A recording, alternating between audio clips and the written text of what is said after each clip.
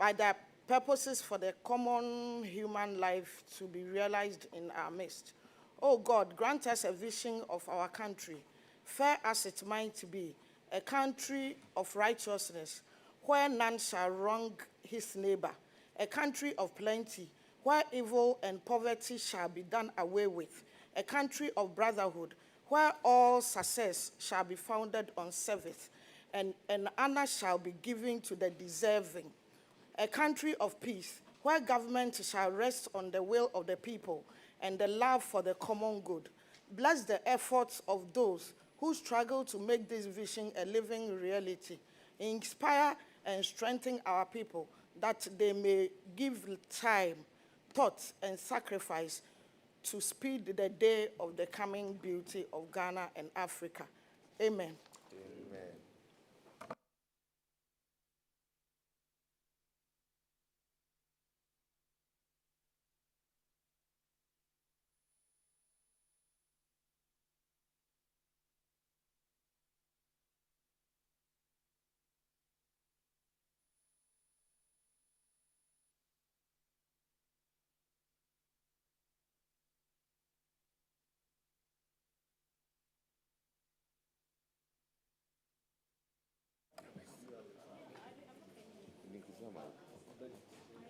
You are doing what?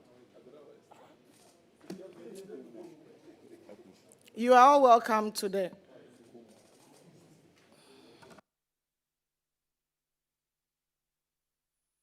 There is too much noise, please. Honorable, there is too much noise. Thank you. You are all welcome to the Committee of Local Government. Our oversight is not a mere formality. It's a constitutional safeguard. We must therefore remind ourselves that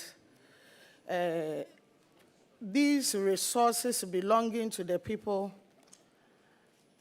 given to our constituents, with the taxpayers and everyday Ghanaians expect every cedi is applied to improve their living standards through better infrastructure, social services, and local economic development.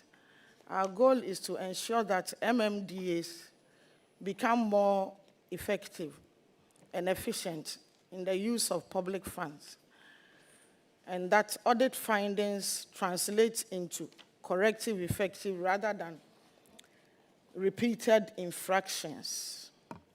This committee also takes note of issues often raised by both internal and external audit processes. It is important to underscore the internal audit findings are not to be brushed aside. This is very important. Internal audit findings should not be brushed aside. It's one of the points we would concentrate on. They should serve as early warnings to all of us, especially our leaders. The practice where internal findings are left unresolved until external auditors arrive must be discouraged. Instead, they must be deliberated on, where internal auditors' agreements and all of those things. We have MMDA'S, we have MPs, we have ministers to be able to help solve internal issues. Accordingly, the committee urges all assemblies to take audit findings seriously, to address issues promptly, and to put in place corrective measures that will safeguard the public purse. We must together build a governance system where every cedi allocated to the assembly is traceable, accountable. In the spirit of this, we take this opportunity to invite all assemblies, regional coordinating councils, to appear before this committee, to do so with full cooperation, so that we can support Mother Ghana and the vision of the president and the government. Thank you. You are welcome.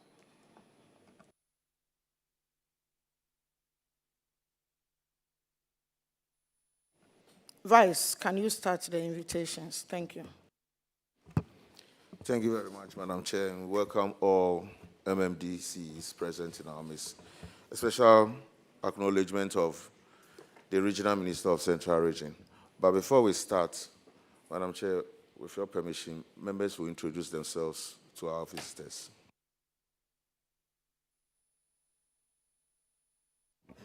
My name is John Darko, the MP for Swami. My name is Joseph Apia-Boateng, MP for Afram Plains South and a member of the committee. Alhaji Seidu Haruna, MP for Wanchi, member of the committee. Thank you, Madam Chair. The name is Frank Efriye, the MP for Afajato South in the Volta region. Thank you. Anthony Suma, MP for Nadoli Kaleo constituency. Nadoli Kaleo.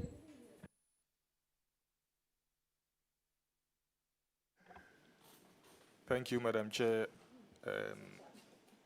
Dr. Sebastian Wininso Sandari, MP for Dafiama, Busie Issa constituency. Thank you. My name is Alexander Akwesi Akwa, Member of Parliament for Achimoda, former Deputy Minister, Deputy Ranking Member. Deputy Ranking Member of the committee. My name is Charles Agbeve, MP for Agoti Meziopi and the Vice Chair of the committee. And we have our indefatigable chairperson in the person of Honorable Queen Star Mami Pukua Soya. I hope I got it right now, Madam Chair. She's the chairperson Thank you. of the Select Committee on Local Government. With these introductions, we will welcome the regional minister to the seat, at least to tell us. Some people should support him. The chief director, if he's around to join. Yes, yeah. They're not in, okay. Just the regional minister alone, okay. You are welcome, Minister. Thanks so much, Honorable Chair.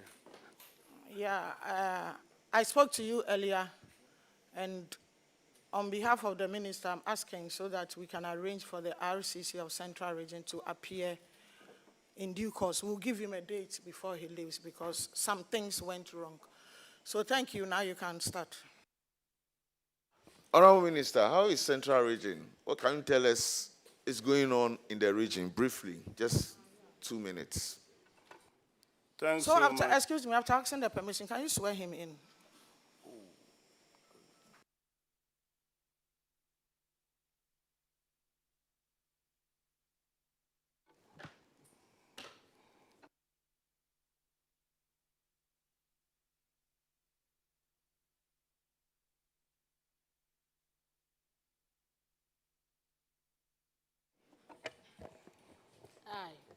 I echo Pain Ochiri Edriamwa, Swear by the Almighty God swear by the Almighty God that the evidence I shall give before this committee, that the evidence I shall give before this committee, touching the matter in issue, touching the matter in issue, shall be the truth, shall be the truth, the whole truth, the whole truth, and nothing but the truth. and nothing but the truth. So help me God. So help me God.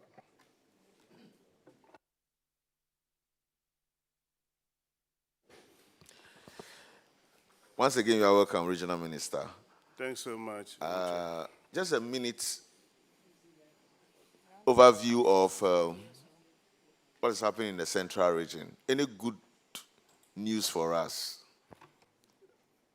Thank you, Honorable Chair. Honorable Chair, there's always good news in the Central Region, except that about a week ago, we've been hit with the water crisis. And it's unfortunate that the Honorable Chair's constituency has been hard hit, for which reason we are doing a lot to ensure that we get things done. I said so because it will interest honorable members to know that the Honorable Chair is the one who is having the waterworks in her constituency, Konyaku for that matter, and very close to her house. And so she understands the situation better. Apart from that, the big push will very soon have, a show on the road from Kaswa to Takrady, as His Excellency President John Mahama has indicated that people along the road should be ready because they are going to see a start of that project, for which reason we have told our people that they should get ready for the construction. Thank you very much. Yeah, okay, so 2 questions quickly. Then we can allow you and start with our MMDCs because your RCC is not here. I just want you to tell us, the committee, a little about the implementation of the guidelines. How are you enforcing it in the region? Thanks so much, Honorable Chair. Honorable Chair, the financial management, laws are very clear, and that I have able MMDCs who do have the capacity to ensure those rules and regulations are, enforced. How often do you check on them? Honorable Chair, we have a monitoring system through the Regional Coordinating Council. Indeed, they also do clear with me most of the things that they do not understand, and we all seek advice from those who do have the expertise. I also think that with the short time that we've been in office, we've had a system where, as much as possible, we try to control the infractions.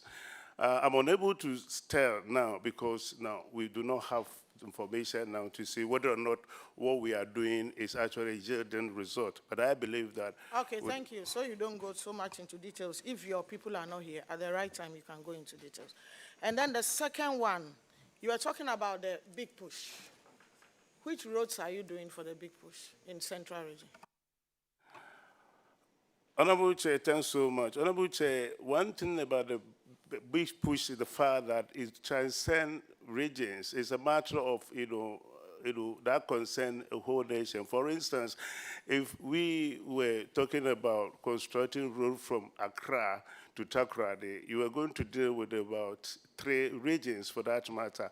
And so I cannot be road specific, but I know that from Accra to Takrady is going to be dualized, and many, roads will be affected. Indeed, if you came to Agona West, for instance, because of that big push and other project that will be, commencing very soon, I hear that your road will be connected from Akoti to Konyako. Something will be done about it. I also know that. Is it part of the big push project? What I'm saying is that once that road is going to be constructed, Accra Takrady Road. The Suedru Duakwa Odan Road, is it part of the big push in Central Region? Honorable Chair, I cannot tell. All that I wanted to do when Honorable Member wanted. Mr. Minister, can you find out and get back to us? You should be able to tell. Thank you. Thank you, Honorable. So can you go back so that we start with you? You are not. The minister is not set. His people are not here. So if we give him questions, he won't be. Madam Chair, that rightly so. But again, the interest of Madam Chair, once she ended with Swedro, which one? Up to back up to Oda, you should know that my interest is also there. So please go and come properly. Yes. And come and talk to us about that route. We will give you a date. Don't worry. Next, then you ask, please. Thank you, Minister. Honorable Chair, thanks so much for discharging me. Okay. So,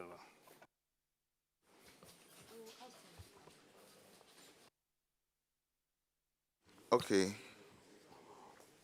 We are starting with Upper Denkyira West.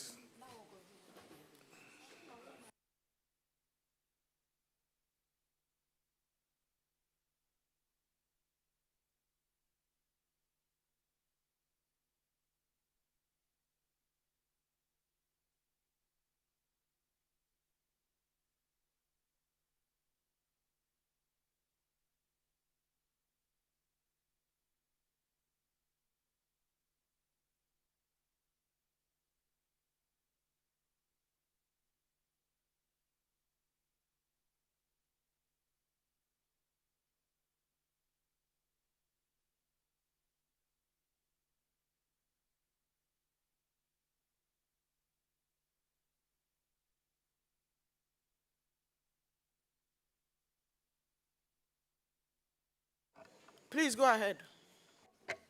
I I, Isaac Nsia, swear by the Almighty God swear by Almighty God that the evidence I shall give before this committee that the evidence I shall give touching the matter in issue touching the matter in issue shall be the truth, shall be the truth, the whole truth, the whole truth, and nothing but the truth. and nothing but the truth. So help me God. So help me God.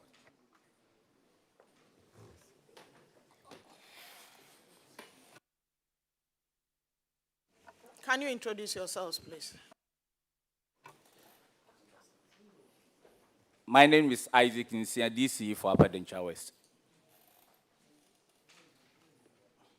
Gustav Kobna Atu, Coordinating Director, Denkyira West.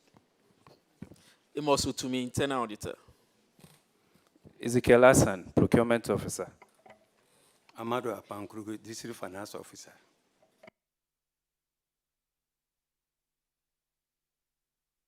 Where is the audit chairman? The chairman of the audit committee. We informed him, but he said that he's not feeling well, so that's why he couldn't come. So did you ask for permission when you came? Who did you ask for permission from when you came that your chairman is not here? Coordinator. I asked my coordinator to come and ask permission. But, Coordinator, did you ask for the permission? Honorable Chair, sorry, no, please.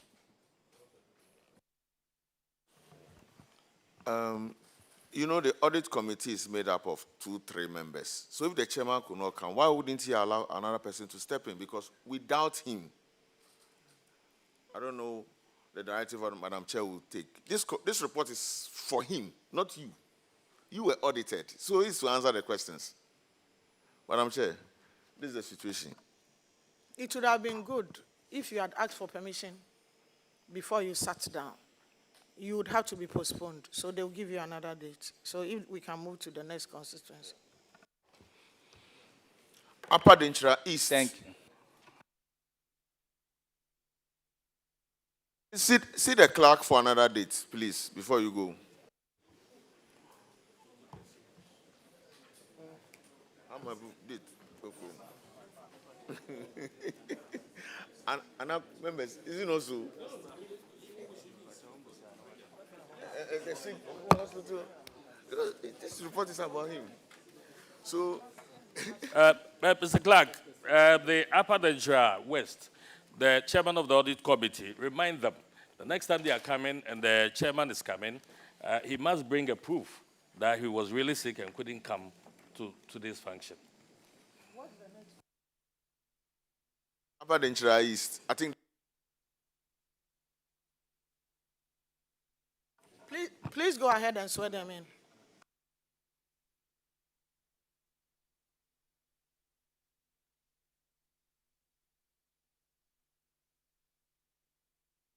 I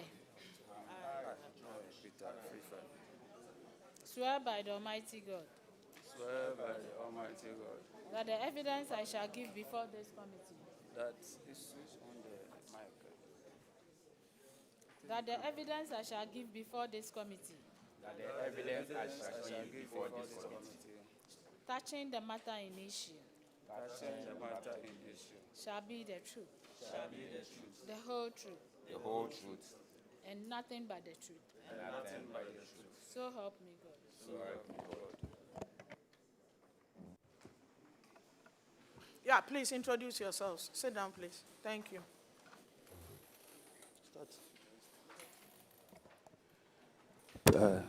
Please, my name is Peter Afrifa, sitting in for Coordinating Director, who is not very well. I'm Gladys Babwaji, Procurement Officer. I am George Anani, Municipal Chief Executive. I'm Eric Albert Atta, Chairman for the committee.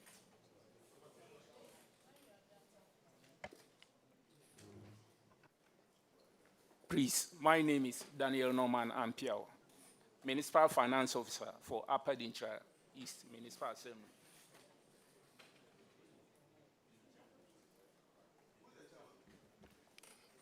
I'm the chairman, Eric Albert Atta, chairman for the committee. It's the coordinating director who is not here. Who are you representing? Madam Chair, I'm representing the coordinating director. I'm the municipal internal auditor.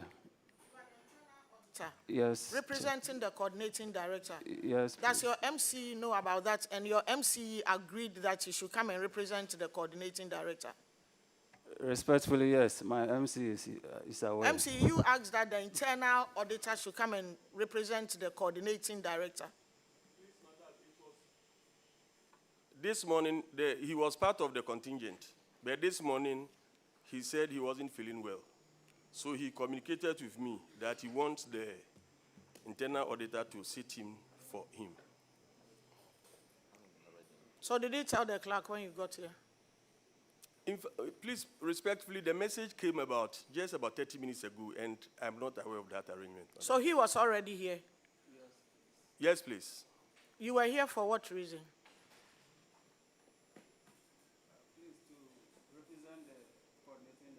MC, please put off your mic. Yeah, but you are contradicting yourself. From Denkyira East to Accra, you must have spent about how many hours? You must have spent about 3 or 4 or so hours or more. And your MC only heard about it 30 minutes ago. How are you working with the MC in that assembly? Are you doing things without the MC? No. Are you making decisions without the MC? No, please, madam. Yes, please. That's what you are doing. Yes. You made a decision about 4 or 5 hours ago and only told the MC 30 minutes ago. Why?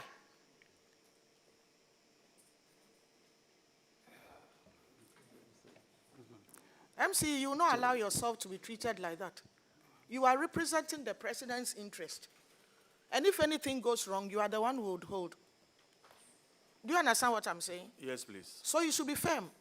And if you think they are not helping you, from here, let me know so that we make changes so we can be able to succeed with all the monies they are sending to your district. You cannot sit down for them to make a decision and ambush you and then you also accept. It is wrong. If not for the fact that you were not told, I would have asked you to leave. But I don't think you are happy there. We need to work on it. Thank you. Thank you, madam. MC, you see, we're here to scrutinize the audit reports. But one of the things that we should take so seriously is our governance structure. If we get it wrong, we cannot monitor what the monies are meant for. So, like Madam Chair has said, I want to reiterate, just be a very powerful political leader, not to abuse your position, but just make sure you are firm. Because what has just happened is not too good. Noted, sir. Thank you very much. Okay, so we are back to your document. Can you go to page 23? Page 23, IGF.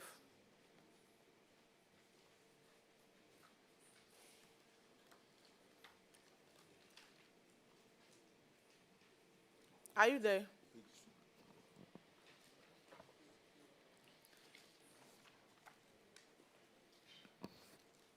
Are you there? Yes, please. Mr. MC, you failed to insure vehicles. You failed to insure vehicles and renew roadworthy. Thank you very much, madam. And you are giving penalty. Why would you have to go through that process to pay for penalty and write that you have resolved it? Please, madam, at the time the audit report was written, the insurance for one of the vehicles with the Department of Agric wasn't in possession of the coordinating director. So later, inquiries were made, and then we found out that the vehicle was indeed insured. So we have documents to prove that one of the vehicles for Department of Agric was insured. The other 2 vehicles were in the mechanical workshop, And as I speak, they are still in the mechanical workshop. That is why they were not insured. So they are still at the mechanical workshop? Yes, please. When is it going to come out? We sent mechanics and engineers to look at the vehicle. They said the frame or the body of the vehicles are still strong. So we can buy engines to replace them. So we are, as we speak, we are looking for money to replace the damaged engines and then use them for other purposes in the assembly. You are looking for money? Yes, please. From where? We are mobilizing IGF. How much is your IGF a year? How much do you generate?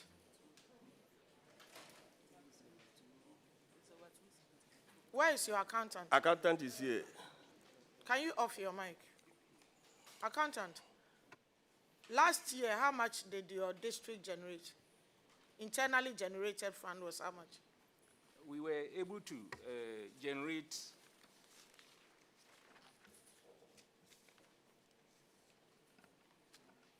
$2,194,863 Ghana cedis, 95 pesos. And this year, how much have you generated? So far, we've been able to generate 1,989,035 Ghana cedis.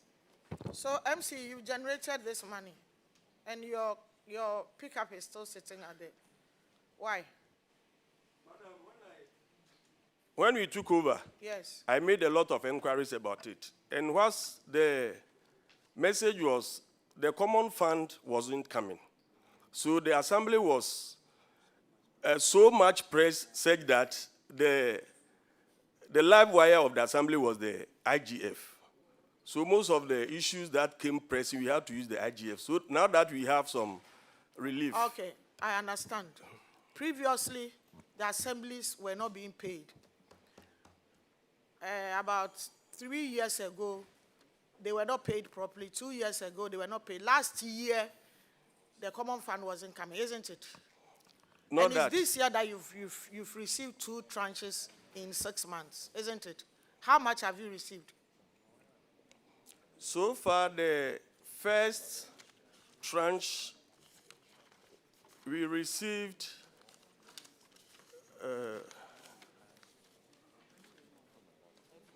we received 1,926,258 cedis, 21 pesos.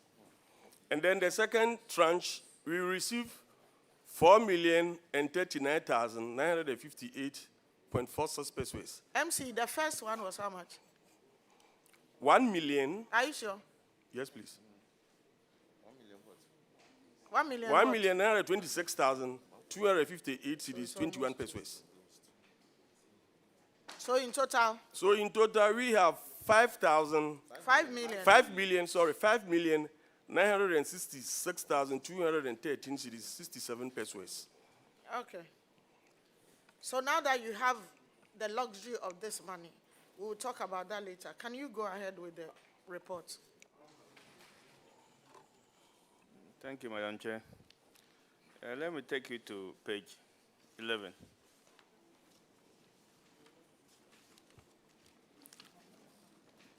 Are we there? Of your own document.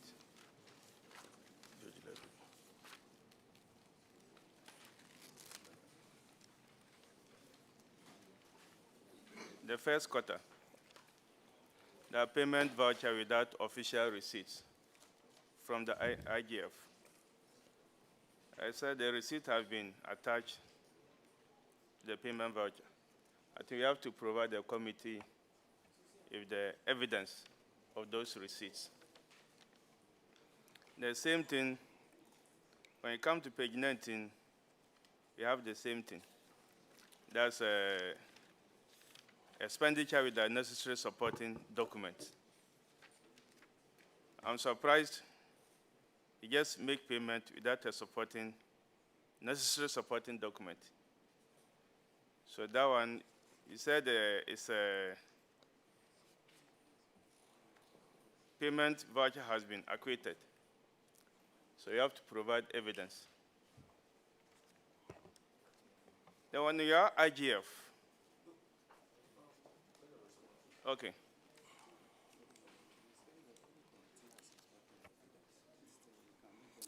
So Mr. Chairman, Madam Chairman, the Audit Committee Chairman made the inspection, so he will be in a position to talk to it more. Please, is Madam Chairperson. Madam Chairperson, thank you for the correction. Thank you very much, Madam Chairperson. Yes, as the internal auditor said, I've inspected all the documents, but still we will make it available for the committee. Thank you very much. How soon?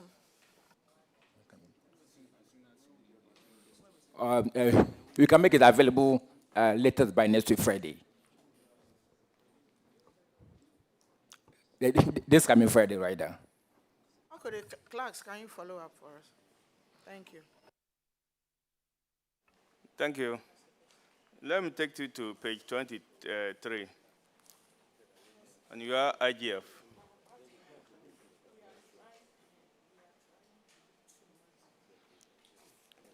It seems you have a lot of challenges with the way your IGF is mobilized. One, on page 23, the failure to ensure. Now, page 23, from 22-23, the outstanding property rates amounting to 957,000.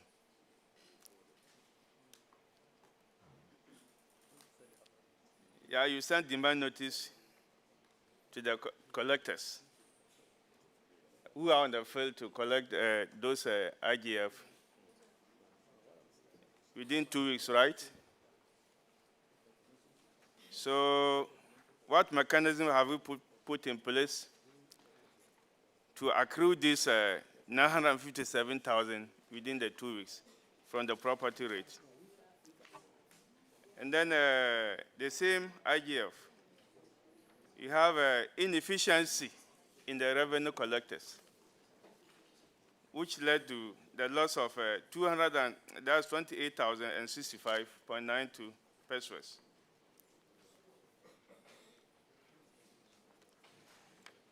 That's that one too, you've given them 2 weeks to recover this. The same thing, you come to the same IGF, expenditure with the necessary supporting document. On page 19,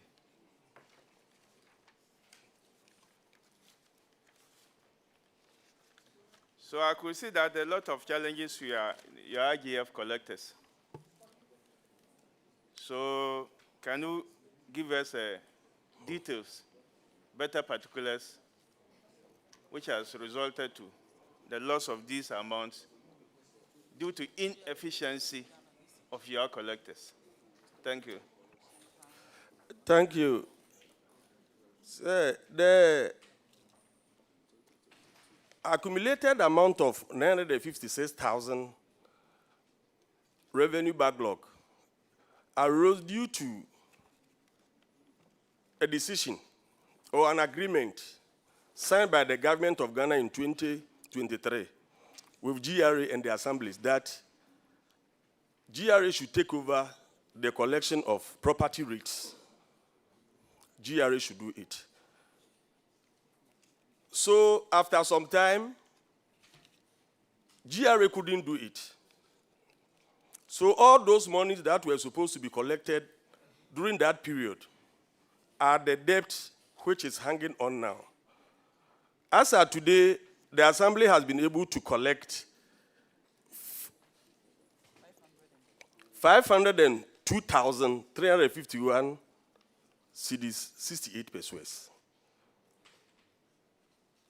Now, the remaining ones, the chunk of them are with Cocoa Board, which is owing at 55,431 cedis. Then ECG. Cocoa Board is owing us 301,997 cedis, 18 pesos. Then ECG is owing us 55,431 cedis, 12 pesos. We have written demand notices to them on 2 occasions. We are... Honorable DC, do you have evidence of those demand notices? Yes, please. Thank you very much. They are here. At our last meeting, we are planning to let our lawyers, we are consulting. We want our lawyers to take the matter up. Those amounts there can comfortably help us to fix our cars, as we have already talked about. Thank you, sir. Honorable, your follow-up. Thank you, Madam Chair. Internal Auditor, please look at the internal audit, item 7. Please, page 14. Page 14.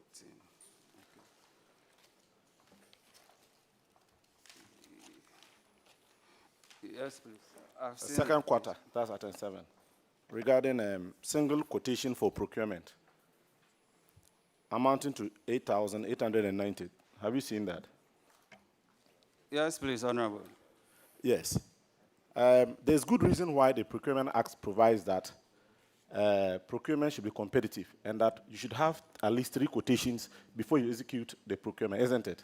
Yes, So sir. if you, as an internal auditor, you observe that only 1 quotation was used to execute the procurement, and your recommendation is that they should get other quotations and add, what do you cure?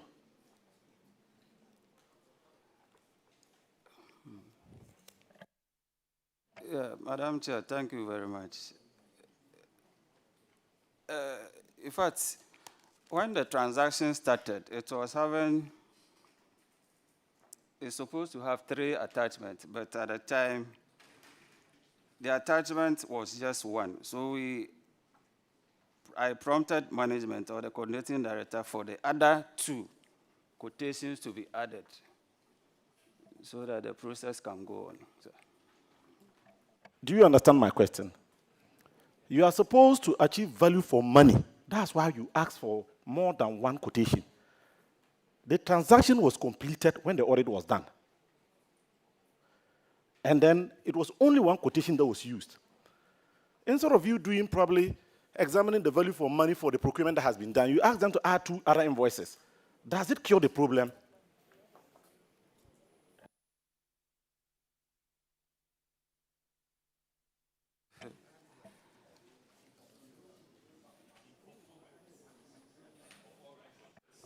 Honorable DC, Audit Committee Chair, you are very kind.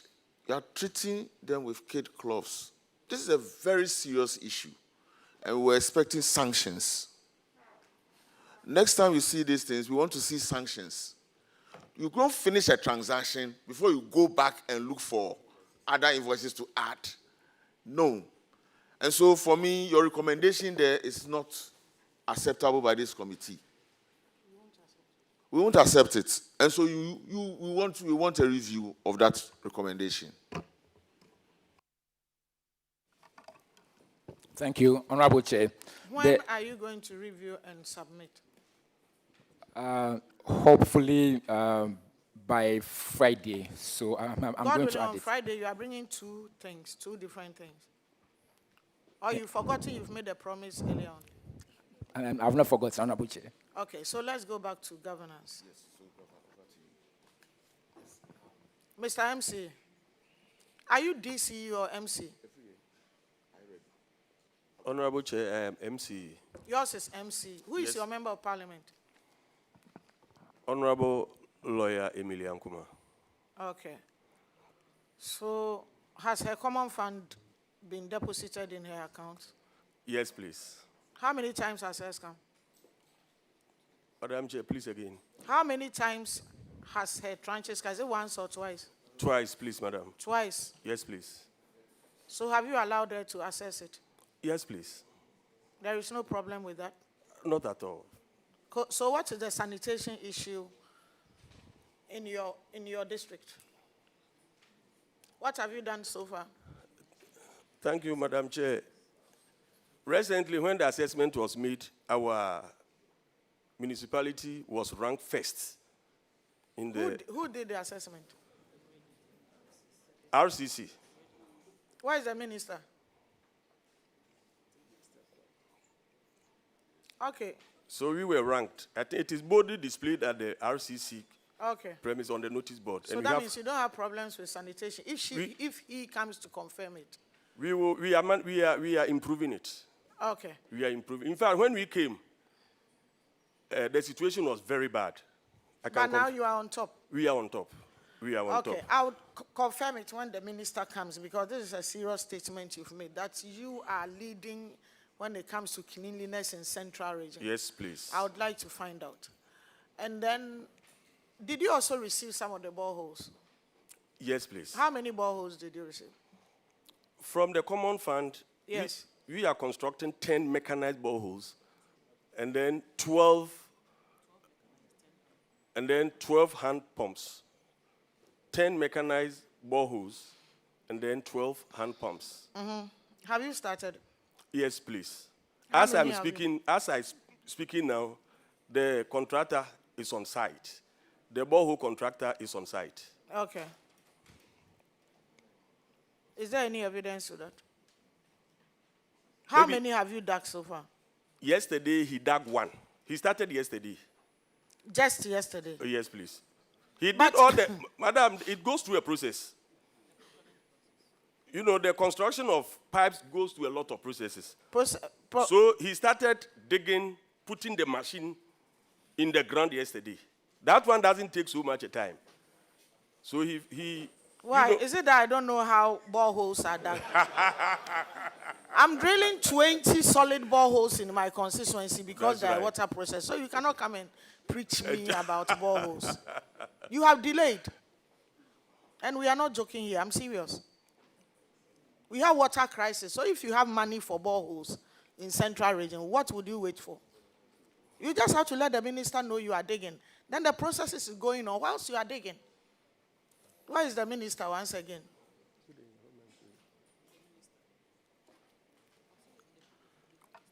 Can you go ahead and write a letter to the minister that the water crisis in Central Region, A, B, C, D, they would have to get boreholes. So per the guidelines, they're giving you 10 boreholes. You are digging in these areas. And he will give you the go-ahead to do it whilst you start the processes or whatever it is. Do you understand what I'm saying? Yes, please. Yeah, in crisis, you cannot be following protocols and things whilst people are dying. Mr. Minister, they need boreholes, but then because of processes, they haven't started. And he's saying, God willing, well, yesterday they put the machine in the ground, something, I don't even understand. Can there be any emergency to get them to start the boreholes, especially because Central Region, we are in crisis, so that they can start and then the processes of documentation can follow later? Is there anything like that that can be done? Thanks so much, Honorable Chair. Honorable Chair, the laws provide for single source. And so we've made arrangement with PPA that honorable members should write as a matter of urgency so that that approval can be given. Does he know about that? Does the DCE know about that? If you are not aware, then it may not be too late now, because those who had the information are now having their letters ready. Some have sent email, and the PPA are working on it. Honorable, I just told you that I had to meet some people by 12 o'clock, and it's because of that, so that we will avoid infractions and the penalties. So, Mr. Minister, your DCE doesn't know about that? Honorable DC, take advantage of this information and act as soon as possible. Madam Chair, Honorable Chair, my MP, I know very sure that my MP is in collaboration with the regional minister in this regard. Your MP is not here, so stop talking about your MP knows. Okay. She's not here to defend herself. Okay? He also said that when it comes to sanitation, you have graded him. Can you put off your mic? You have graded him as the best district in the central region. Is that true? Honorable Chair, thanks for the question. I know, said something good about him because I've not started my grading yet. And so for him to become the best, I'm unable to tell. But he's doing a lot. In fact, he met a lot of crises. Have you graded sanitation in central region? Not yet. Not. So why would you swear DCE? Why are you under oath and come and say that they've done? Chair, on my records here from the Regional Coordinating Council, and I know maybe my colleague MMDA'S here are aware of that. We have media report on sanitation across the region. And I have in my hand a copy of that report that came to me through the Regional Coordinating Council. I have copies here to show. Can you put off your mic? About the Let's, Mr. Minister, MMDA'S, let's try and work together. I don't like the posture of this DC. I don't like his posture. And I even don't like the fact that their coordinating director didn't come in. He doesn't even know. I'll talk to Honorable Emilia about it. They would have to be more composed and more coordinated. Because you swear an oath, even if what you are saying is wrong or you did something wrong, the moment you're able to express yourself, you are a human being. We are also human. We just have to correct each other. But then you cannot lie under oath. Do you understand what I'm saying? You cannot lie under oath. So, apart from that, make sure you get water for your people immediately. This excuse of, Madam, you don't know boreholes. You have to do a lot of paperwork and all of that before you put the rod, the machine, and it's not true. Like I told you, I'm doing 20 boreholes, and a day they move. We are not doing any paperwork anywhere. So these excuses, stop it. Write a letter to the minister telling him that humans are drinking water here, so. The boreholes that had been allocated in the common fund, you are taking 2 here, 1 here, 3 here. He will give you the go-ahead through writing. Then you continue with the paperwork. That is what is called emergency. So thank you. You are discharged. Honorable Chair, may I have your permission to clear something here on the issue of lying to the committee? Honorable Chair, I believe very well that my MC understands, MC understands, what is it to appear before a parliamentary select committee. You are meeting a full house. I will plead with you that it cannot be intentional. And that's why I said that I might have said something good about the way he was approaching sanitation issue in the constituency. That's aside, with the issue of borehole, having to go by the rules and regulations of the Assembly with regard to the common fund that came, they had to go through all the processes. The information I just gave, which is happening in some MMDA'S, it was because of the crisis we just had. And he is not very close to where we have the crisis, and so he might have not gotten the information. And so now that he's aware, you have to deviate from the normal way of going through tendering and what have you. Don't you have a common platform with your DCs? Yeah, we do have, but this one I was intentional, very specific on the constituencies, including your constituency, Honorable Member, that we should have that done. Even that, with that instruction, some few haven't done that. I'm here to get information. Indeed, They might be afraid of, getting more infraction when immediately they've received letters from you to appear before you. They won't cause more infraction, so they want to be No, but sir, you mindful. would write on it. This is urgent, yes. So, I promise that I'm going to guide them to do the right thing. I promise this house. it's very, very important because we are not ready to write any report for anybody to be affected. So let's be serious. Thank you. You are discharged. Thank you for attending. Agona West. Thank you, Madam Chair. Every year.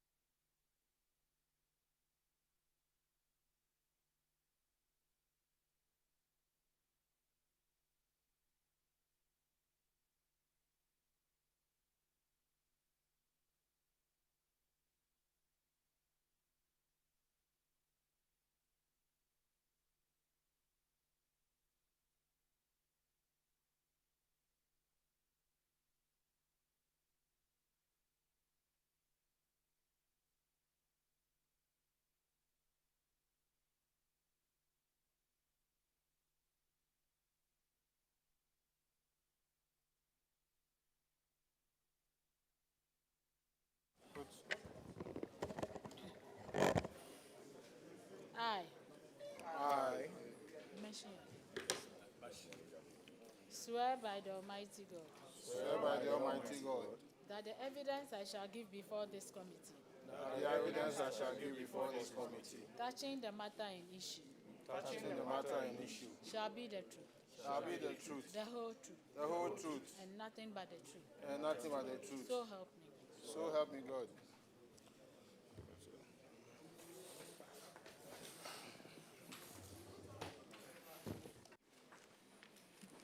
And can you introduce yourselves, please?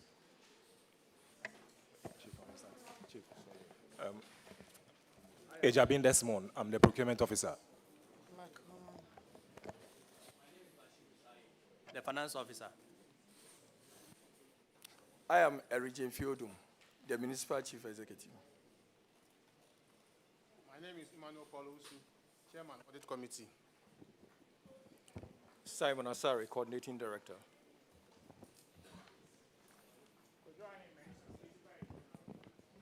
We didn't hear. Kwajo Ahin Mensa, municipal internal auditor. What is it? Tax irregularities. Which one is it?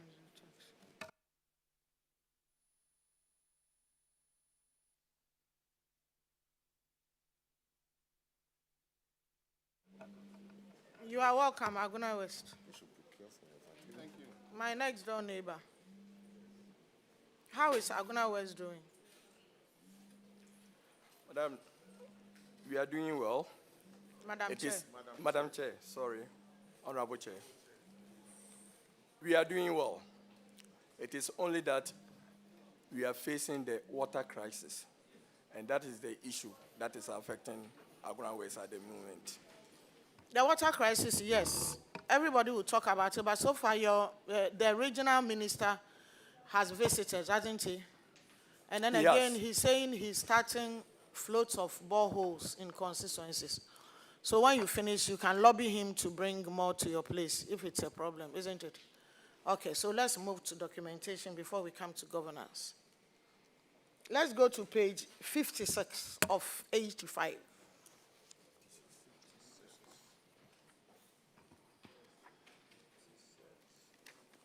Number 43.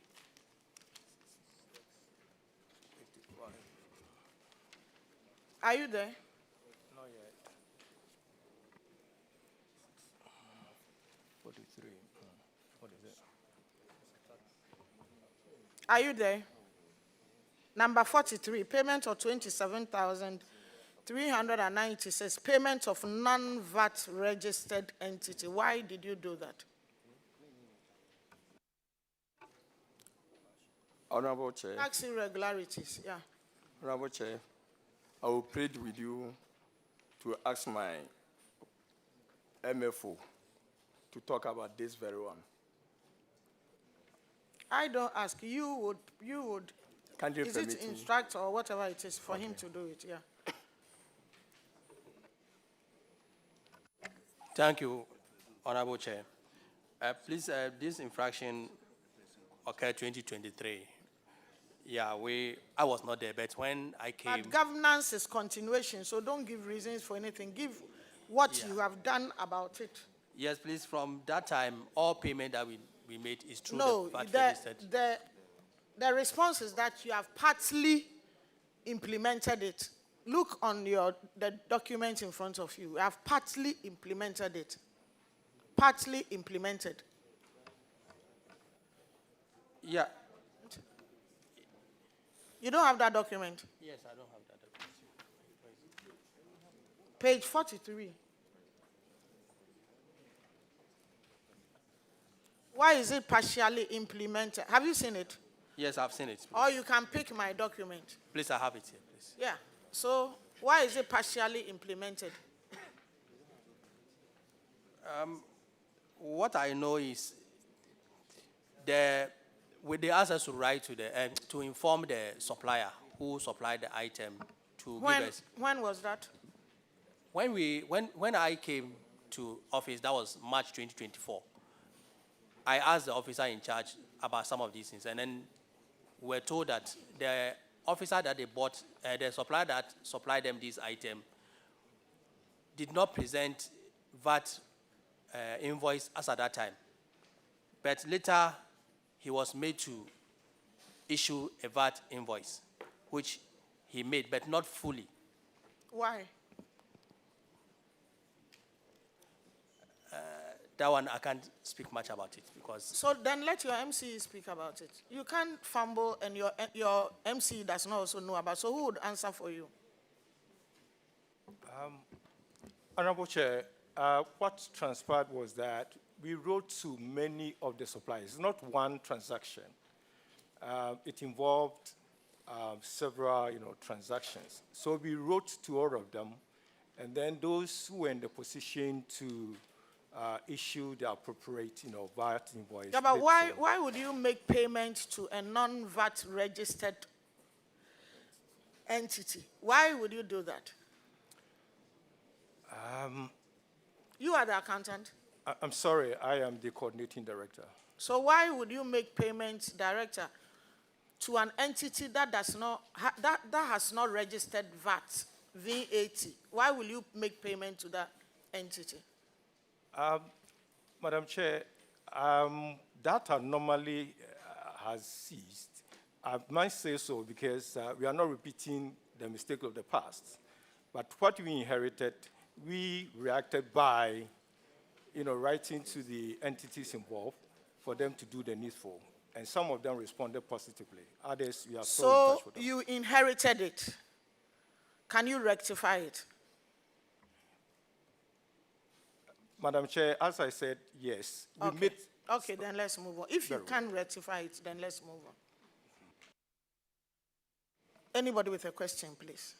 Thank you. Respected Chair, thank you very much for this special dispensation. May I kindly invite the team to page 81, which has to do with categorization of audit findings, Appendix 4. Are you there with me, please? Yes, Honorable Chair. Okay, so whilst I commend you for having taken steps to implement some of the audit findings, I also notice gravely, or with grave concern, that on the issue of cash procurement and store irregularities, you are not doing well at all. Take, for instance, the fourth item on the list, which has to do with procurement and store irregularities. Have you seen it, please? If it holds, then a whopping sum of 3.5 million, if that holds. But I also noticed that You've taken steps to cover 89%. That's true. Are you with me? Then what happened to the 11%? The 11% roughly should give you about 350,000 cedis. And that should be enough for 4 boreholes. Meanwhile, you have come to How much just tell is us. that, Honorable? How much did you say? I mean, what they have not accounted for, The figure you mentioned is what I want to hear. 350,000. Yeah, and you said it will do how many boreholes? I'm saying that at least it should be enough for 4 boreholes. No, 3. Okay. 3, yeah. Thank you. Okay, even 3 boreholes, but they came here to tell us, the committee, that they are facing water crisis. And so my question is, it looks so repeated. The procurement officer, what can you do to assure this committee that next year, this same time, will not come and sit down here over this? You need to assure Madam Chair's committee.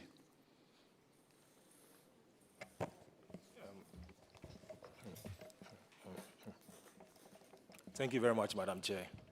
And please, as part of implementation of the Public Procurement Act, we intend to go fully GANEPS. That is the Ghana Electronic Procurement Systems Platform. We actually commenced. And then with that in place, I am certain that all these irregularities are going to be minimized. Thank you, Honorable. When do you intend going on it? We already commenced, please. And So when do you intend? On it fully. already we are on it, please. We are about 90%.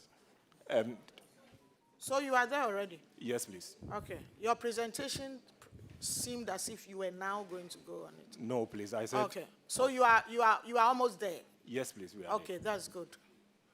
Okay. Honorable, are you through?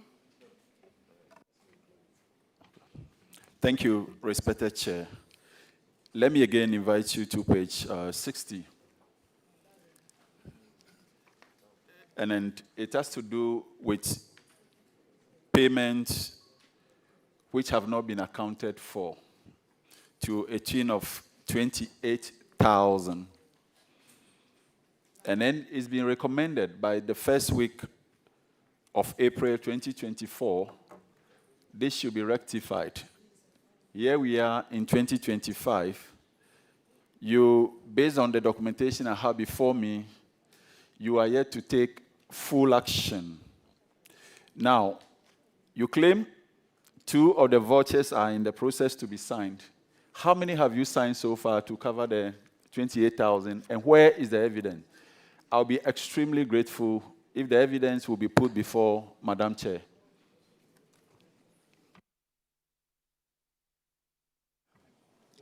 Very well, Honorable Chair. We have all the documents here, and we'll tender them in as soon as we are done with this session. Madam Chair, please, did I hear all the documents? Because based on your own documentation, you said it's partly implemented, and 2 of the vouchers were yet to be signed. Is it the case that you want to present unsigned vouchers to the committee? Honorable Chair, not really.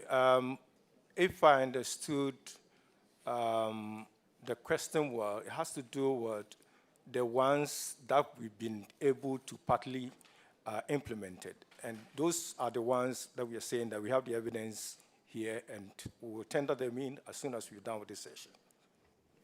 Thank you very much. So we'll be glad to have the signed one. And you need to take proactive steps to have those other 2 signed ASAP. Thank you. So we would take photocopies. Clerk, we'll take photocopies of the evidence. Madam Chair, can I Yeah, governance. Okay. Yes, Madam Chair. I wanted to take them back to page 81, where my colleague left off. Page 81.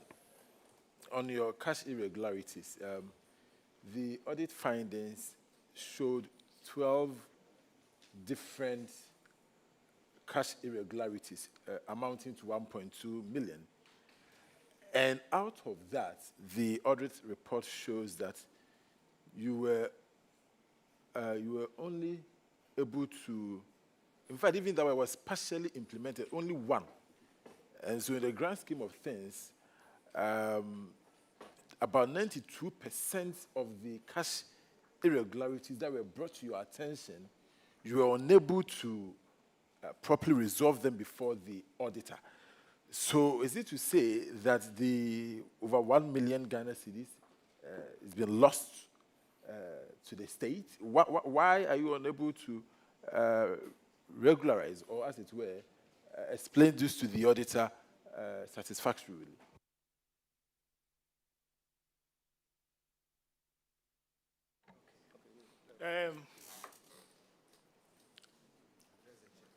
Honorable Chair, I can confidently tell you that it's been implemented. You see, the process, sometimes people come for money, and it takes time for them to acquit it. We as internal auditors report quarterly.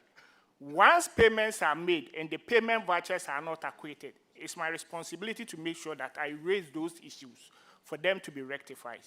So as at the time the audit committee was being held, those partially ones were not accounted for. But I can tell you on authority that all of them have been accounted for as at now. And the PVs are here, the original PVs are here for verification.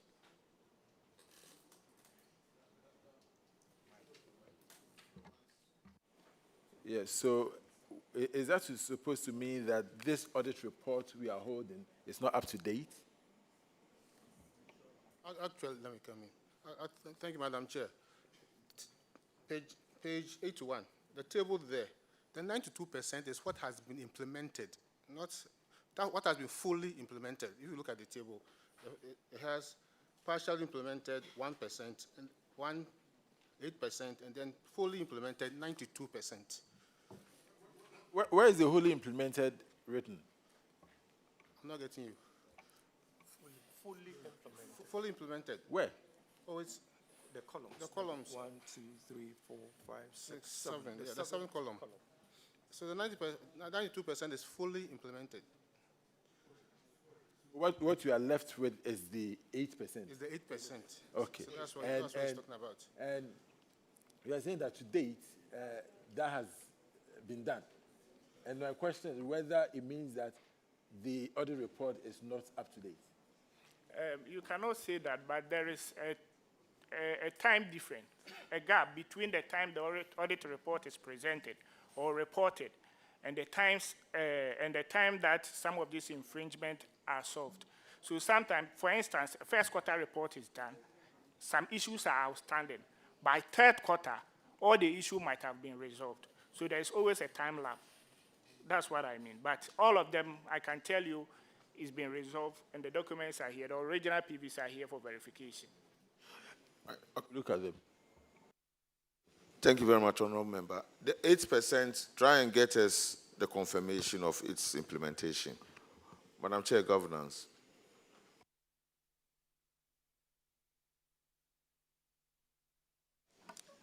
Thank you. Governance. How much money has been paid to you since you took over MCA? How many trenches? We have received 2 tranches. Okay, how much? The first quarter, we had 2,154,676.99 pesos.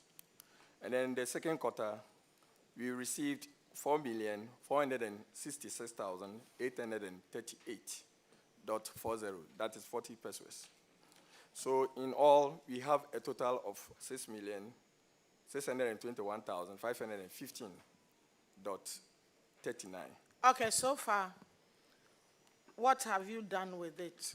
I know there is guideline from local government on what you should do and what you should not do. And to all of you, MMDA'S here, you know this chunk of monies that were given to you, it's because the president had this idea of decentralizing so that you can push money to the ground for the ordinary person to be comfortable. You have to be building schools, toilets, boreholes, basic things, so that the huge ones will come from either the region or national. So the monies that have been given to you are not supposed to be sitting in your accounts. They are not for flowery. They are supposed to be used. So go through the procedure, be active, and make sure that any soul that the president has will be a reality. Because so far, it looks like most of you think that if you spend the money, what will happen, how you are being too careful. You are being extremely careful. And it's meant to be used properly, and it's meant to be used. It's not meant to be sitting in the account. If that's the case, then we would have left it in Accra. Do you understand what I'm saying? So follow the guidelines. If you have a problem, you have an MP. If you have a problem, you have the regional minister. If you have a problem, you have the local government minister. So before it gets to where you would be careful, you would have gone through about 3 or 4 processes. Are you here with me? So people should not come and tell us, I have received 6.8 million, and so far I haven't done A, I haven't done B, I have spent money, I spent only 1 million, and what are you doing with the rest in the account? When people need water, then you are going back to the Bible story of when monies were given. Those who were able to double up the money and use it usefully were given much as compared to those who left it in the account and came back to say, your money is here, it's intact. It does not make sense, and that's not the vision of the president. So can you tell me something about what, so far, the money that has come to you? This money has been with you. The first one was May, latest by June, and the second one was in August. What have you done with some of the money? And how much are you generating internally in Agona West? Thank you, Honorable Chair. This year, how much have you generated from January to September?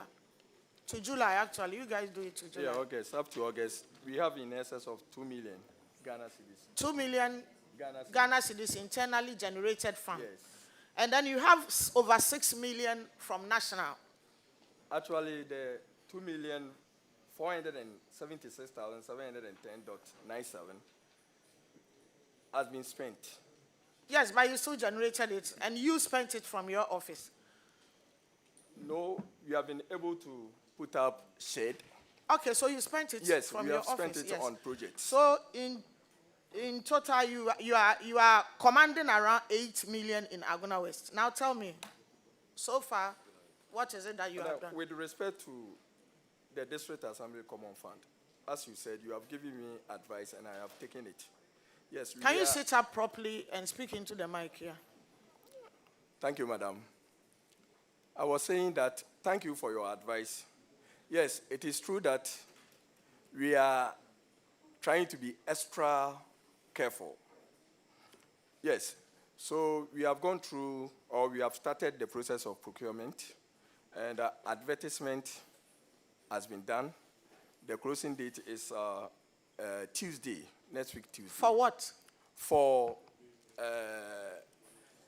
chief compound, yes, we are adhering to the guidelines issued by His Excellency John Dramani Mahama. So spell it out, and as an MC, you should know it by now. Yes, if the money is sitting there, you should know it offhand. What is it that you are going to use? 2 chief compounds. Yes. And then 2 educational facilities. That's classrooms? 3. 3 classrooms? Yes, 3.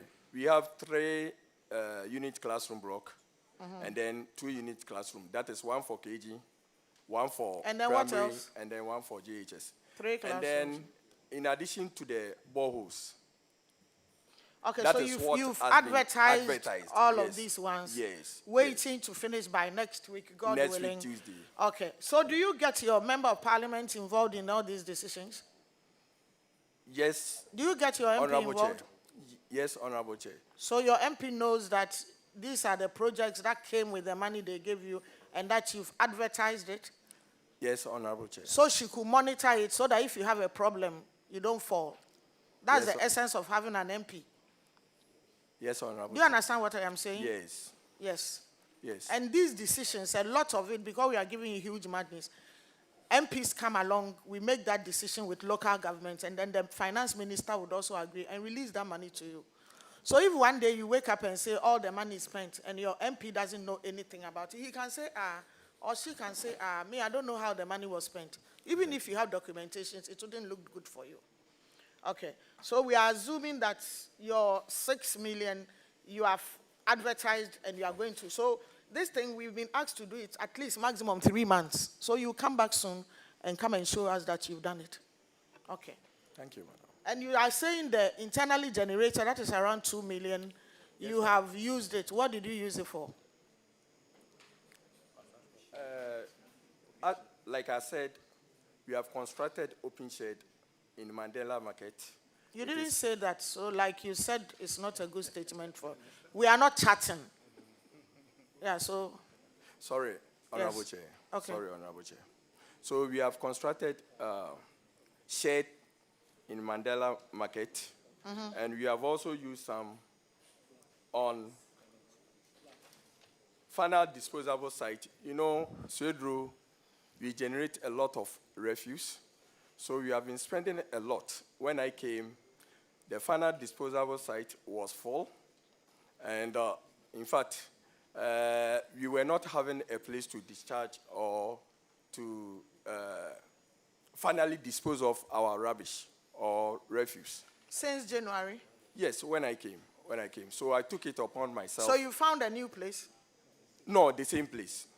But we brought bulldozer there to work on it, to level it. Don't you have a bulldozer with a drip, the district?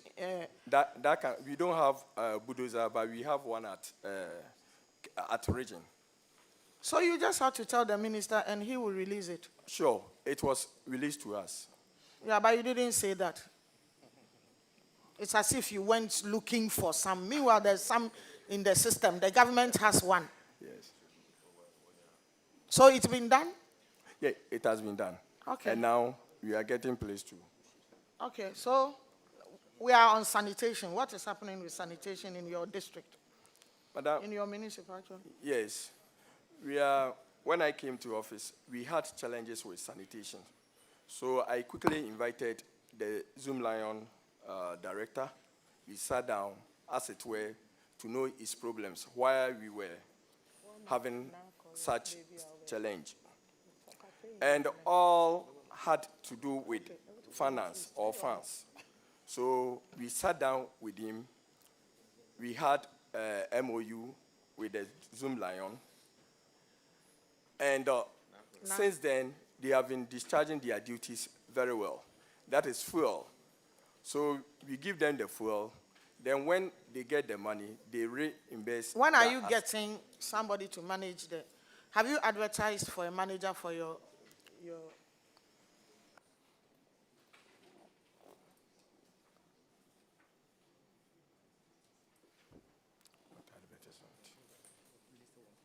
Sorry about that.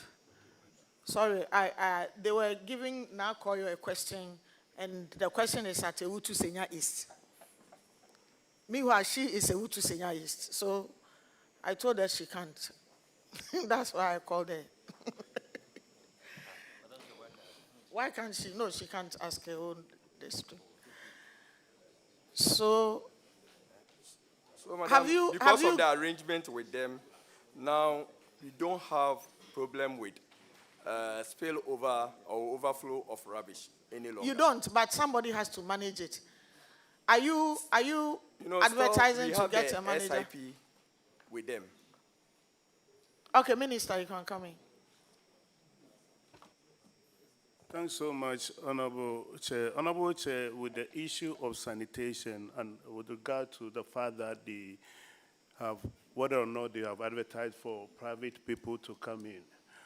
Honorable Chair, the MMDA'S are following strict template from the local government ministry, and day in, day out, there are guidelines that come out concerning matters like that. And I believe that they are duly following such guidelines. And so, Honorable Member may not be able to disclose a lot of things because... yeah, but who is managing the refuge in Agona West? Which company? Because you cannot do it yourself. Currently, we are doing it with Zoom Lion, the assembly and Zoom Is Lion. it automatic for Zoom Lion, or you did bidding and all of that, and Zoom Lion is the one to do it, or it's automatic for Zoom Lion?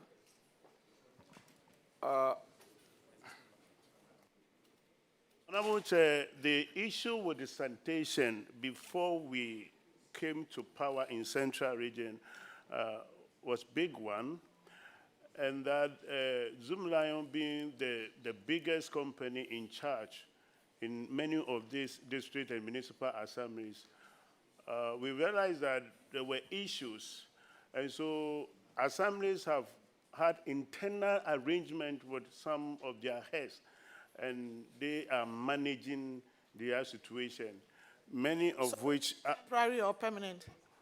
many of them are temporary because generally Zoom Lion is having a challenge, and So that cannot be Zoom solved. Lion, indirectly, Zoom Lion has the capacity. So you are using him temporarily. Honorable Chair, thank you very much. I'm unable to say whether or not he has capacity because we met a lot of problems even when he is the one who's supposed to do the work. And But do you have alternative? do I? Do you have alternative? That's what, Honorable Chair, that's what I said earlier, that we are following, the assemblies are following, His Excellency President John Mahama has indicated that with all that we want to do, it will be better as a country to decentralize sanitation issues, something that he's very interested in. And we are following rules and regulations. I have received a lot of rules and regulations trying to go through and screen some of the processes. Of course, if you were dealing with Zoom Lion, you had a problem, you have to be careful who is coming next. And so they're trying to be very careful and ensure that if you hire a contractor, we know who is going to do the work well, which is why we haven't that delay. But internal arrangements are being made with Zoom Lion where, issues are being cleared. So indirectly, you haven't settled on anybody, any company. No, not yet. But because they have the capacity, you are using him temporarily. Not yet. We've not settled, Okay. and we have Minister, differences it's okay. from. Yeah. Okay. Thank you. Governance, any question?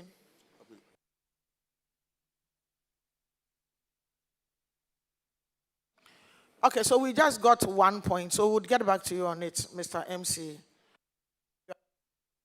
You are dismissed. Thank you, Madam Chair. You're welcome. I'm calling back Upper Denkyira West. Honorable Chair, before they go, you said something that made me rush here. You told the honorable members that they should not have problems spending the money because the regional minister is there, the MP is there. I've got the feeling that, now we can spend the money without nobody watching. But I want to warn them. They should follow rules and regulations. Yes, in following rules, yes, they shouldn't be reluctant in spending the money. Especially when you have to deal with the rules in the assemblies by having assembly meetings. Remember, you're doing that with assembly members. And so the regional minister cannot save you when you have a lot of infraction if you don't follow rules and regulations. I'm not time for this clarification. What you want to say indirectly is they should follow rules. Exactly. So that one, your internal meeting or on your platform. Yes, please. So have you all introduced yourself? It's left with the... Yeah, so go ahead and introduce yourself. So we go ahead.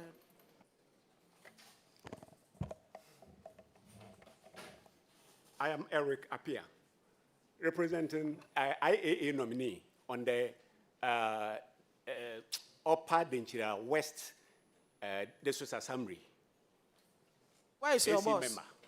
Where is the chairman? Please, he's attending a program, a training program for internal auditors in Takoradi.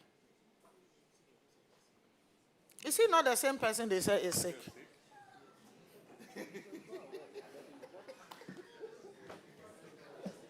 They are not serious. Madam Chair, you see, when you come here, it is not for fun. It is the reason we ask you to swear. So whoever said earlier that the chairperson was sick has lied under oath. Has lied under oath. And you didn't know, so you have come to say the truth. You have paid your due to the oath you swore.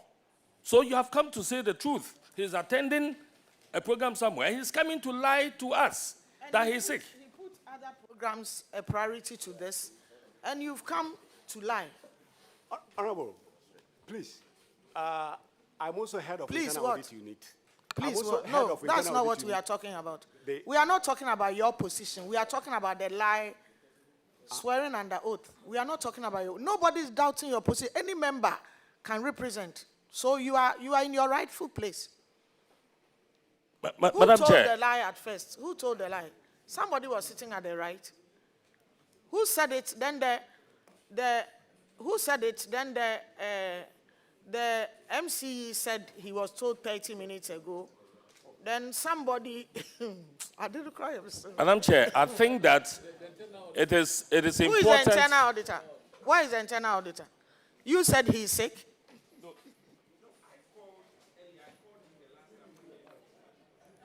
I called him when we had the information, and he told me he's not feeling fine, so he cannot make it. So that is the information I relate to my chief executive and that of the... And you didn't find out whether it's true or not? No, we are in Far Diaso, and he is in Cape Coast. So he can tell Elina and the MC will accept. So that's what he told me when I called. And that is what I told my chief executive. Madam Chair, I think people who are appearing before this committee must know that this is a serious committee. And especially when you come under oath. When you lie under oath, it has its own repercussions. And a lot of people think that we hold the Bible you held, and whatever, and you said it, and it would. No, before the chairperson and before the speaker's committee, you should know that you cannot lie when you have sworn an oath. And this one, it is blatant, clear lies. Everybody here knew about it. Please. Mr. Minister. Thanks so much. Honorable Chair, do I have your permission to speak? Thanks so much for the opportunity. Honorable Chair, it has never been easy for people to appear before this honorable committee. It has never been easy, having been an MP. Anytime people are coming, they come with a lot of, fear. For which reason, even when they are speaking the truth, they lack the strength to do it in the manner that will sound appealing. We are getting different information here, Honorable Chair, that somebody had called the gentleman in question, and he had told him that he wasn't well. It could be, Honorable Chair, that in the instant he called, and by the time he called about 3-4 days ago when they had information.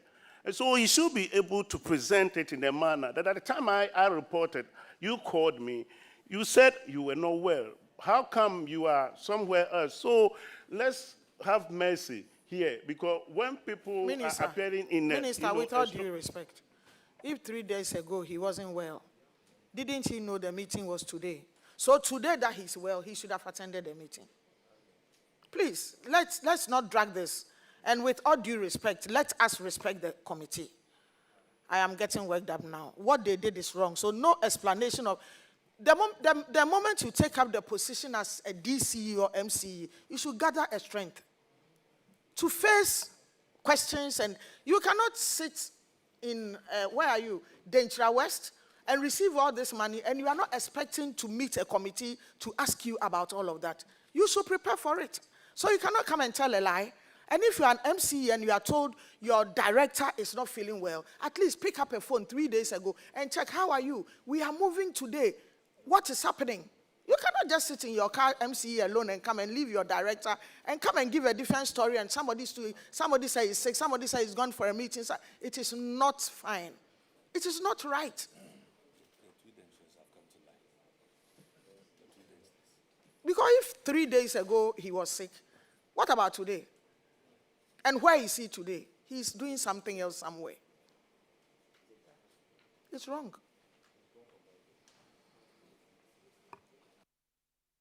Madam Chair, and curiously... And you know, this is central region, so the whole thing is so sensitive. Yes, and then curiously, it's coming from the two dentures. The first denture was the one that came to say minister has given him an award. Yes. And this one. And then this one too. But the minister said, no, I haven't given any award to anybody.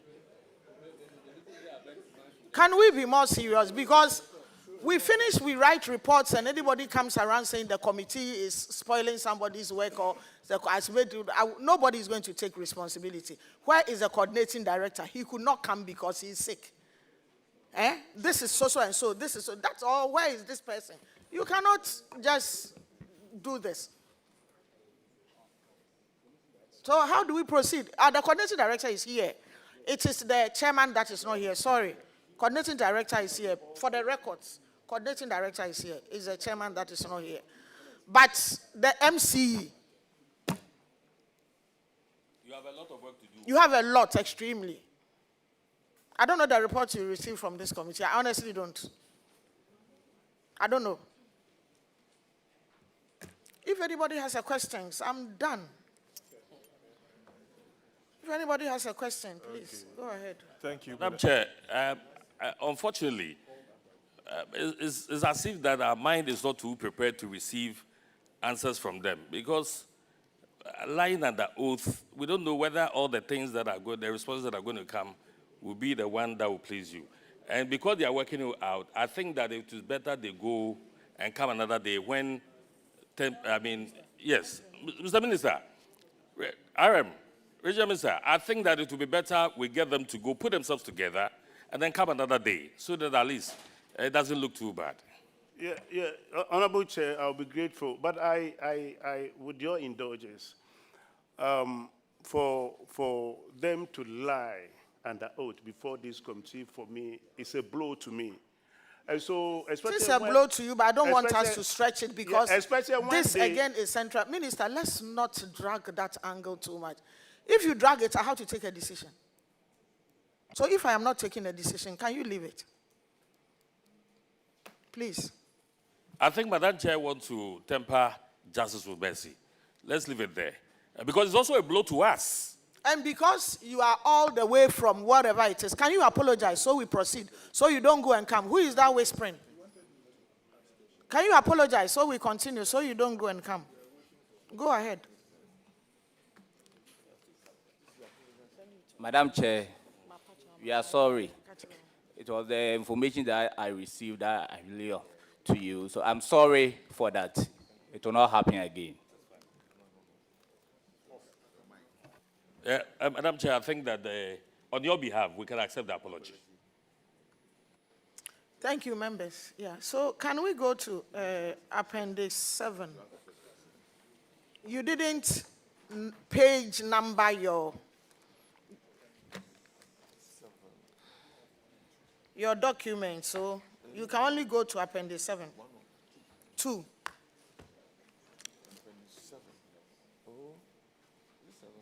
Only 7 appendix.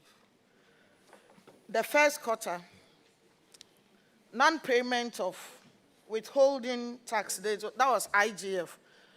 Why was that delay?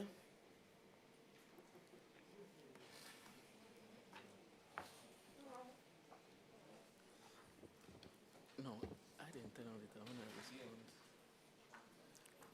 Finance officer, are you here? Why was that delay? Madam Chair, okay. Why the delay? Madam Chair, this time the GRA, they normally have a porter. I can't hear. Madam Chair, okay. Madam Chair, this time the GRA, they have a porter. So at the end of the month, it's the subsequent weeks that the portal will open for us to key the VAT receipts. So that's why it delayed. So there is a different structure now? Yes, we'll file. Okay, can you describe it to us, how the new one is? Okay, Madam Chair, at the end of the month, when payments are done, yes, we deduct the tax. Yes. But we have a portal, so at the end of the month, we file it. So the subsequent weeks, that will go to bank and pay.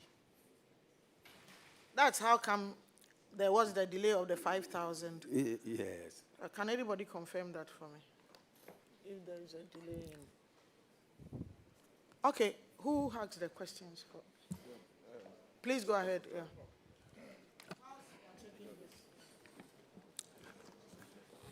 Thank you very much, Madam Chair.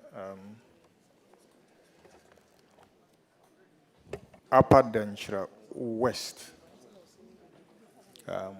You are welcome. Thank you. The essence of this work is to support the reset agenda of His Excellency John Dramani Mahama. And looking at your report, it covers January to December 2023. Yes, please. Yes, so what it means is that some of the issues, or almost all of them, it's possible that many of you inherited the troubles. Yes, please. Yes, so it's to prevent you from having your own issues. As for what has passed, we'll leave it for the previous administration. But I'll work here, and I'll not ask you a lot of questions. I just want to find out, you reported that all your audit issues have been implemented. And therefore, what I will look for is the evidence. You know, some people are there, they can't talk. I mean, they are not good at talking. But when it comes to practicals, then you can't beat them. So we are moving from theory to practicals. Is that okay? Good. Yes, so the status of implementation recommendations contained in internal audit report for that particular period, if you take, that's Appendix 1. First quarter. Are we together? Next time, number your pages, so it will be easy to get there. You've seen first quarter, where the Yes. audit findings was unsupported payment vouchers on your IGF that amounted to about 84,160 Ghana cedis.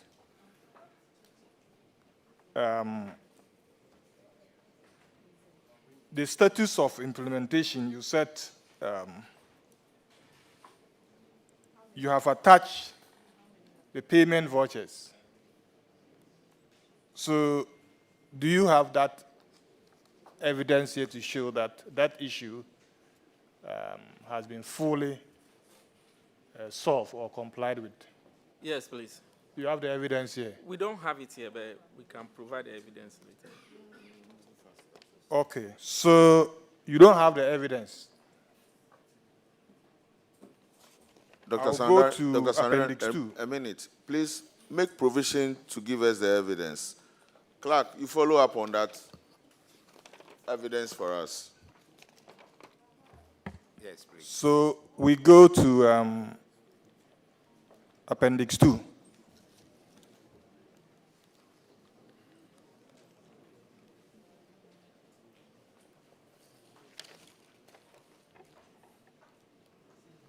That one is on the DACF. That's item 1. Appendix 2, item 1.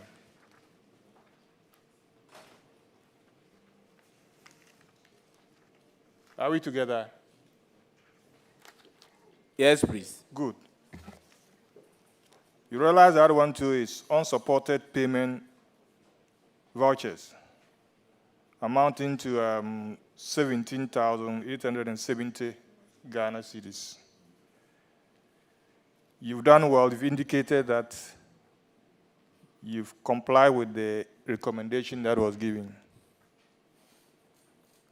Do you have any evidence here to show to the committee? No, please. Good. So, and if you look at almost all your audit issues have to do with, unsupported PVs, PVs not acquitted and things like that. We hope that will not happen during the reset, the period of the reset agenda. It doesn't help governance. But I will end by saying that, you see, I asked for the evidence to guide the other district assemblies, and especially those who are not here. You see, the work of the committee is not to ask plenty questions or to take a lot. It's audit report implementation committee, as you said there, isn't it? So it's the evidence that we are looking for. You said you have fully implemented the recommendations. And therefore, the committee is to see that evidence.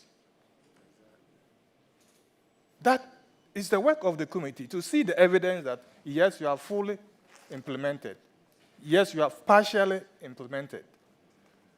It looks like many of you have come here to answer questions. Is that okay? Instead of showing evidence, you are here to answer questions. So I will end it there, Madam Chair. That's why the work is, if not, within no time, many of you could go, because you show we've implemented. This is the evidence. What questions would they be asking you, apart from maybe the governance issues? So I think once they said they will provide evidence, but it guides the others. If you have the evidence, you show, and you are cleared, and you move. Thank you very much, Madam Chair. Thank you very much, Dr. Sandari. Honorable Nampari. Chairman, thank you very much. I want to refer the team to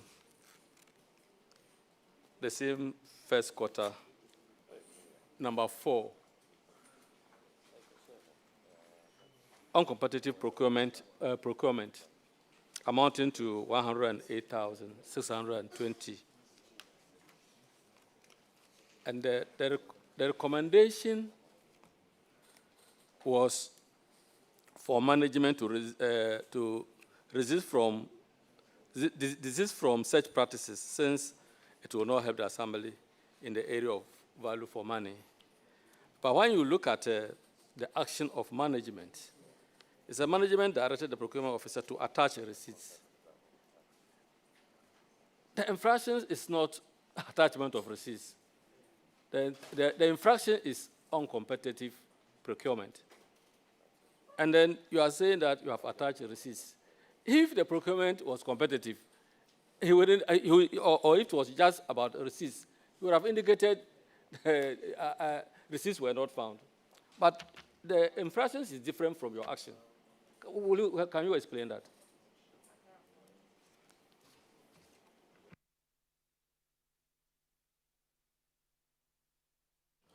Please, I think that's an error, because the HOS recommendation is what have been provided. We recommend that they should desist from that act. Will you want to amend? Yeah, we'll amend it, please. Thank you. Kindly take note, table clerk. Chair, then will they help us to know what item, what is the procurement, what was the procurement about? What was it about? Let us know what was procured. Do you have information? For which reason it was so competitive? What item? Do you have information on that item? There are small items that have been put in together. Then we get that amount. You see that maybe we are going to... If you don't have an information, this is 2023. Just say you don't have. We don't have that. Don't go. Yes, that's all. Okay, thank you. Don't go into something you don't know. That's why you are implicating yourselves like that. You don't know, that's all. Yes.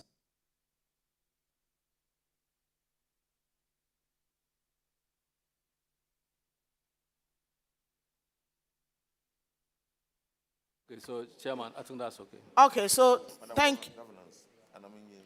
I don't want to do governance with you. I don't want to do governance with you. I'll talk to the minister about it, so I won't do governance with you. You are dismissed. Thank you. You're welcome.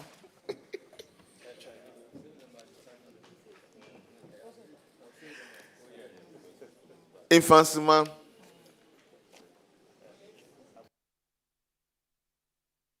Infansima. What?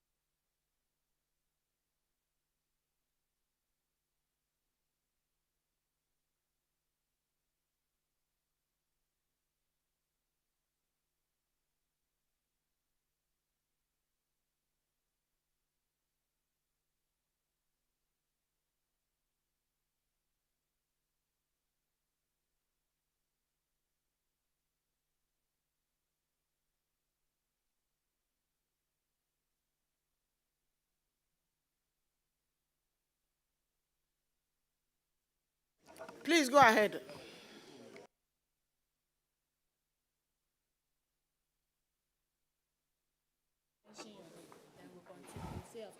Okay. I, Eric Stanley Aqua, Swear by the name of the Almighty God swear by the name of the Almighty God that the evidence I shall give before this committee that the evidence I shall give before this house, touching the matter in issue nothing but the issue, shall be the truth, shall be the truth, the whole truth, the whole truth, and nothing but the truth. and nothing but the truth. So help me God. So help me God.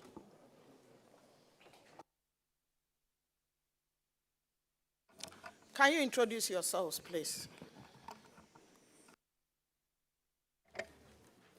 My name is Justice Amwa, Coordinating Director.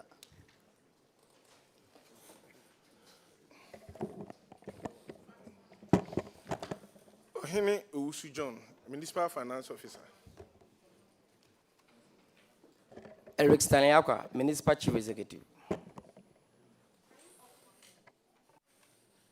Awukumen Emmanuel, Chairman of the committee.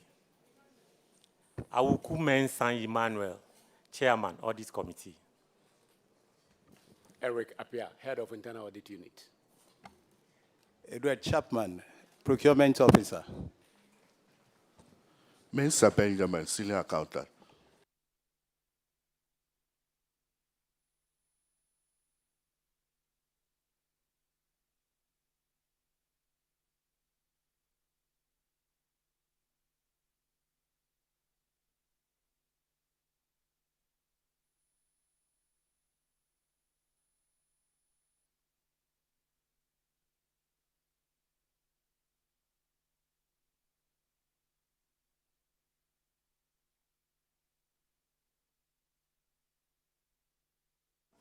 You're welcome. That's Thank you. Infantiman. Thank you, ma'am. Yeah, Infantiman. So,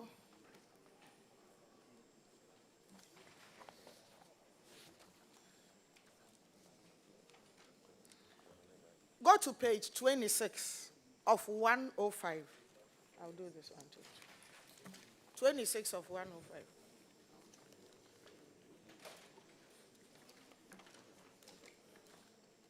Number 5, this is outstanding borrowing, loans, advances, and recoverable indebtedness.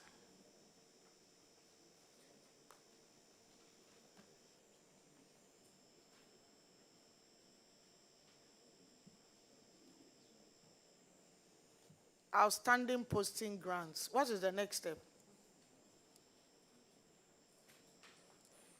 What is the way forward? Honorable Madam Chair, respectfully, I would claim on indulgence of my MFO.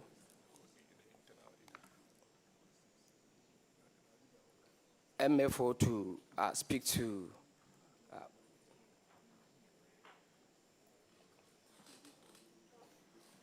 so who will do that?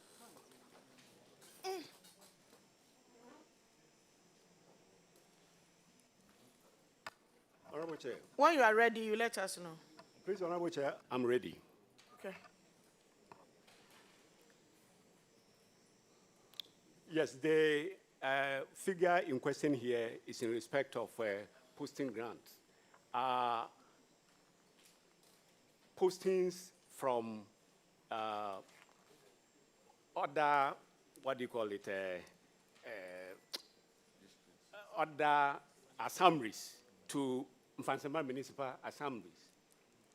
Example, which assembly, for instance? For example, Chufu Atimokwa District Assembly to Okay, so go Mfansema ahead. Municipal Assembly. Okay, so go ahead. Yes, the amount there is the quantum of the posting grant, which at the time was outstanding. And when this report was issued by us, management paid 7,000. But you know, implementation of audit infraction is a process. So management is making payment gradually as a result of the IGF issues that we have regarding revenue generation, inadequacy of that. I'm listening. Yes, please, Honorable. Have you answered the question? Yes, I have. No, you haven't. Then, Honorable, then please. Can I ask the question again? Yes, you can. What is your position at the municipal assembly? Audit unit.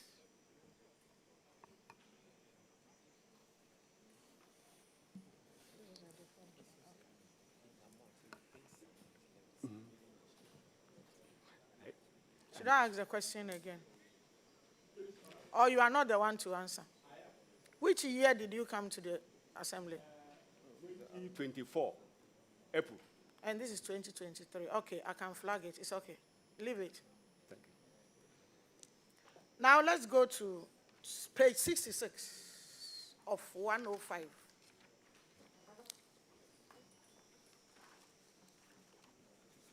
That is 13, payroll and governance. The person vacated posts proceeding to the annual leave, and he was still paid. You have pages, so go to 66, 105. Yeah, he proceeded to leave. He didn't come back, and he was still being paid. Why? Yes. And your conclusion is that you have partially implemented something. What has happened to that? Honorable Chair, we have recovered part of the money as indicated here, but then the rest we are still pursuing. How long will that take?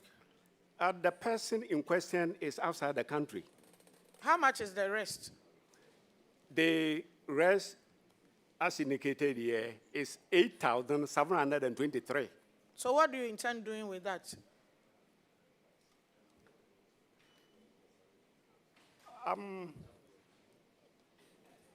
We are making effort. In fact, initially, we were able to reach out to him. It was one we called. MC, do you know about this?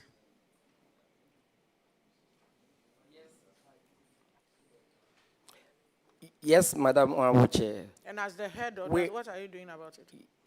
We met as management and we took a decision that we write to Yoko in respect of this When issue. are you doing that? We met last week. When here, are you precisely. writing to Yoko? Right from here, we should be able to write the letter to Yoko for them You to. can't tell me when.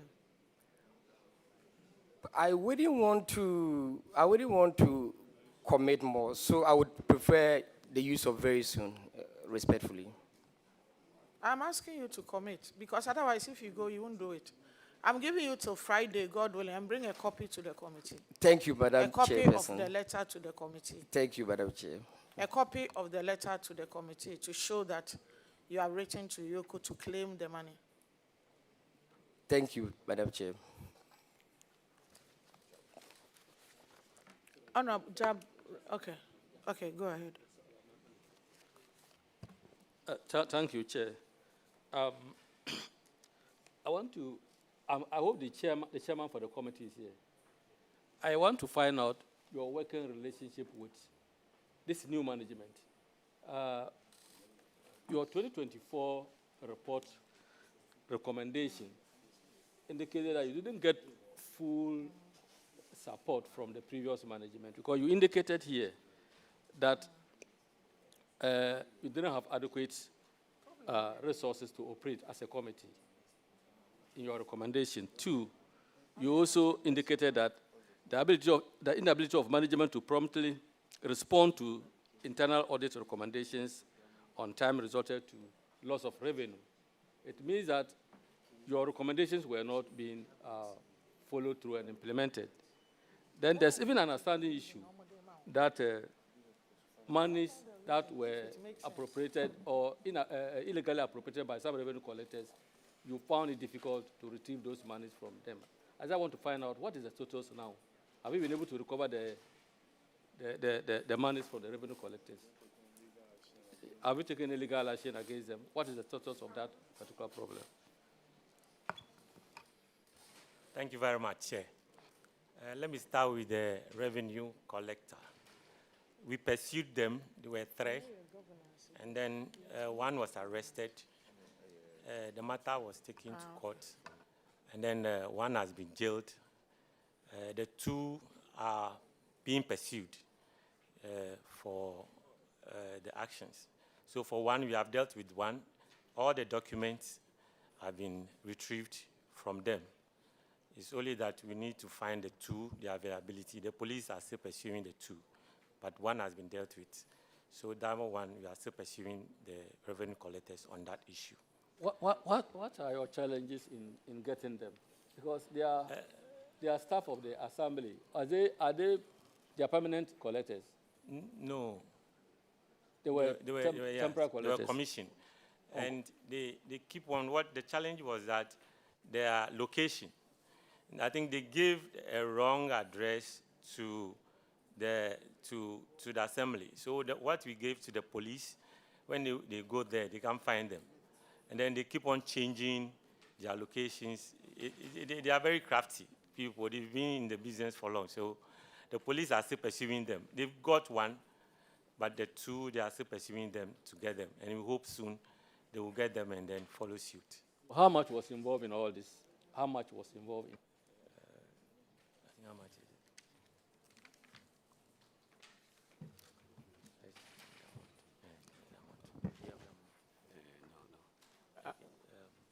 Honorable Chair, please, what happened was that these revenue collectors were issuing fake demand notices. And that is what they were doing. And that is how come.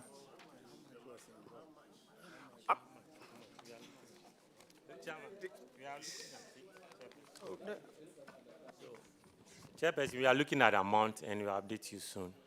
But whilst we are looking at it, I want to address the challenge of the equipment. Actually, during the year, the committee secretariat had some challenge. We had one laptop for our secretariat, but it didn't function well.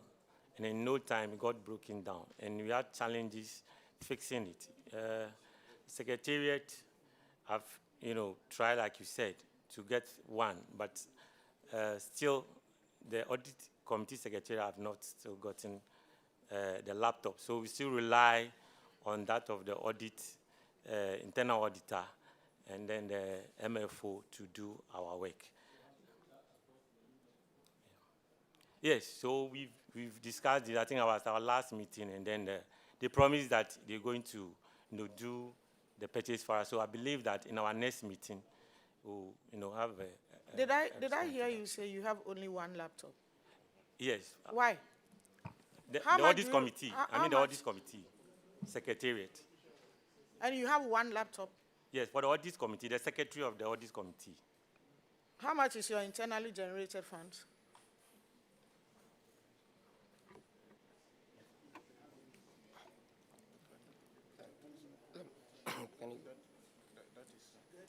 Can you? How much is your IGF? MC, how much is your IGF? Respectfully, Madam Chair, it is not a fixed amount. Last year, how much? Last year, we budgeted for 2,892,000, and the actual was 2,619,000. 2025, as we speak, the budget total target 2025, what is your budget for 2025? Your aim? 3.6 million. Okay, and how much have you collected till July? 1.825. 1.825. 825. Definitely, that means you won't reach your target of 3.6. And then you've collected 1.8, and you cannot buy one laptop. The one laptop is to, can you let them buy another one? Respectfully, Definitely, they will have reasons with one laptop. If anything goes wrong, then because of one laptop for a committee, they are sitting and you would have to sit here for questions and answers. respectfully well noted, Okay, Madam Chair. Thank you. So let me continue with, are you still getting the figure? But, so what is the figure? The figure is 16,848 Ghana cedis. Okay, thank you. But aside the figure, it beats my imagination to say that you cannot find those guys because for commission collectors, before you engage a commission collector, you bring two people as sureties with their passport pictures, with their pictures at the background, then you take them before you actually commission them to give them value books. So if you are not tracing those guys, those people who came and stood behind them to actually vouch that they can collect money and they have high integrity, why are you not pursuing them? So what have you done so far? You can't tell us you can't find the people and that's the end of it. If they were permanent collectors, well, we could understand this. But for commission collectors, you can't say you can't find them. Because people stood out and guaranteed your engagement with them. So what have you done about those guys? Madam Chair, the Assembly should tell us what steps they are taking to trace these commission collectors. And we want that in our report. It's very important. Your questions? Yeah, Honorable. I have a question. Oh, please, Javka first. Hey, Charlie. Are the engineer now? Thank you, Madam Chair. My question is, I know you were paying page 21 of 105.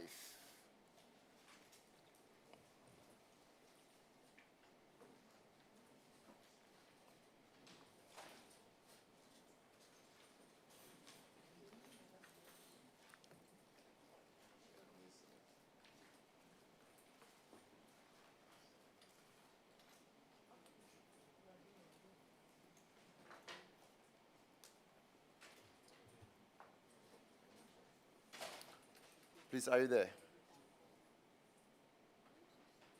21 of 105.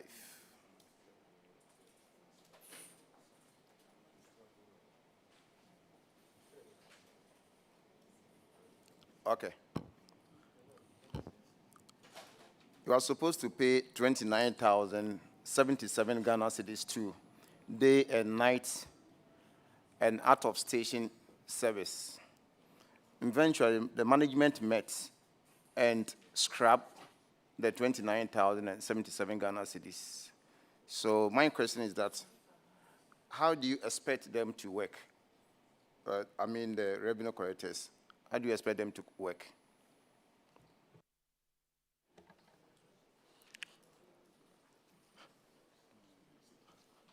Madam Chairman, I want to talk about this issue. Concerning the night allowance and out-of-station allowance, we had many programs. Okay. We had many programs and workshops that of last year.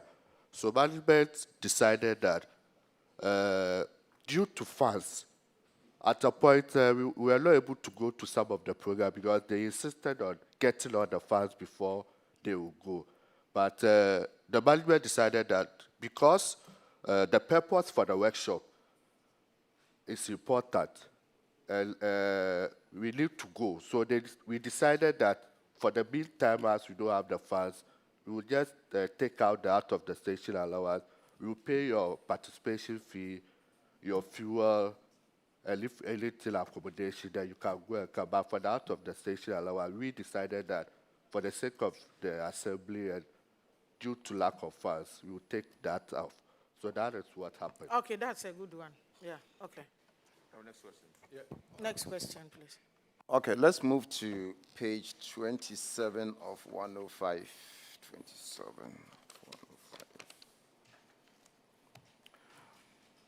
105. Okay. Which number? Number 6?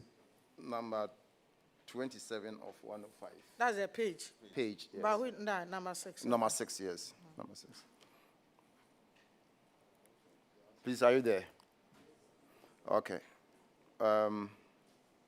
Payment of 110,523.87 was paid without payment voucher. Why is this so?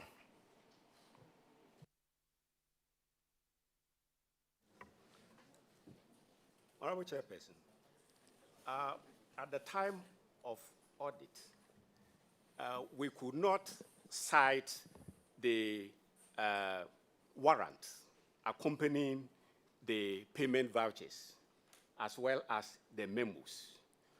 In natural fact, time was running out and we had a deadline to meet. So we sent the audit observation to management. And then we prompted them that this is what we have seen, and for this reason we have picked in our report. The warrants and memos have now been generated. In actual fact, like I said, we have a deadline to meet. So at that time, as at the time we were reporting, as at that time, we hadn't gotten the memos and the warrant. But shortly after, the budget units did the warrant, and then the memos had already been raised. But then it was with the budget unit awaiting warranting. So the conclusion is that the memos have been raised, and then warrants have also equally been raised and are tied to the payment voucher. So is it the best practices to affect payment without raising a payment voucher? Please, I want to clarify the issue. The budget unit had an issue at the office. So they agreed on writing the code. That was the warrant code on the memos. So we were doing the PV and everything all right, but the internal auditors were insisting that they would see the printed warrant. So we had to take them back. And as they had the code already, they just printed. Do you have from evidence? the system. Is that? Do you have evidence? We have one. Evidence. Oh, yeah, Okay, the you have warrants are evidence. all attached. Okay, Yeah. our clerk will look at it. Okay. Job. Governance. John wants to ask a question. Okay, all right, that's fine. Thank you, Madam Chair. My question is actually on page 77, item 23. So I've read your recommendation, but if you look at your reasons, the reasons for the audit is payment made for, you say, avoidable contracts. I mean, first of all, I'm struggling to understand what an avoidable contract is, because in law, we have void contract and voidable contract. So first of all, I don't understand what the avoidable contract is, but here you are, you say there was a payment of 137,000 for avoidable contract. But when it comes to your recommendation, let's read it together. We are talking about payment of either voidable contract or avoidable contract, however you call it. Then you start your recommendation by saying that we recommend that management should take a survey of the municipality to assess the area where the refuse containers are more needed, and then you say in tangent with volume of refuse. So I'm trying to understand, how is this recommendation, explaining the reason for this audit? And then you say that you reviewed evidence and it was confirmed by internal audit. And then you say the status is that it's fully implemented. What exactly is going on here? What have you fully implemented? If you're able to explain this whole thing to me. Thank you. Thank you, Honorable Chairperson. This is an audit finding by the external auditors. It's a management letter. So,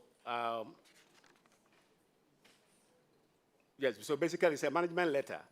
And the issues they raise, we also drew the attention that this voidable contract that they use, but they explained that what has happened amount to contract irregularities, and therefore they will have to report on it and as such. But we were able to give the documentations that they requested. What sometimes happens is when documents are given to them, and then on the spot observation, they give us on the spot observation, we respond. Unfortunately, sometimes these responses, to them, they feel they are not satisfied. And for that matter, they push it ahead. But this is the initial management, letter, which has been fully responded to, and they have come back to certify the external auditors. Mr. Chairman.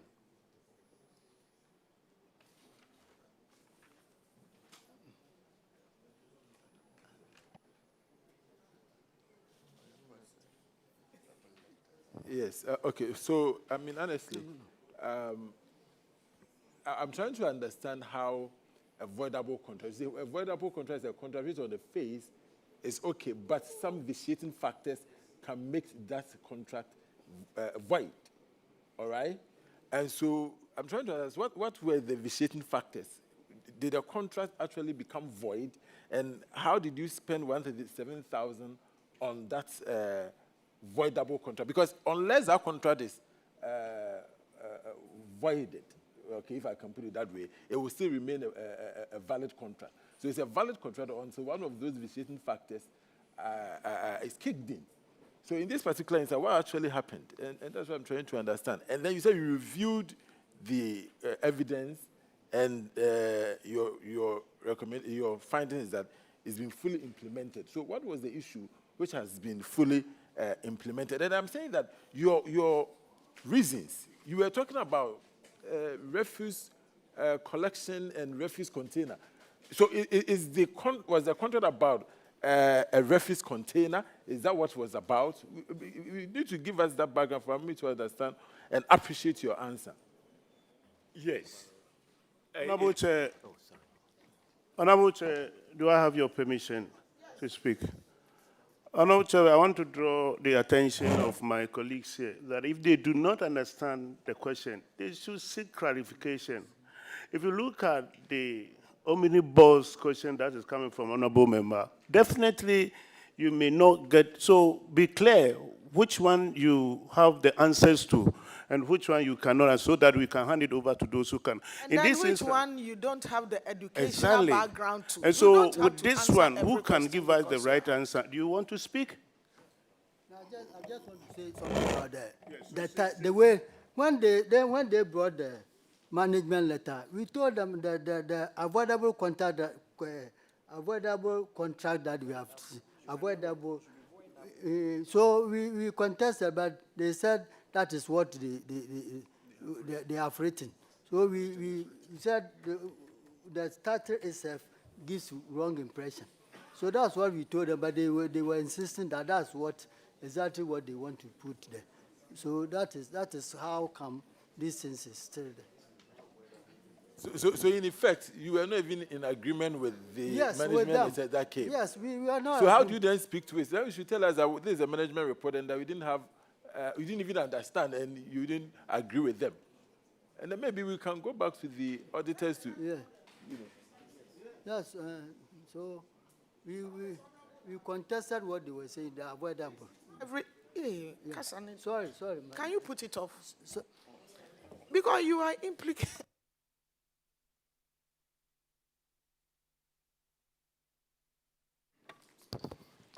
Thank you, Madam Chair.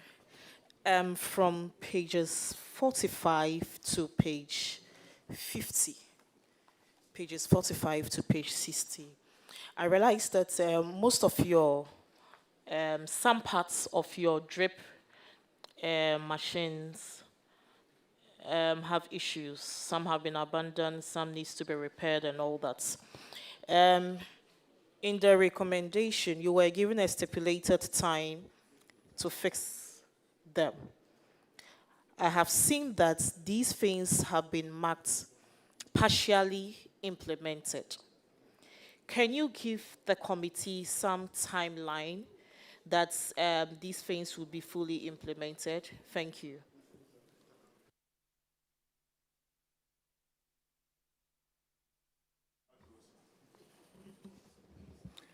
Thank you very much, Honorable Chairperson.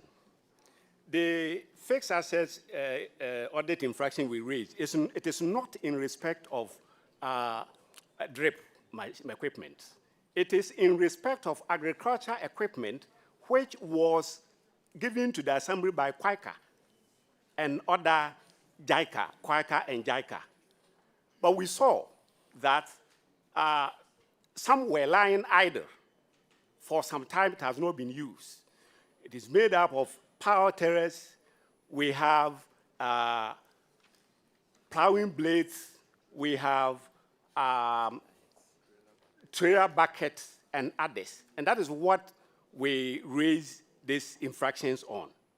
And then we also linked it with the agric. We referred the report to the agric director, who said that for some of the equipment, they don't need it. And that where we are, it is impractical for some of the equipment to be used. So they will liaise with farm-based organizations to ensure that they come, those interested, they come to rent the, the equipment. Thank you. So are you saying that because you didn't need those equipment, you left them to rot? Honorable Chair, no. Management at the last General Assembly made an official announcement on the floor of the House, informing members to tell others and then any other person who is interested, apart from the agric director's assurance of communicating to the farm-based organizations. Unfortunately, nobody has shown up. Thank you. Yeah, okay, thank you. Thank you. Let's move to governance. Governance. We've spoken about how much money you've received already.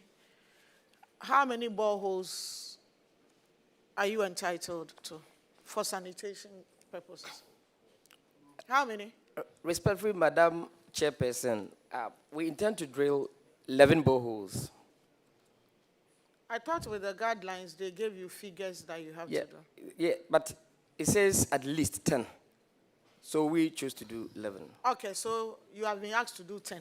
Yes, at least. Okay, What about the hand boreholes? Were you asked to do some? Madam Chairperson, respectfully, no. Considering the situation in Infantaman, Okay, so no. Yes, please. Okay, so the 10 that they've asked that you do, how many have you started?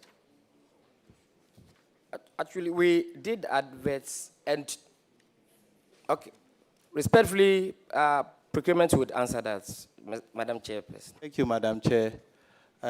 We place adverts. As I'm speaking, we just open bids for how many?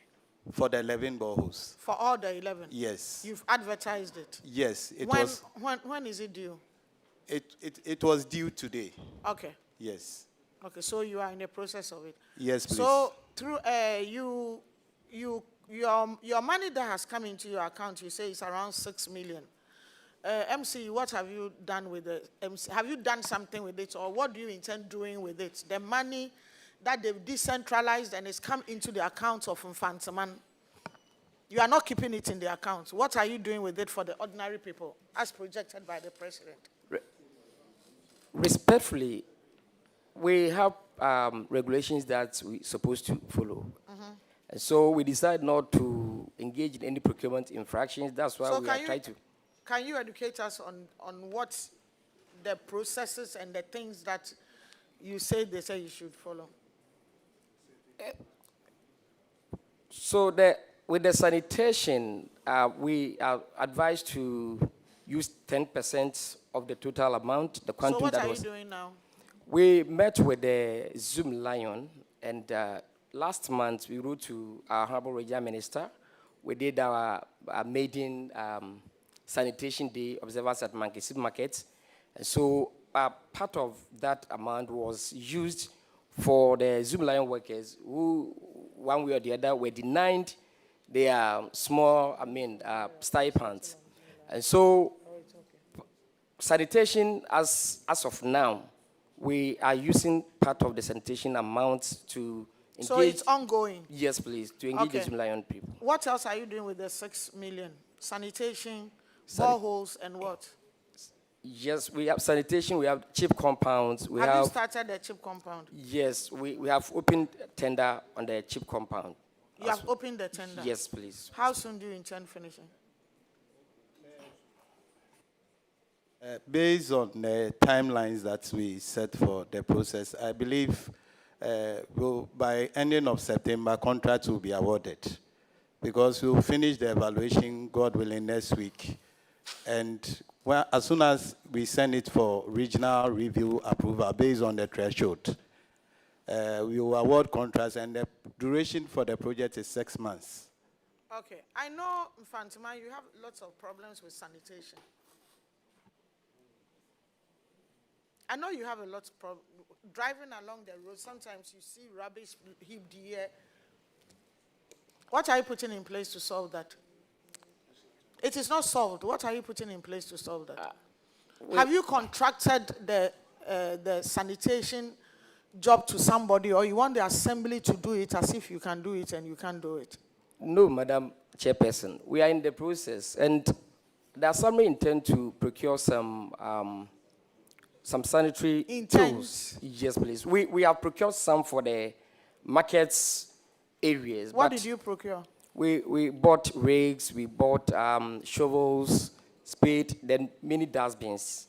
For the first sanitation, they engage the various communities together with the chiefs and sensitize them on the need to the salt gutters for the purpose of sanitation. Are you doing anything for the disabled and vulnerable in Infantaman? Yes, Madam Chairperson. What are you doing? Only 3 days ago, okay. Respectfully, procurement want to step in. Thank you, Madam Chair. Who wants to step in? Okay. For what? I'm talking to you. What are you doing for the vulnerable in Infantaman?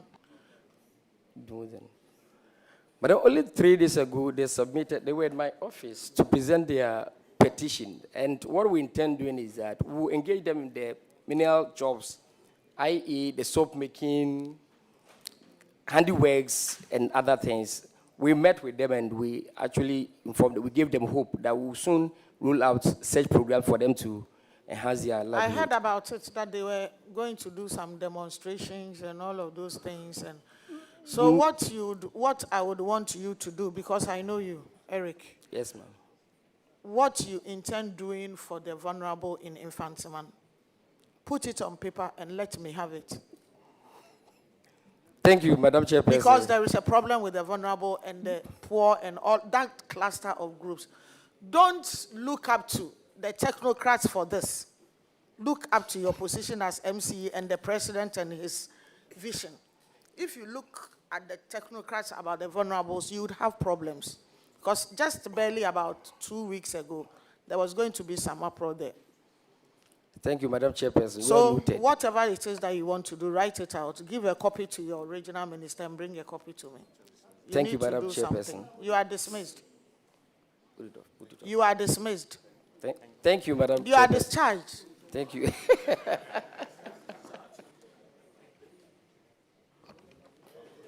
Agona West. Kalio.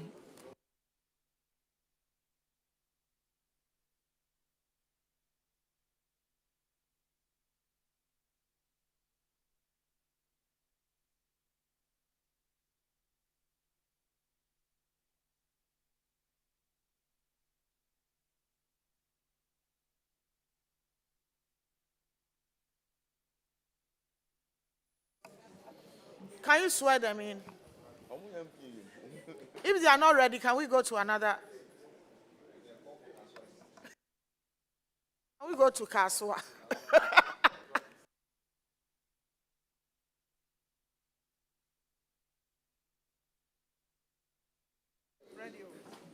Is Agona West not ready?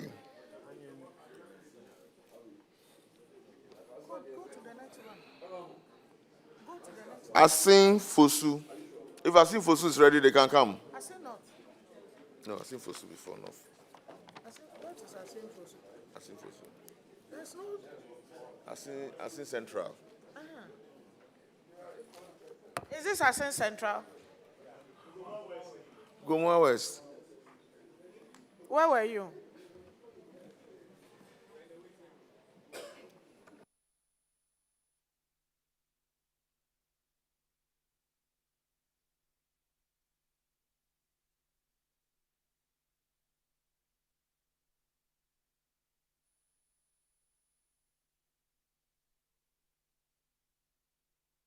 The rest of them. Put on your microphone. I Martin Chumesi, swear by the name of the Almighty God. swear by the name of the Almighty God That the evidence I shall give before this committee, that the evidence I shall give before this committee touching the matter in issue, shall be the truth, the whole truth, and nothing but the truth. So help me. So help me God. Can you introduce yourselves, please? I'm popping to.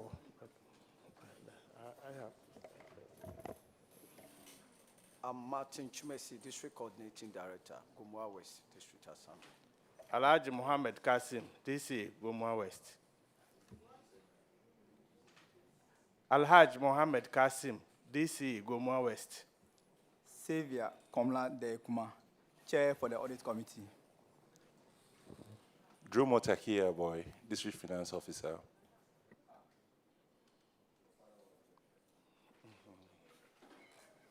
Ebenezer 9, Procurement Officer, Agona West.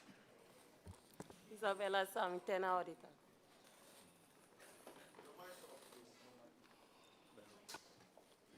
Yeah, you are welcome.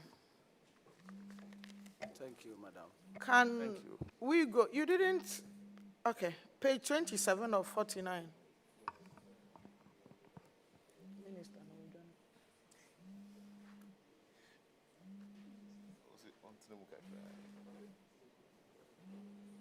27 of 49.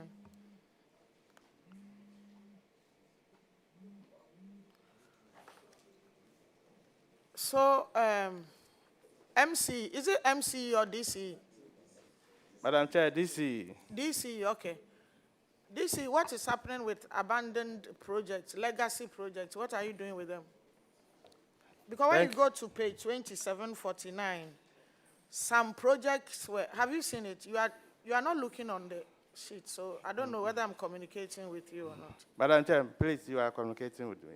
Okay, so they said, we recommend to management to prioritize the completion of projects before awarding new projects. Now, and it's been highlighted that abandoned, delayed projects. What is happening to that one?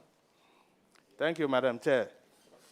I'm aware we have three, let me say, abandoned projects, but we've been able to complete two, and the 1, 2 is ongoing. That is Appeal Chrome Debiso is being used by the students. Then Obiri is also being used by the students. We are left with Antade. You are left with just one? Just one. Okay, so you would add it to the legacy projects when? This time around or next for the gazetting? Madam Chair, no, we've not paid. How much is it even? I was told it's 70,000 plus. So, per district? That is my district. You were told by who? My coordinating director. Where is your coordinating director? Coordinating director, can you put up the mic? Coordinating director, can you explain to us? Yeah. Madam Chair, we submitted the whole bylaw to Assembly Press, and that was the estimate they gave us. Because they charged according to per sheet, and it was around 70,000. When was this? Which year was this? That was year 2024. I thought certain things have been amended around this. I thought an amendments have been made. Amendments have been made. Yeah, so can you off your mic? Because this is too much. Please go ahead. Yeah, Thank you, Chair. There is issue about gazetting of bylaws, which are quite expensive, was actually attended to in the previous parliament. And that was one of the reasons why the Local Governance Act was amended. If you look at it, now we have two ways of going about Assembly's bylaws, if you are aware. And the less expensive one is to, when you finish with the bylaws, you send them to the RCC. They will publish them at their regional office. Then you also come and publish it to cut down the expensive gazetting of these bylaws at the Assembly Press. So you have to actually exploit the other option. Otherwise, if you look at I don't have the act here, but I'll get it and let you know. There are two options of going about it. Emanating from this high cost of gazetting bylaws. Okay, thank you. If I knew to come, I would have brought the so I will do that. Before you go, I'll do that and get to you. Yeah, okay, so you can update the regional minister when then he can let all the other districts implement it. Okay, so let's go to Governor. Okay. Oh, you haven't finished? I'll just ask one question. My second question is in respect of your use of gift maize. It has been cited by internal audit.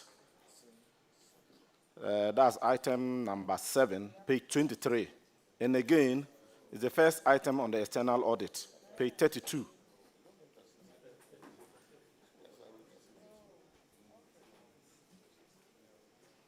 So we are dealing with page 23 for internal audit and page 32 for the external audit.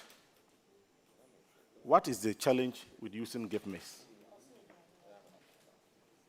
What is your problem? Okay, so thank you, Madam Chair.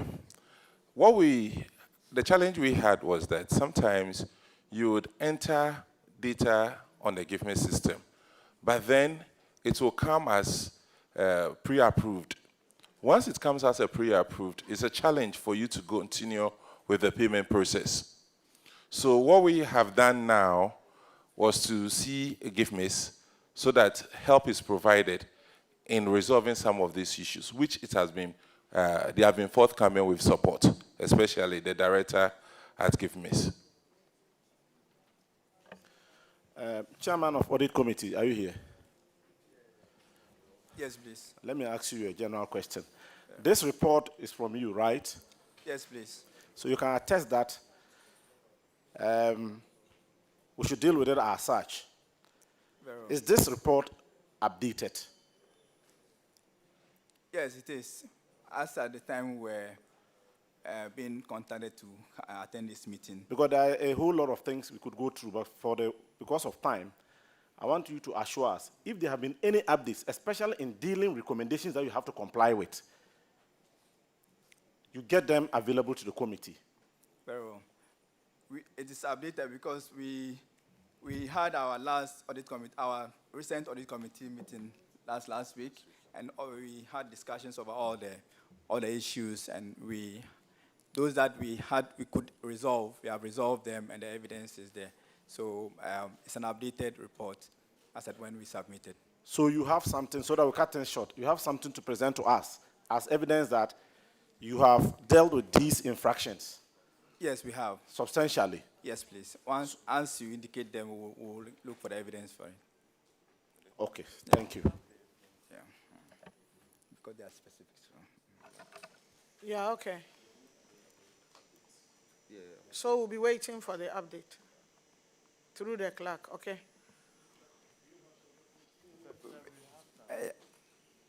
Honorable Chair, we have some documents here. Okay, so can you present to the clerk? Let's go Very back well. to governance. Yeah. Agona West. What is happening with the monies they brought to you? What is your internally generated fund? How much have you generated this year? Thank you, Madam Chair. This year, as at July, we've generated 820,628. 800? 820,628 Ghana cedis. That's all? That's for up to July. That is Okay. the IGF. Okay. And how many trenches have you gotten for the common fund? We've gotten two. First How much quarter is it? and the second quarter. The first is how much and the second is how The much? second is 2,279,000. The first is how much? The first quarter is 2,279,400 Uh-huh. cedis. Then the second quarter is 4,611,919 cedis. So the total is 6,891. So the 6 million, the president spoke highly about legacy projects. Which legacy projects are you doing out of this 6 million? Have I asked you that question? I asked you about your legacy projects, and you mentioned them. Yes, please. Okay. Are you doing boreholes? Yes, please. How many are there? We've targeted 10. Do you also have water problems at your place? Yes, please. Sanitation problems? Sanitation, yes.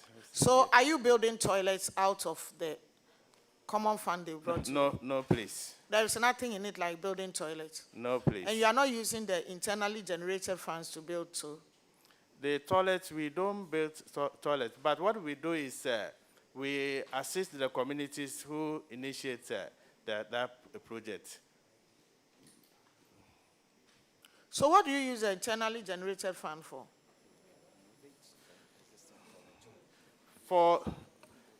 Thank you, Madam Chair.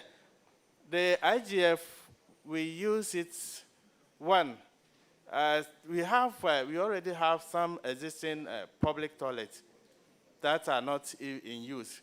We are using part of the money to renovate some of the toilets. Mm-hmm. But we are not putting up a new public toilet. Do you intend doing some soon? I know why I'm asking. You have challenges with toilets in Agona West. You know that? Yeah, I know. You have challenges I know with that. toilets. So When do you intend to have a project, as in you are building about 10 public toilets across Agona West? It will be good for you and the government. Okay. Madam Chair. You can apply to the regional minister, through the regional minister to the local government minister. That is your priority. There is a roadmap, but some consideration will be done for you. It is not necessarily so that if the constituency, if the district doesn't need, let's say, school buildings, then it should be school buildings. Yeah. There should be consideration through the minister to the local government. You need lots of toilets in that district. Isn't it? Noted, Yeah. Madam Chair. So work around that. Noted. Okay, you are discharged. Thank you.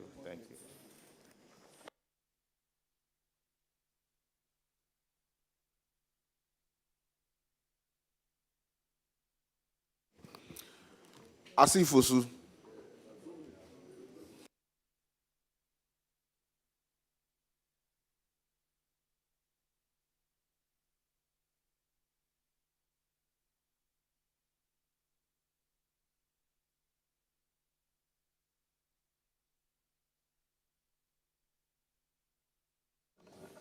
Please swear them in.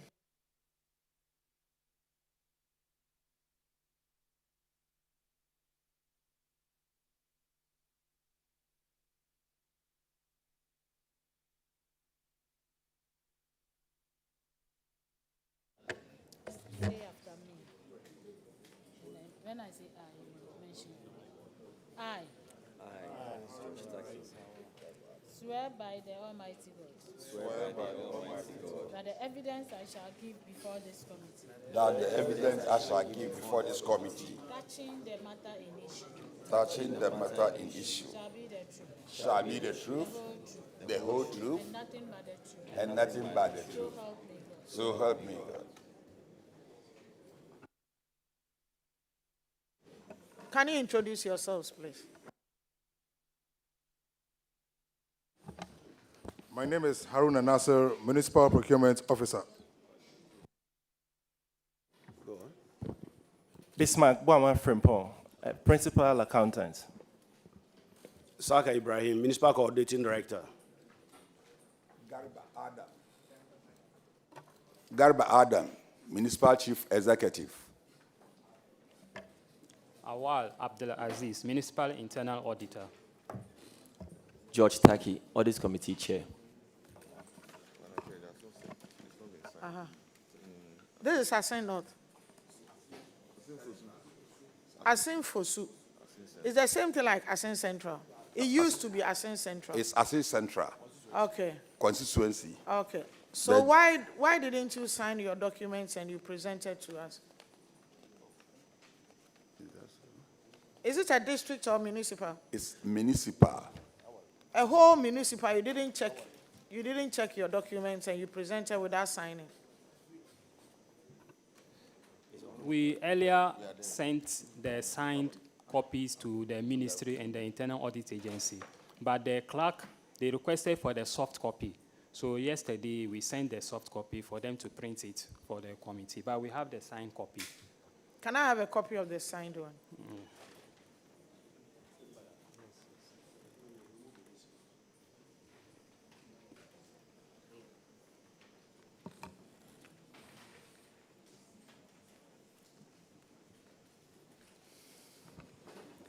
Okay, so who's asking the questions? Honorable Napari, please go ahead.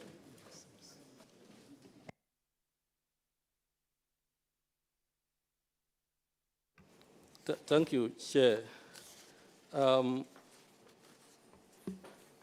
Let me take you to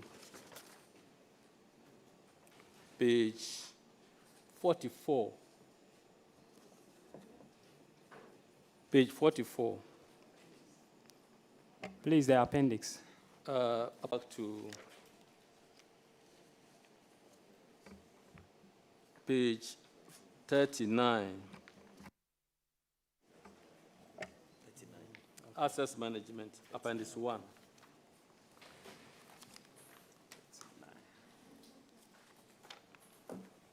Delay in operationalizing artisan village. what is the status of operationalization of the artisans village? Okay, so, Madam Chair, the facility is now in use. Initially, we had challenge in convincing the artisans, moving them from their original operational area to the newly built village, artisan village. But upon series of engagement, the interested artisans were made to sign an agreement with the ensemble, and some of them have moved to the new site, and it is in use currently.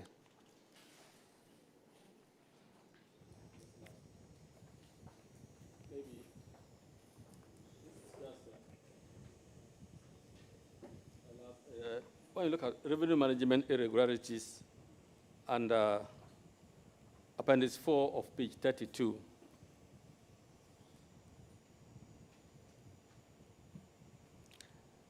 management was to adopt effective strategies to improve revenue performance of affected revenue items.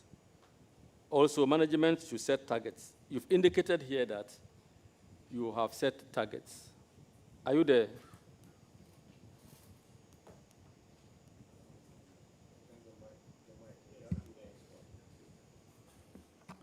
Okay. Yes, we are there. Okay. So the task given to you was to adopt effective strategies to improve revenue collection, and 2, to set targets. You've indicated here you've set targets. I just want to find out what other revenue strategies have you put in place to maximize revenue collection? Okay, so what we have done is we decided to adopt a revenue management software that will allow the ensemble to automate our revenue collection system, as in demand notice dissemination, and then also the revenue payment. And we are currently at the stage where the controller and accountant general are supposed to approve the software for us to go ahead with the usage of the software. And our intention is to start using that software beginning 2026, even though the software has been designed, but it has to be approved by the controller. Yeah, thank you. But if you look at this particular infractions and what you were asked to do, you were to have done that by August 2024. And so if up till now, something you should implement in 2024, you are telling us that you want to now implement in 2026. Yes. How you do? So we are talking about 2 different things here. With respect to their recommendation, as in the setting of targets, that has been done.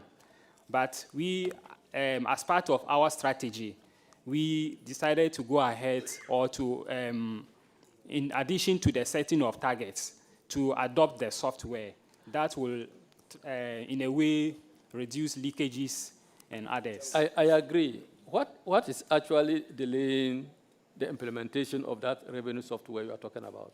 For which reason you will have to wait all the way up to 2026 before you can get it implemented? What are the challenges? Yes, actually, the software has to be implemented based on data.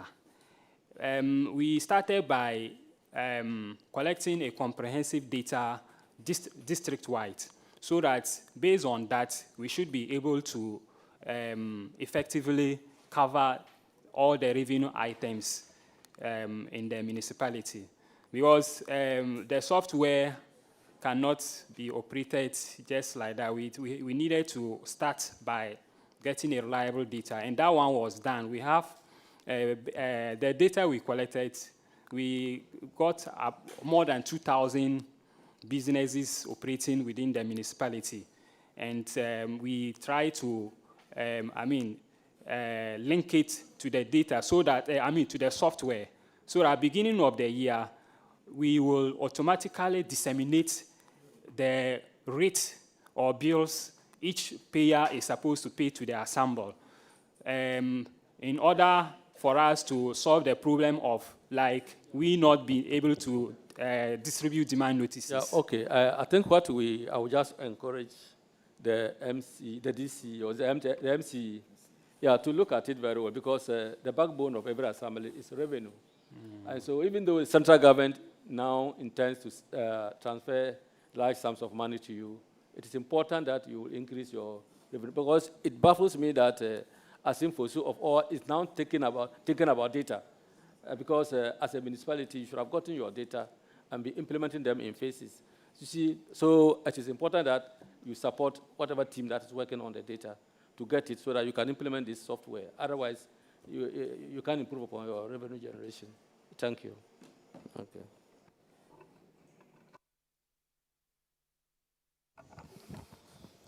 Asimfosu.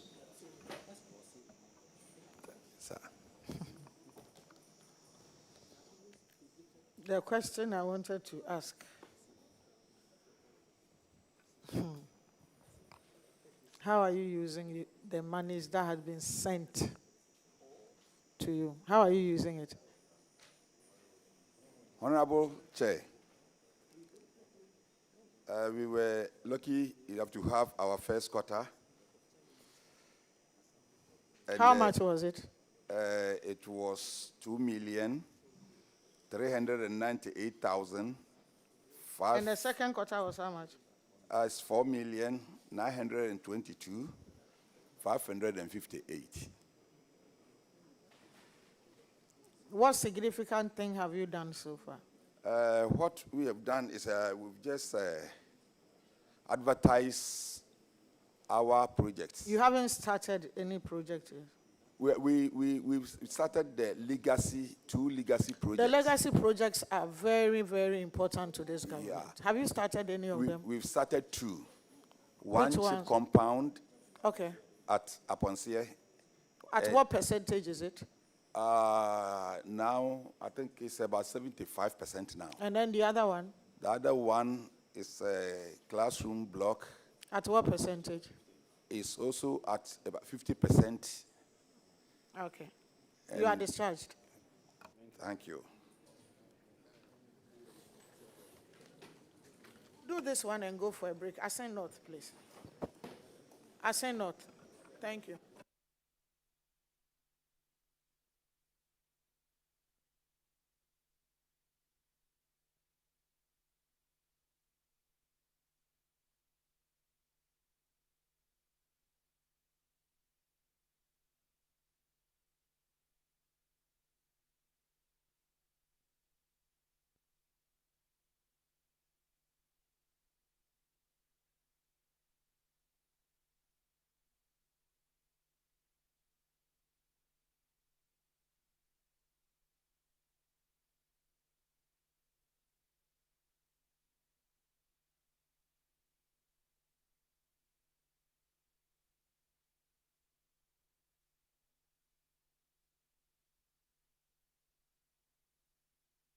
Your mics.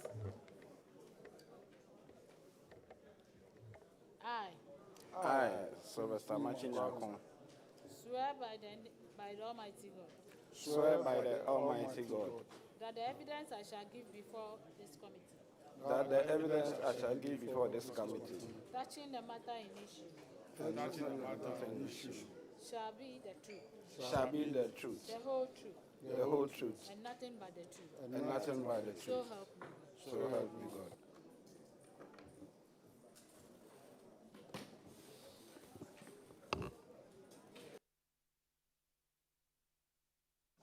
Yeah, please introduce yourselves.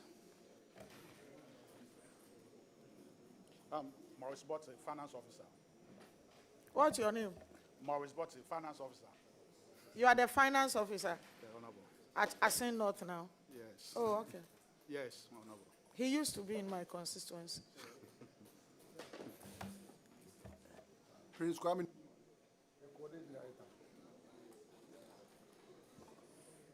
Sylvester Amachin-Yakon, the District Chief Executive. Idrisu Abubakar, Audit Committee Chairperson.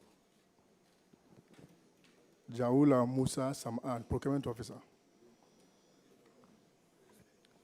Felix Odrobano, Accountant. Yeah, okay, you're welcome. Mr. Minister. Mr. Minister, we had some discussions about the bylaws gazetting. And so we've gone back to find out what the information is. So, Honorable, can you educate them, including the minister, so that those who are not here? Thank you, Chair. If you look at the Local Governance Act, Section 182, which talks about the Local Governance Act starts from 181, and then that is the Assembly's bylaws. Then when you come to Section 182, is validity of bylaws. And if you look at 1, every bylaw made by the District Assembly shall be submitted to the Regional Coordinating Council. Then 2, the Regional Coordinating Council shall ensure that the bylaws is consistent with the Act or any other enactment. 3, where the Regional Coordinating Council rejects the bylaw, the Regional Coordinating Council shall notify the District Assembly giving reasons for the rejection. B, approves the bylaws, Regional Coordinating Council shall cause the bylaws to be published. Then 4, a bylaw shall not have effect until the bylaws has been A, posted on the premises of the District Assembly concerned and in at least one other public place within the district. Then B, this is where the emphasis is, published in a daily newspaper of national circulation or in the Gazette. So our minds are always fixated to gazetting. If you publish it in a national newspaper of a national circulation, it is valid.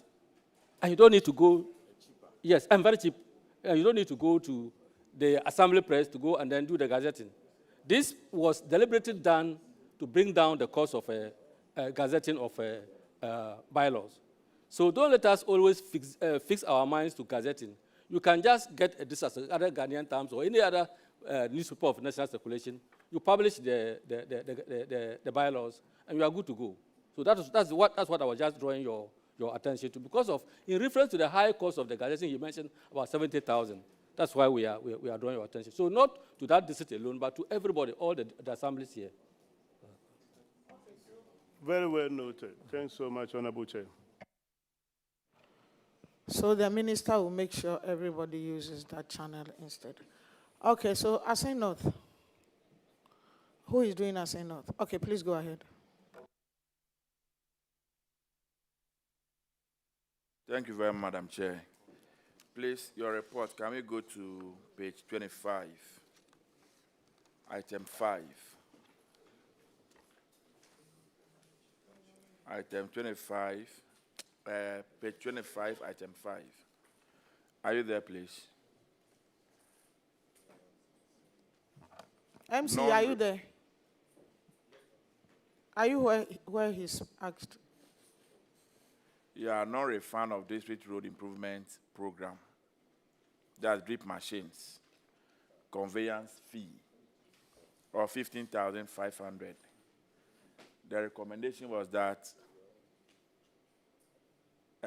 you get the money from Zoom Lion, or the DC or DCD pays the money. What action have you taken on this? Have you gotten the money from Zoom Lion? That's not this one.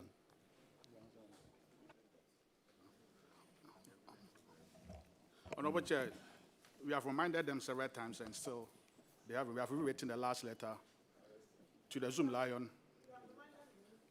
company. They are supposed to refund the money to the assembly. The history. Sorry. Okay. The history was that when the drip machines was brought in, they were supposed to haulage the whole machine to the district capital, and because of the nature of the time, they went on agreement with the assembly that they should pay the 15,000, and later they refund it to the office. After payment and machine was dropped, up to now they haven't refunded the money to us. Were you the DFO? No, but okay, so you inherited it. Yes, Honorable Chair. And the former DFO says what was the reason why Zoom Lion would ask him or her to borrow from the assembly and will not pay. I mean, I think Zoom Lion is too big for this. There is something going on. Honorable. But Madam Chair, can they give us evidence of the letter they've written to Zoom Lion? Who is the coordinating director? So is there any rating state? Yes, I'm told, I wasn't there by that time, but I'm told that when the drip machines came, there was a rush on it that if you don't go for it, you don't get it. So they agree with Zoom Lion that we can arrange to come and pay the money. We can, so the equipment will be brought. So when it was brought, the money has not yet been paid. But we have evidence that the letters have been written to Zoom Lion to give us the money back. Okay, but so the auditors are saying you should pay. The coordinating director should pay. Yes, so I'm saying that, so we will go back to the Zoom Lion. Even as at last week, we reminded them and they said they'll pay. So we'll give you till, God willing, Friday. If Zoom Lion doesn't pay, you pay. Okay. The coordinating director will pay. Madam Chair, please go to page 34. Page 34, item 1.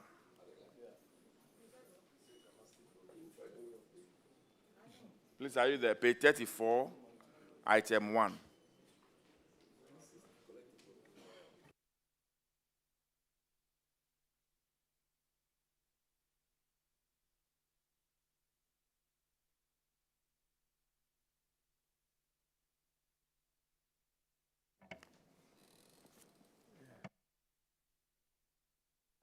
Yes, Honorable Chair, we are there. Okay, so item 1, failure to supply equipment under SIP. Now, the recommendation was that our inspections revealed that the assembly received 1 track from Zoom Lion, of which 1 is yet to be supplied. We recommended that management ensure that the outstanding refused track is provided by Zoom Lion without delay. Have you received the track? Honorable Chair, no. Why?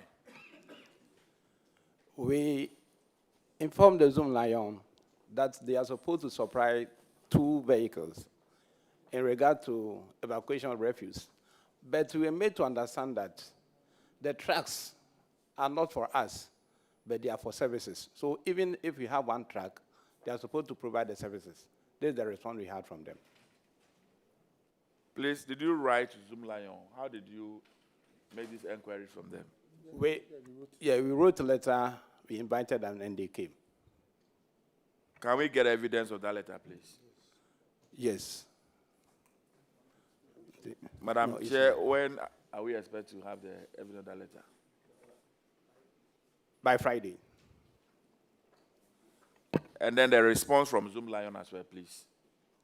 Thank you, Honorable Chair. A quick follow-up. Do you still have any obligations to Zoom Lion regarding this particular contract? Please come again. Do you still have any obligations to Zoom Lion? For instance, do you owe Zoom Lion any money in respect of this particular contract? No, please. So you don't owe Zoom Lion?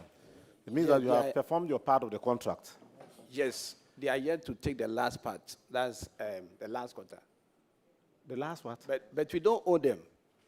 You don't owe them? You have performed your part of the contract? Yes, please. So it is Zoom Lion that is supposed to live up to his expectation regarding the contract? Yes, please. He says they don't have. Please, I think you are talking about the contract, that's the evacuation of the refuse. Yeah. Yes. No, the contract that is the subject of this query, audit query. The second vehicle. The second vehicle. Yeah, that's why we are also changing the vehicle. But the response given us was that the vehicle is not for us, but only for service. So whether they provide the vehicle or not, they are supposed to deliver the service to us. This is the response. And deduction to are made at source. Is this, sorry. This particular contract, is this still persistent? we came to inherit the contract, and per the document we have, it is going to end on, in October. October of this year? Yes, October Okay, this year. that's what I want to know. So the contract is supposed to end in October? Yes, please. Okay.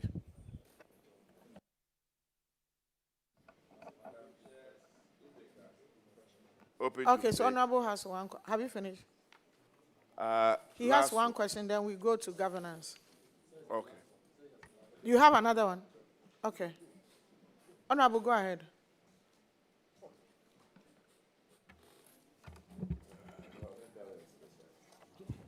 Thank you, Madam Chair. Page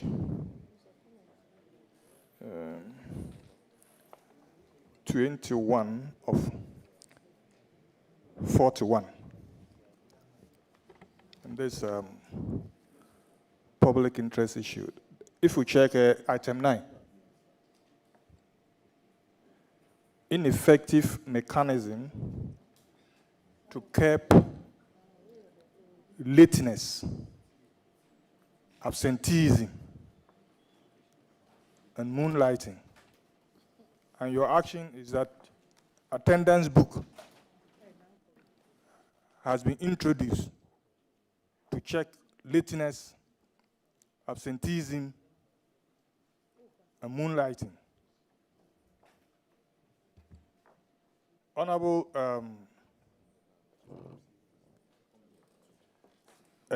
Chief Executive, in your view, what do you think is the cause of lateness and absenteeism at your assembly? Why do people come late or absent themselves? And what do you think, now that you are the one, the chair, what measures are you taking to curb this, apart from the attendance book? Honorable Chair, the first issue has to do with availability of accommodation for staff. As we speak, we don't have any staff accommodation, including the DCE. Apart from that, the Assembly 2 is a new district. So the workers posted to that place, a lot of them, their families are not around. And the mechanism, the attendance book has been provided, and now it has improved. The cause is that you don't have accommodation. And if I heard you right, Yes, even the Honorable DC. Yes. Hold on. Yes. You said except you. No, even the DC. Even the DC doesn't have accommodation. Yes, exactly that. Currently. So as you sit, you don't have accommodation. Yes, official accommodation, yes. The DC for Asinov. Yes, please. Doesn't have official accommodation. Yes, please. This one I will leave it for Madam Chair to comment. And, Honorable Chair, it's not only accommodation for DC. Apart from the assembly block, we don't have any block again. So everything we are renting, including the education office. That's why Yes. I said that the local government has guidelines how the monies should be spent. But if you have special cases, it also gives room through the regional minister to the local government minister to adjust. Because if you don't need the thing, if you don't need what the guidelines have said, you don't necessarily have to follow it.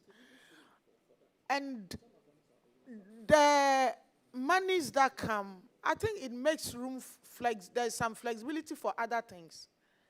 Isn't it? I don't think it's specifically 1,000 for this, 2,000, 2,000. Is that, it's in percentages, and I think, so some of you have special cases. I think you should channel it so that you'll be giving the opportunity, because it is not only Asin North that does not have,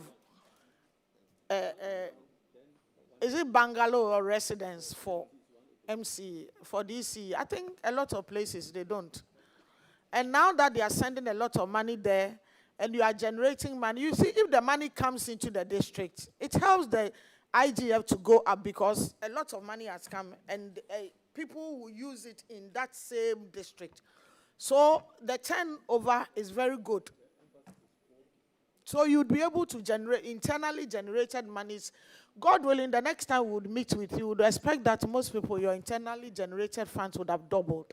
Because if you have been giving 6 million, and last year, for instance, the whole year, you would have been giving, let's say, 1 million.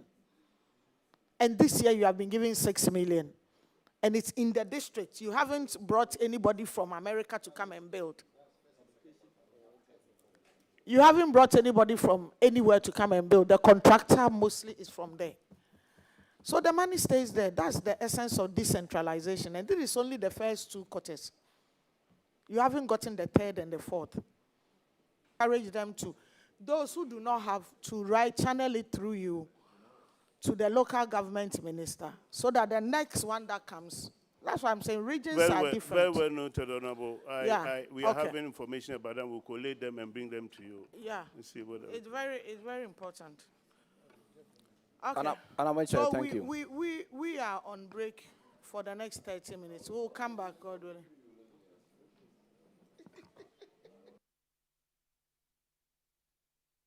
Mr. Minister, you said you inherited a particular problem or several problems. Would you want to give us details of the problem? Yeah, I mean, without wasting Honorable Member's time, because I think it's time for a break. As a regional minister, I stayed out for more than 5 months before I could just get a room in an existing regional minister's residency, which was very befitting at the time that I was a member of parliament. This is just, something small for your information, but I think I can bring a lot of information for us, for this committee to help us. So anytime that we are talking about issues concerning accommodation of regional ministers and other assembly staff, then we should have a special purpose machine, you understand, so that when we are catering for them, we'll be intentional about it. And I remember you are aware that most of the regional, ministers still stay outside. They do not have accommodation. I'm not aware. And I remember I'm going to help you to get them. I'm not aware. I just want to find out from you. Very well.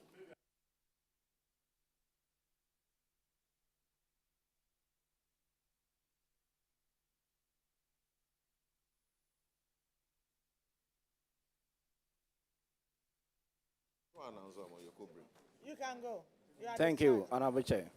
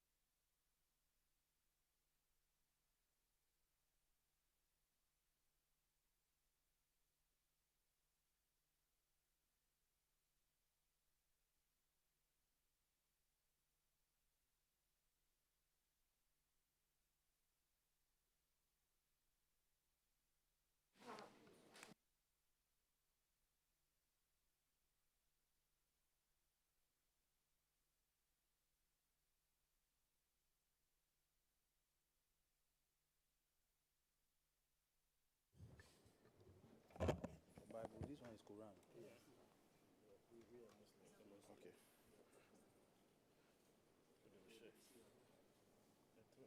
No, they will say after. Yeah, the 3 of us.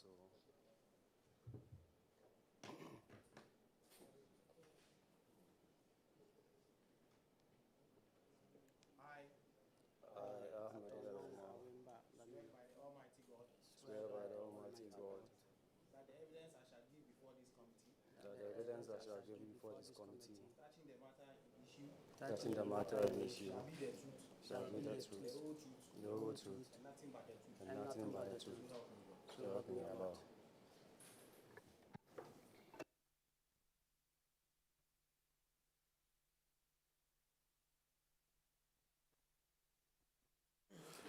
Please introduce yourselves.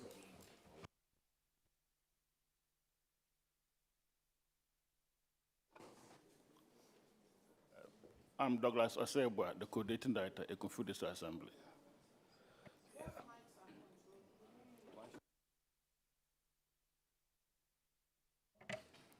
Douglas Osebwa, the coordinating director, Ecofood District Assembly. Ismail Nana Asamoah, District Chief Executive.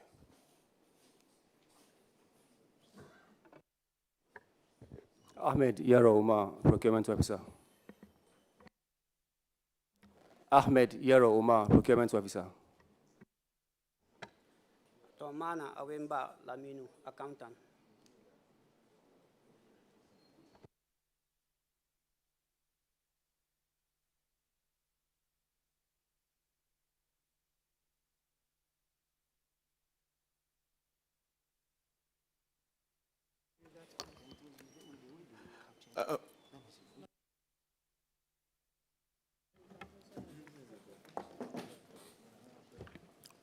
Thank you, Madam Chair.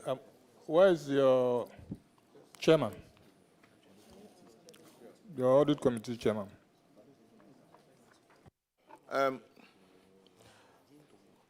Hold on. Permission has been asked, sorted for the audit committee chairman, so we can go ahead. Thank you. Your document has not been signed. Our chairperson, we have the signed copies here. What was sent or transmitted to the committee is the soft copy. Oh, so okay. the signed copy, we have it here. Can we have a look at the signed copy?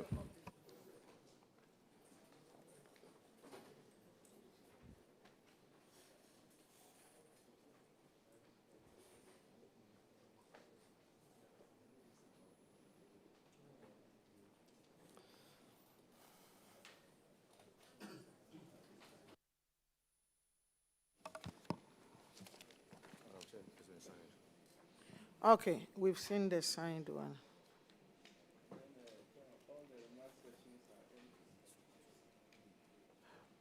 We have to deal with the action taking column because the soft copy that was sent had that part.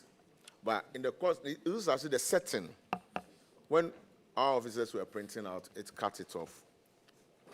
So we will deal with the actions taken column. But if there's something we still don't understand, we will ask them to send a report. So, yeah, no, wait, Madam Chair will start then. Yeah, okay, so you are welcome, Ekumfi. Can we go to page 19 of 36? And in fact, I don't understand, apart from the fact that you are the district finance officer is to refund an amount of 12,600. I don't understand. Payment not fully accounted for, 12,660. And then the recommendation was for the task officer responsible to account for the total. Who is the task officer and what was his responsibility?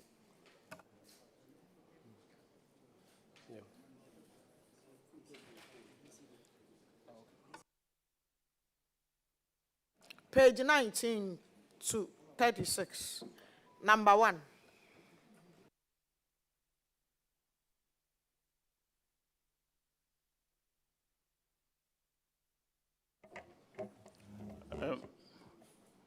Madam Chairman, there was a payment to a client, but when they were doing the attachment, it wasn't full. So later we asked the person to come and complete it in terms of receipt. So we have done it. Thank you. Yes, I can see you've written payment has been accounted for. So that means you've done it. Well, what's Yes. the evidence? Yes, please. What's the evidence?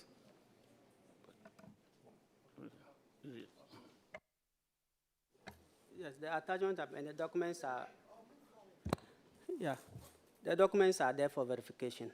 So maybe we can make it available to the House. Can we see it or it's not here? No, it's not currently here. When can you make it available? Latest by Friday. God willing, by Friday, you make those documents Yes, available. please. Okay, so who is Clark? Clark, by Friday, they have to. What is it? Are you taking note of it? Okay. Let's move. Who is doing the question? All right, thank you very much, Madam Chair. So I have some few clarifications from you. If you look at your category of recommendations on page 32 of 36, Page 32, so your category of recommendations are 1, recovery of funds and assets. Or assets, yes, an administrative process, fines, and all of that, right? So from your report, what it means is that you made 15 recommendations. 4 on recovery of funds and assets. Now, on that line, if you look at it, the amount applicable is 82. Is it 82 cedis? I will need an explanation. And then when you come to the end of that line, you have 95,000. What are we talking about? Are you just giving us figures, or these are the real figures? And then, if I look at your number 7, you said that the improvement of internal controls, 11, and that they've all been, I think 4 of them have been fulfilled. What's happening to the other 4? And so if you answer this, then I'll come back with my other questions. Yes. Yeah, please, with the recovery, I think there should be an omission or maybe inconsistency, because it should be an amount, not a figure. Sorry, you are saying that there should be an amount. Look, we are serious. So what should be the amount? What amount is supposed to be there? You know, that was from the audit report, and I guess we didn't put a figure there, and a figure as 82 there. So maybe, unless we refer to our other documents to get the figure for you. Wait, this is your report, isn't it? This is the report you've submitted to us, and you are telling us that you can speak to the report. Now you have these figures, and you are telling me you can't speak to them. So why are you here then? Yeah, respectfully, Madam Chairperson. So, like as the finance officer, I can't just intimated. I think this is an audit report that has been submitted to the committee.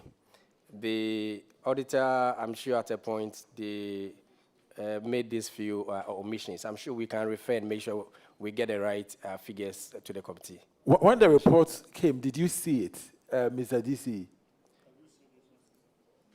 Yes, so actually... So you saw this.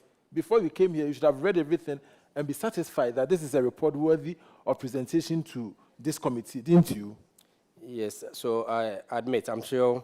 So I inferred from the internal auditor, and then I think he, at a point, gave some explanation that this were omissions that ought to be corrected. You know, originally what happened was that the letter inviting the assemblies did not include a good number of us. So it was last minute. Okay, so I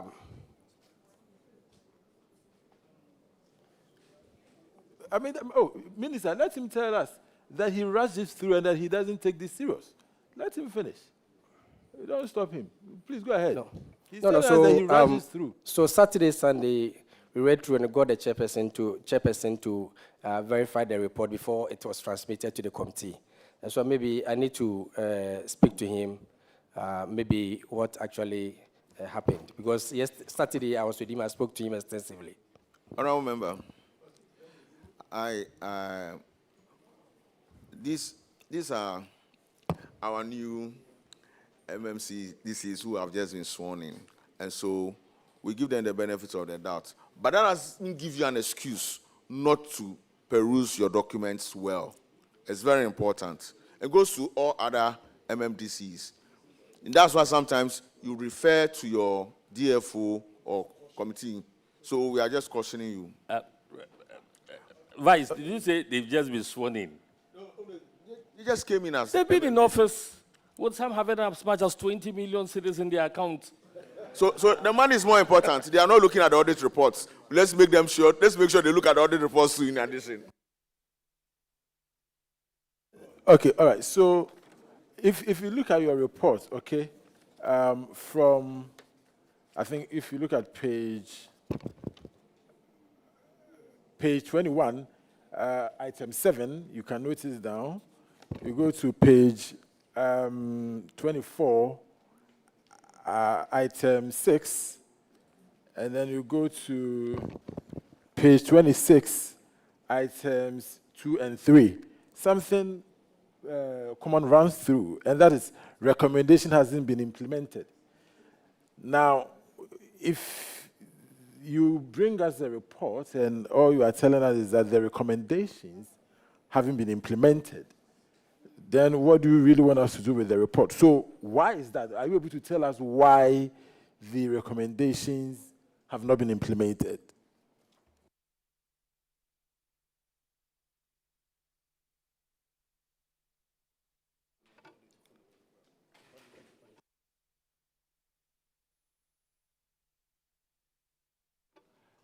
Madam Chairman, talking about the orientation and the induction training for the newly recruited staff, the orientation we have done for them, by the training that we have not done. Thank you. All right, the others, we want you to respond to all of them. Okay. Thank you, Honorable. Have you finished? No, he hasn't finished answering. And after that, I have my last question, then we can go. Yes. So the others, yeah, how do you respond to the others?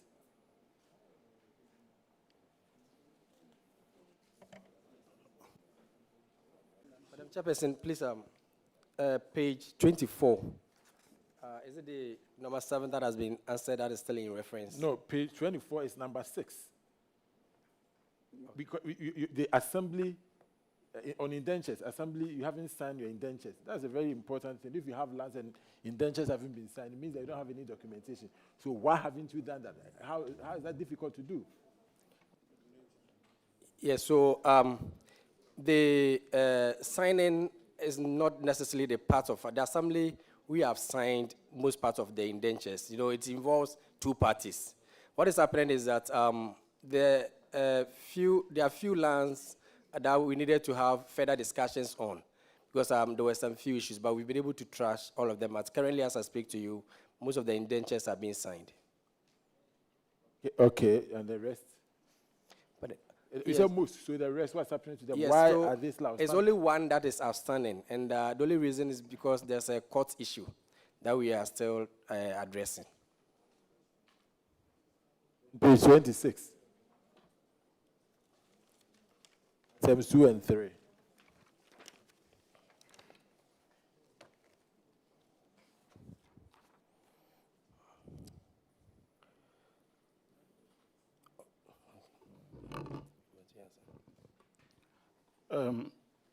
Madam Chairman, item 2, uncollected property rate. Honorable Member, I think last 2023, the government of the day... Please, address Madam Chair. Madam Chair, sorry. Madam Chairman, so Madam Chairperson. Madam Chairwoman.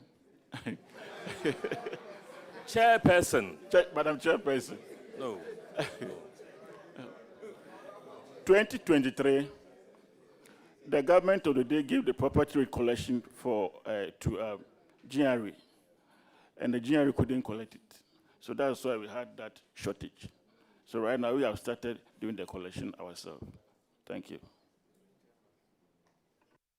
Yes, there's number 3 too, poor management of Lorry Park. Your recommendation hasn't been implemented. Thank you. Madam Chairperson, poor management of Lorry Park. We have an issue concerning security. When we come to Esoisia, we have only one Lorry Park, that is Esoisia. And we have 2 entrances, one exit, one entrance. So we used to have collectors there.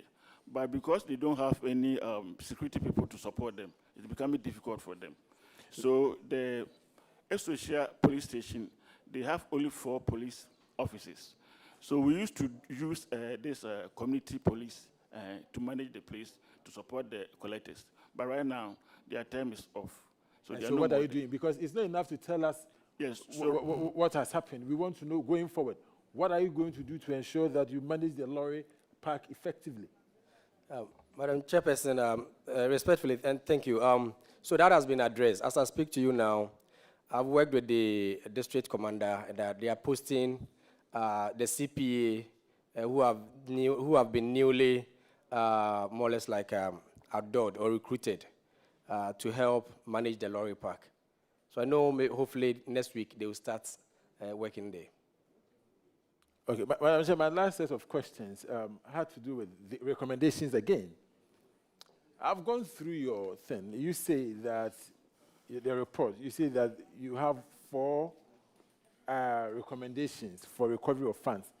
Now, there are other recommendation categories: administrative process improvement, fine, penalty, submission of audit evidence, improvement in disclosures, referral to anti-corruption bodies, and then sanctions against procedural lapses.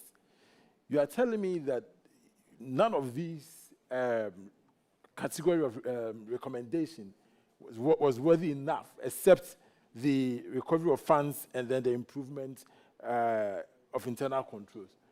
Now, I think it's important we realize that this whole exercise is to ensure that people are deterred, when it comes to committing of financial irregularities.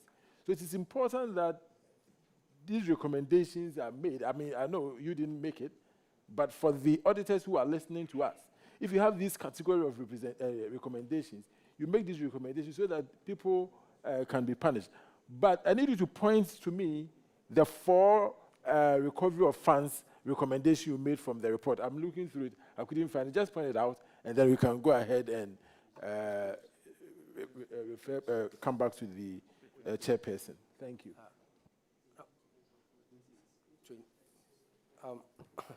Madam Chairperson, please, which page is the reference here? 32 of 36. The recovery of funds. You said that there were 4 recommendations. I want to see them. I was going through your report. Came in quite late for us, so I haven't been able to point out. So if you can point them out to us.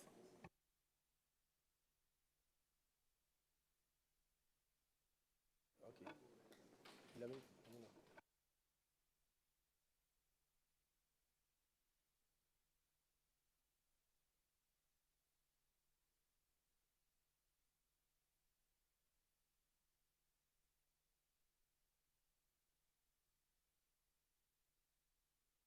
So, whilst... Oh, okay. Honorable Chair, I drew your attention to the fact that my honorable MP kind of questioning kind of dazzle my colleagues here. So if you can take them item by item, because the opening alone for me is too much for them before you get the substantive question. Can you make it It's simple a bit complicated. That's exactly what so I you should mean. simplify it. Simplify. Okay, so and I believe they can answer. Honorable, can we go straight to it as compared to we in the the law where? Okay, very simple. The courtroom. Very simple. I'm saying that on the recovery of funds, if you look at page 32, you say that there are 4 recommendations for recovery of funds. So I'm saying that because the report came to us quite late, are you able to point them out from the report to us where you recommended that some funds be recovered. And because you have had the benefit of reading this report, so just point them out. I just want to see. It's not supposed to be a big deal.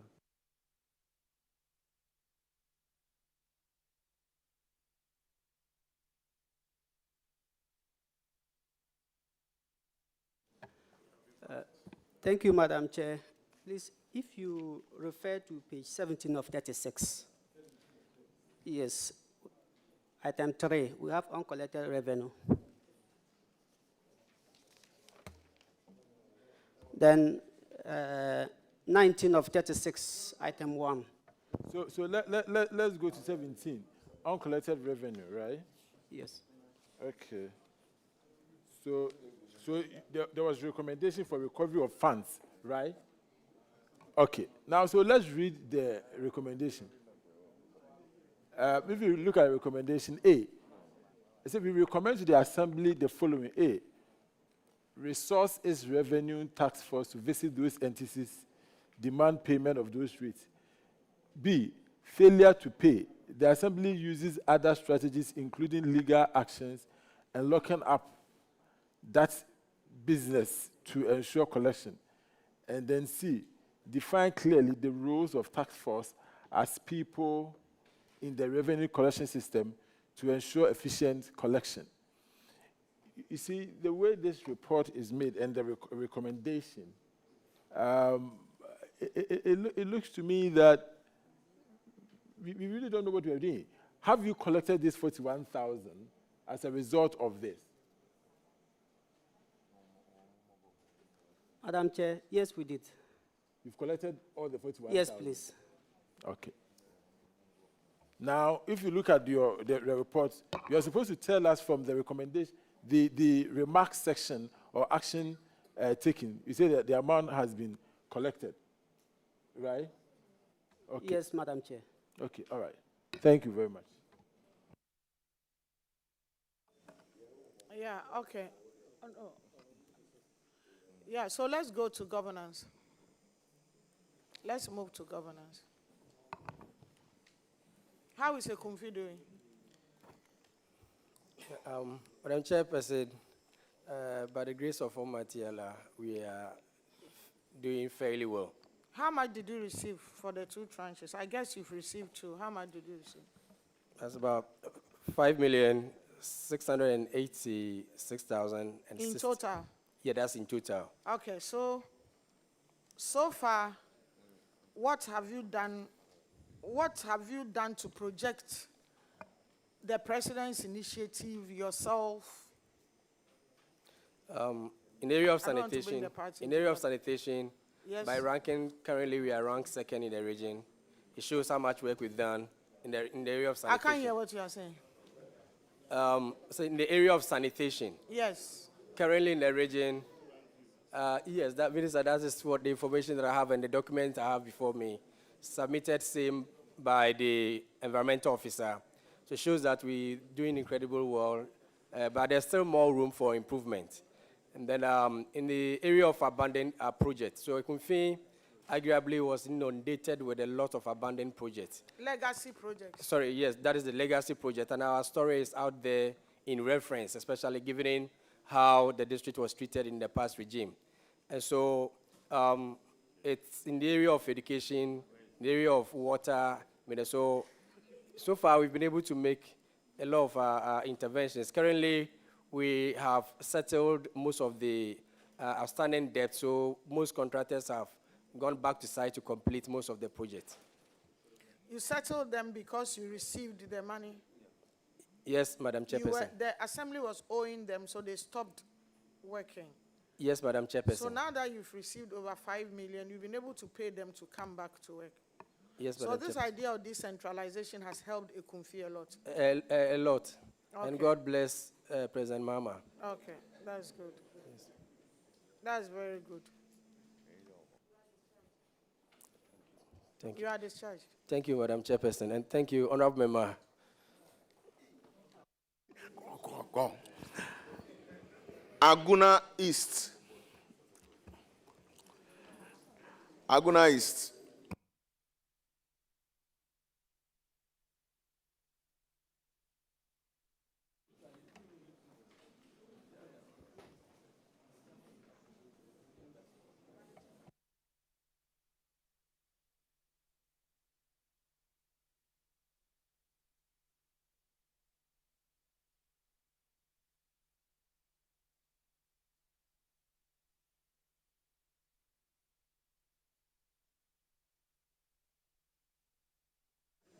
So can you swear them in?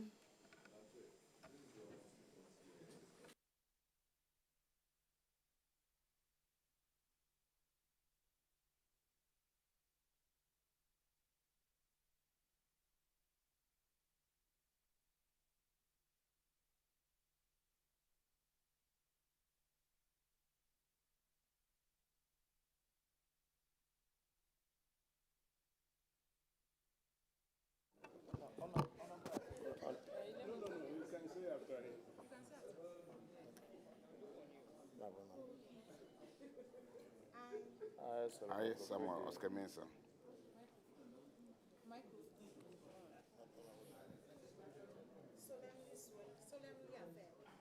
solemnly affirm that the evidence I shall be touching the matter in issue shall be the truth, the whole truth, and nothing but the truth. So do I affirm.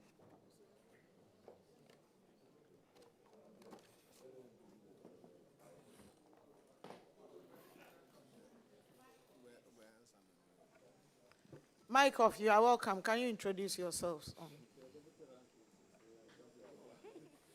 George Kinedu, District Finance Officer, Agona East.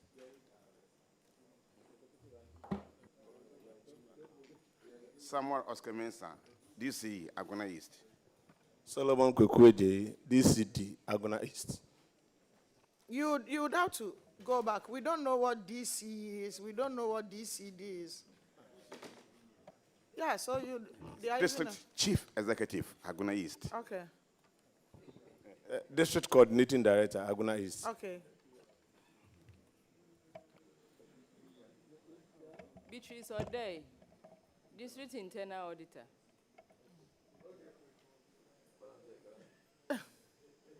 Please go ahead. Yes. You are very welcome to this committee. I see the chairperson is your friend. Mr. DC, what's the name of the member of parliament in your district? And by extension, your constituency. I asked the DC, I didn't ask the DCD. What's Sawyer. But I didn't hear that. Please, she's called Honorable Queensta Mamipokua Sawyer. I see. Is she here? She's around, please. She's chairing this program. She is doing what? She's the Madam Chairperson. She's the Madam Chairperson. Yes, please. Very well. And I'm happy you know her because I'm sure you are working together. Yes, please. I see. How many assembly meetings have you had already? 3. Mr. DC, you're asking your coordinating director how many assembly meetings you've had. How? We've had one, please. When were you appointed? 15th April, please. So you had this meeting after your appointment, is that correct? Yes, please. But you should know, you didn't have to confer on this one. I mean, the questions I want to ask, if I ask, I'll get problems, so I'm leaving you. You are discharged. Thank you. From my end. Okay. From my end.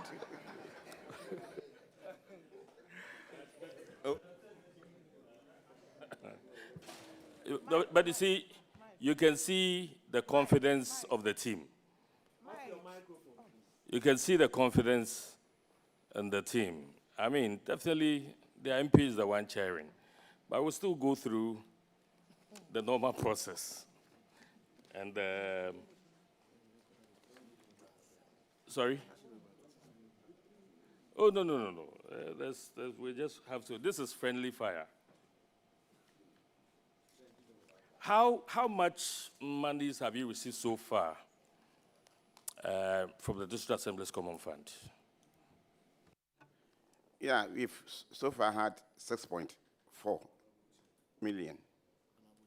Honorable Chair, please. 2 quarters? For the 2 quarters? Yes, please. And what was your IGF for last year, 2024? Last year we had 310,000, And this year too, by June, we had 510,000 Ghana cedis. By June? Yes, please. And what is your estimate, the annual estimate for this year? 800,000, please. 800,000? Yes, please. How many markets do you have? We have one market at Duakwa. Apart from that, we have small markets. And I'm sure you are planning to do a 24-hour economy market. Yes, please. Where are you going to situate that one? At Mankru Junction. Is it within a residential community that can be patronized? Yeah. Yes, please. How much have you earmarked for that? With 4.9, please. 4.9? Yes, please. And where you have decided to site the market, did you do that with the MP? Did you consult the MP before you decided? Yes, please. You did? Yes, please. Okay. And what are some of the other earmark projects out of this year's disbursement that has come to you? We are constructing a 3-classroom block at Ninta. We are also constructing weighing center at Mensankru. That is for the first quarter. This second quarter, we are going to construct Chips Compound at Kwansankru. Then 6-classroom block at Diborasi. Apart from the 20 boreholes that has been consulted by the MP. How many boreholes? 20. 20? It is ongoing by the MP. By the MP? Yes, we have so far consulted 6 at Kwafezi, Jerusalem, Konyako Polyclinic. But you're supposed to do a minimum of 10. Yeah, we've did 6. You've done 6? Yes. And the MP has done 20? Ongoing. Ongoing? Yes, please. So you will end up having about 30 boreholes? We are also repairing some boreholes in the district. Would that be enough to solve the water crisis in your district? It will help a lot. Okay. Will it be enough, yes or no? Not enough. Yeah, can I just come in briefly? This one is not governance. Governance, I cannot come in because it's my constituency. But can we go to page 1744? 1744. Number 2. Pass through the gift make system. Why?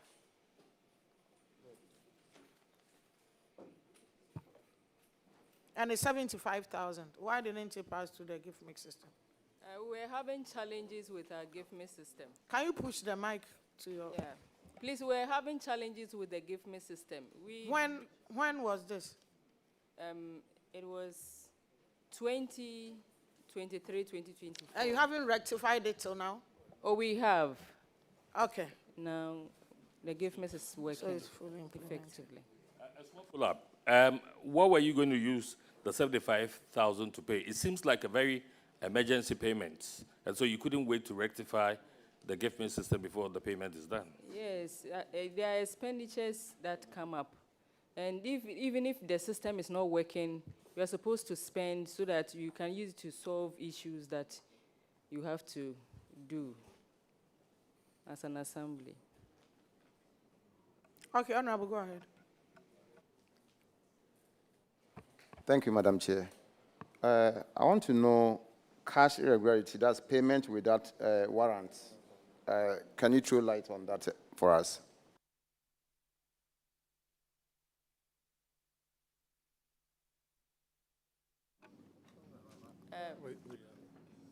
Okay. Madam Chair, please, if the payment did not go through the gift me system, definitely then the warrant issue comes in. So they move together. So once it did not go through the gift me system, there will be warrant issues. And now you've rectified everything. Yes. You fully rectified Yes, it. please. Okay. Yes, please. Okay. Honorable, do you have a question? Yes, Okay. Otherwise, we could discharge them. Thank you, respected Chair.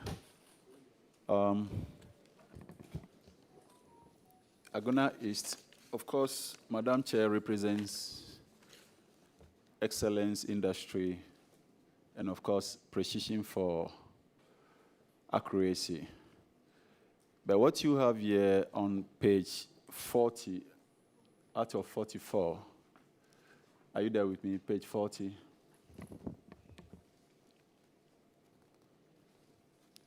Please, are you with me?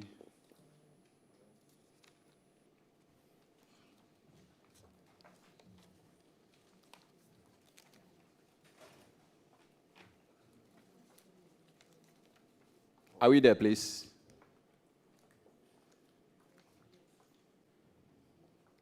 Okay. So the very first item, cash irregularities. 11 of such has been recorded. And then those partially implemented on the value of the evidence we have here is 5. Those fully implemented are also 5. Then one yet to be implemented is 1.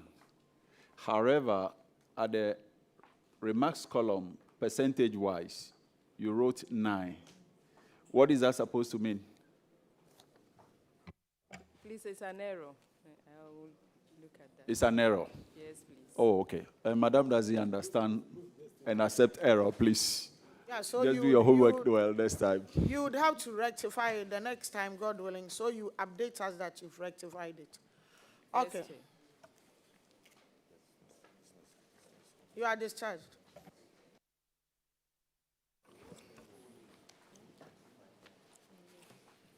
Ewutu Senya East.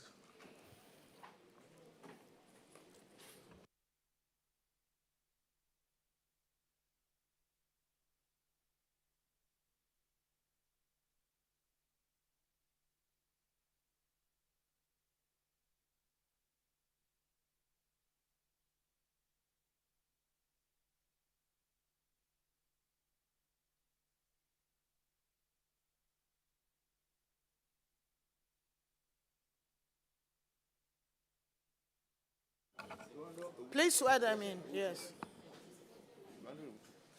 You want to handle it?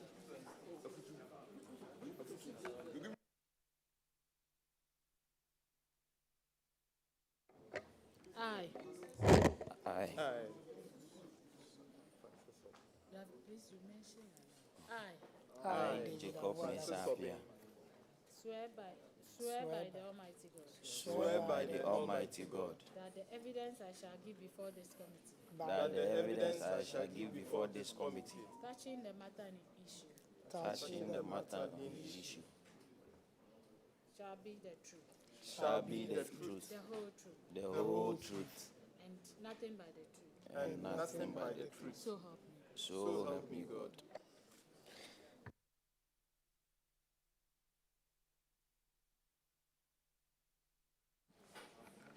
Please go ahead and introduce yourselves.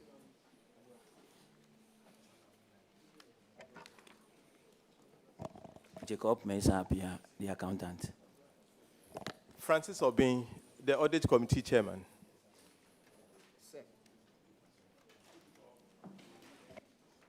Seth Sabasawonu Banini. I serve as the Municipal Chief Executive Officer. Vuada David Kofi, Procurement Officer. Daniel Mensah, Accountant. Abdul Hafez, Development Plan Officer. We didn't hear. The voice was too deep and close. Abdul Hafez, Development Plan Officer. Okay, good. Better. You're welcome. Fine, thank you, Chairwoman. Seth, how are you? Madam Chair, I'm doing well by God's grace. And how is Kaswa doing? Kaswa is a school. Sometimes it gets hot, but generally it's cool. We don't have cool and hot here. How is Kaswa doing? Kaswa is faring well, Madam Chairperson. Good. Powerful. It's doing well. Yes, please. Okay, so once Kaswa is doing well, let's move to page 48 of 72.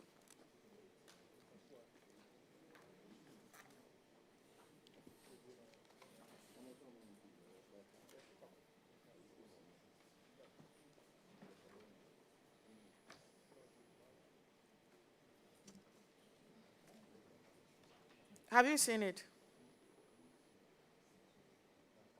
Yes, please. Some of your projects have been abandoned or delayed.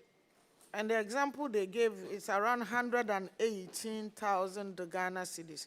So recommendation was for you to use it as a legacy project and finish before you start new ones. That's right. Okay, so what is happening to that? That's right, it's not an answer. Oh, thank you so much, Madam Chair. We have taken full notice of the abandoned project. How many have you started?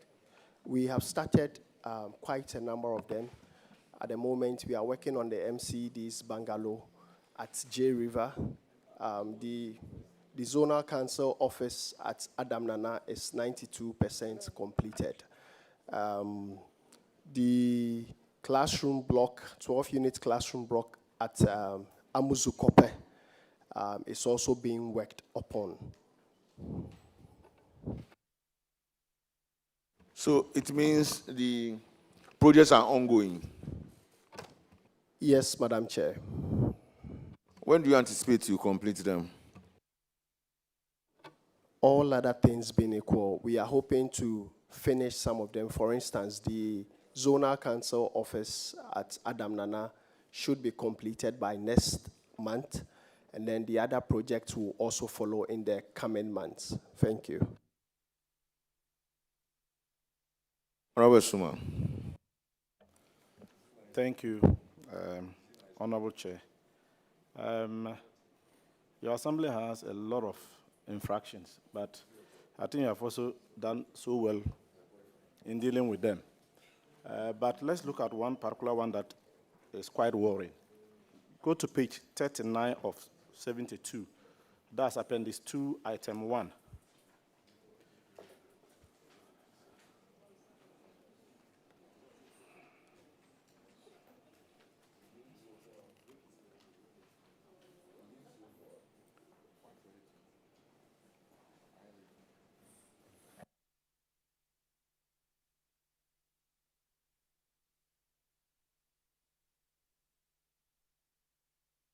Are you there?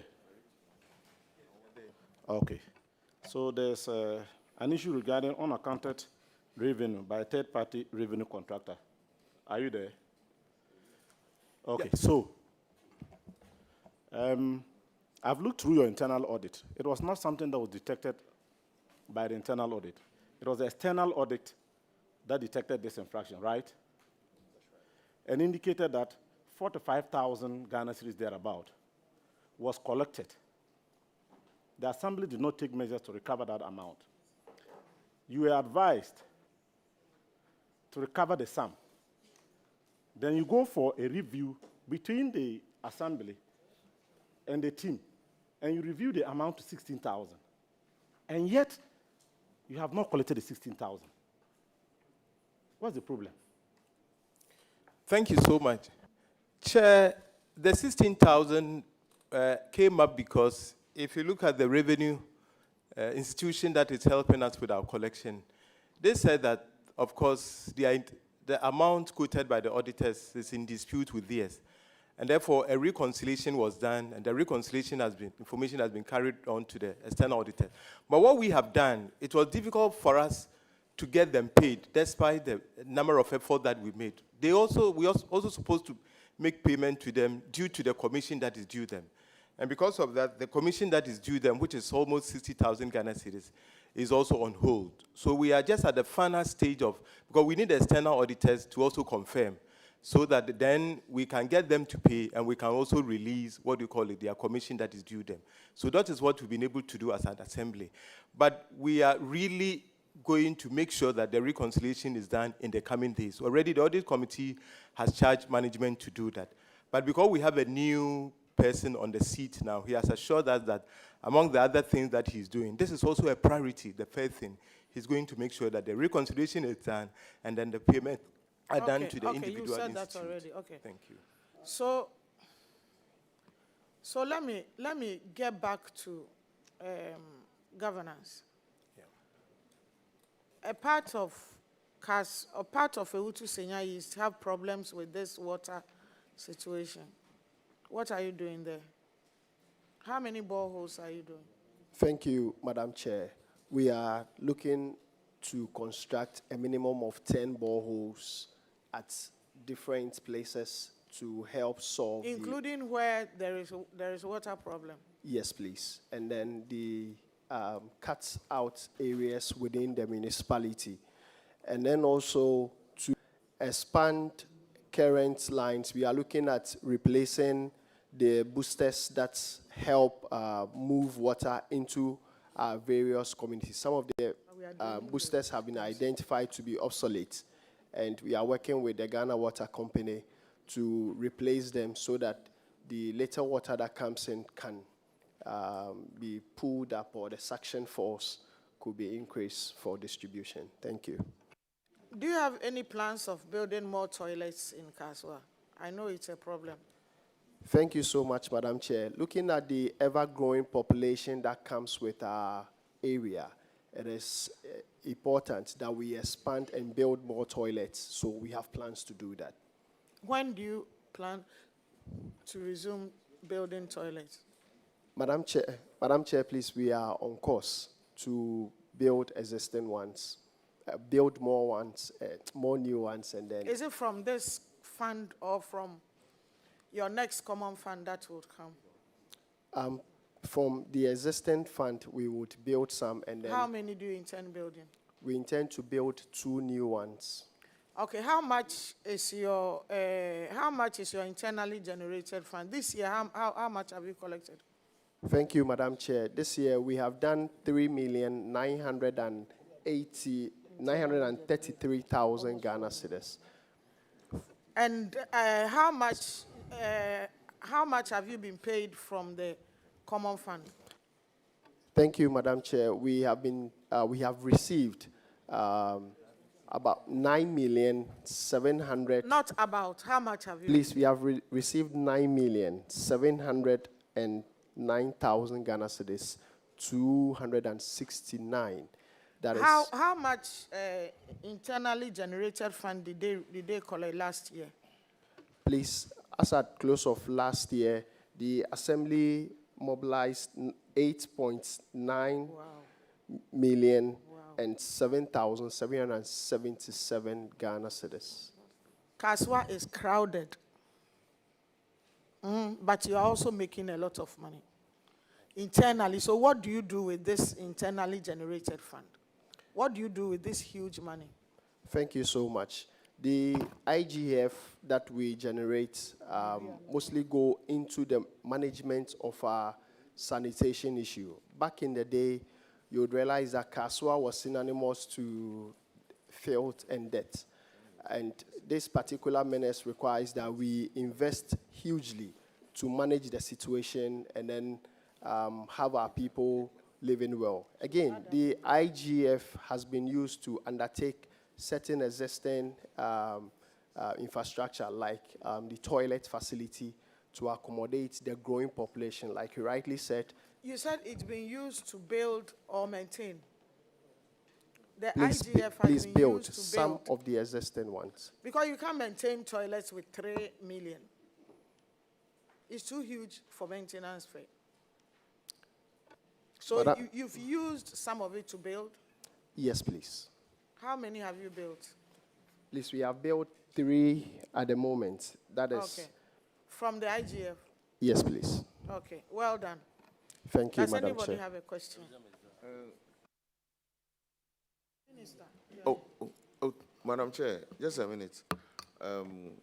The question Honorable was asking, he wanted, he should paraphrase the question. Who is that? Anthony. Please go ahead.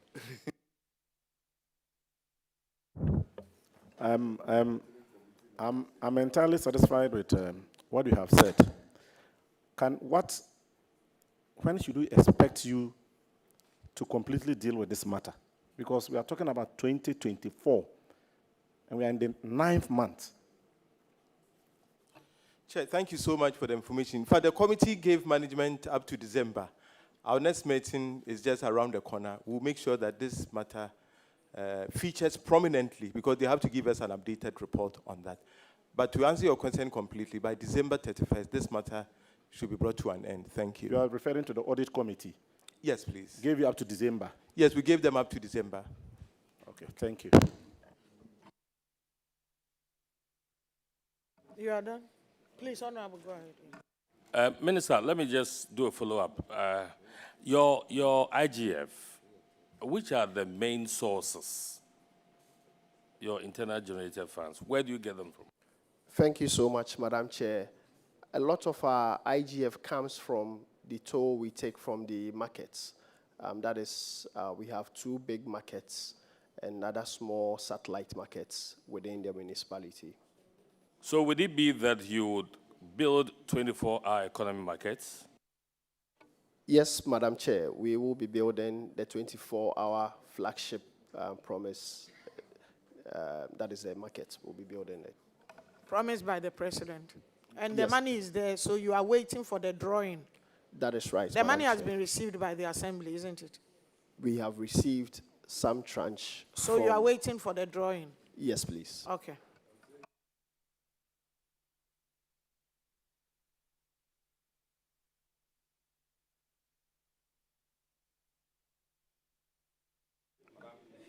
Okay. Minister Trent Porter, let him finish. Madam Chair, thank you very much. Honorable MC, we Yes, have Madam heard Chair. that you are not working closely with your MP. Is that true? Thank you, Madam Chair. That is a statement that you cannot say. I have a very close...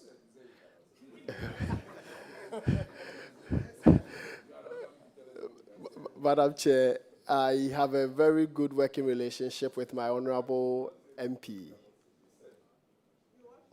I have a very solid relationship, a working relationship with my Yes, honorable... it's good you added the working. It's good you added the working. Madam Honorable, Chair, continue with your questions. you When see, you finish, then the minister will ask. yes, I was going there because looking at you, you look very young, you look very aggressive, energetic, and you have a very solid relationship with the working with them. And she's also very young, you know. Very solid. Would you support her to go as long as, I mean, she's able to work and stay her way through without any form of undermining her or antagonism? Thank you so much, Madam Chair. I would always support and stand by the vision of my honorable MP to continue to give good and better representation to the people of Kaswa any day, any time, rain or shine. Well, I'm happy you said that because this is on record. Yes, Madam Chair. Okay, Minister. Thank you so much, Honorable Chair. Honorable Chair, I wanted to have a word about the issue of public toilets. It appears the local government ministry itself is reducing the various assemblies' appetite for, building public toilets, except in lorry parks and markets. And so what we are doing at the regional level is to motivate them to rather encourage households to have toilet facilities. That can be done when they are seeking their building permit and other things, which is why many of them are unable to tell you straight away how many of them they are going to buy. Indeed, if you look at the template that came with the common fund, I do not find anything for public toilets as a matter of fact. So what we are saying is that, yes, we will be doing that. Are you lobbying us to do that for you?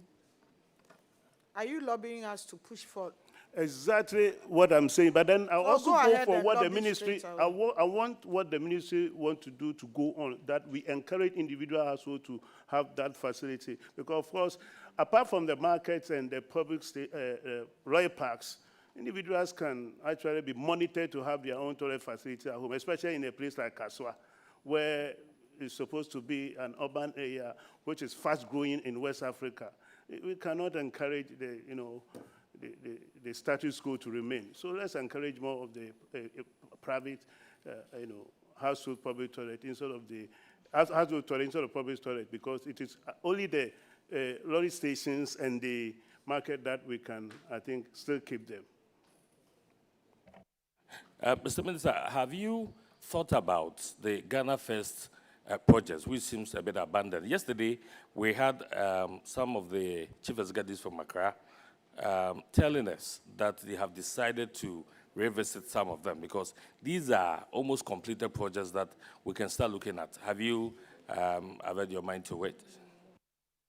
Well, Honorable Chair, I did not want to bore you with the number of uncompleted projects in the region and many of the other regions. Indeed, that is also an area I want you to help as a committee, because while we want to initiate new projects, we still have a number of them that are either uncompleted or abandoned. In fact, there is even confusion as to whether the difference between an uncompleted project and an abandoned project.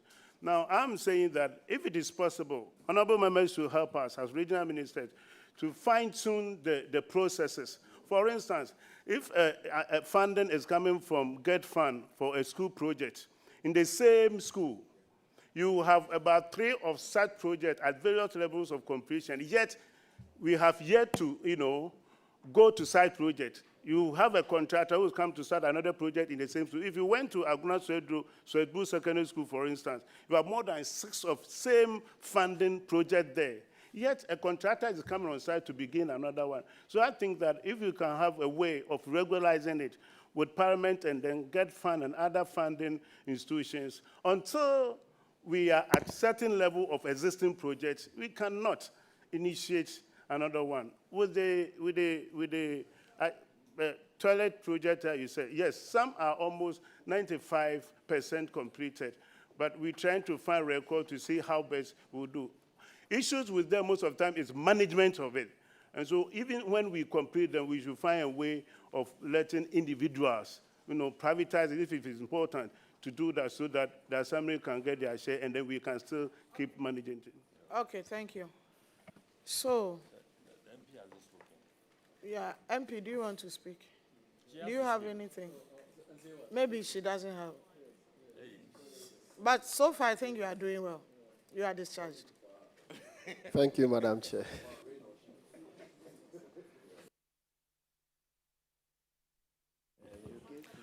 Agona East.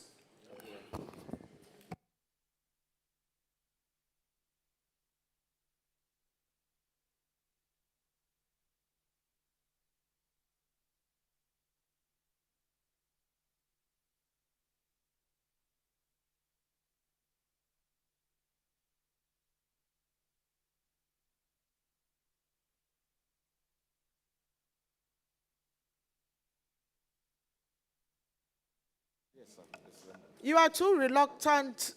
Sit down and let's move.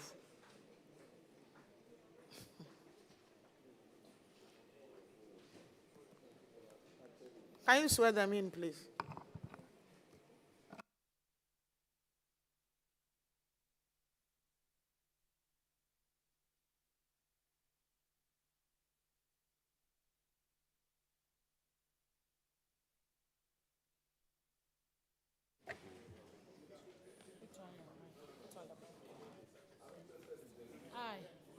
I, John Gobekoko, Swear by the Almighty God. Swear by the Almighty God That the evidence I shall give before this committee. that the evidence I shall give before this committee Touching the matter in issue. touching the matter in issue Shall be the truth. shall be the truth, The whole truth. the whole truth, And nothing but the truth. and nothing but the truth. So help me God. So help me God.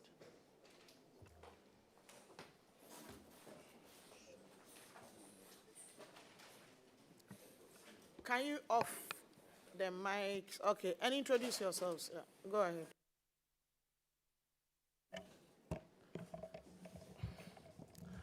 I am Kwabno Osu, the chairman of the Audit Committee. My name is Paul Zikpi, the District Finance Officer. I'm Margaret Nana Akom, District Chief Executive. Salom Tibu, Coordinating Director. Paul Mensah, Procurement Officer. I'm John Bobiepoku, Principal Accountant.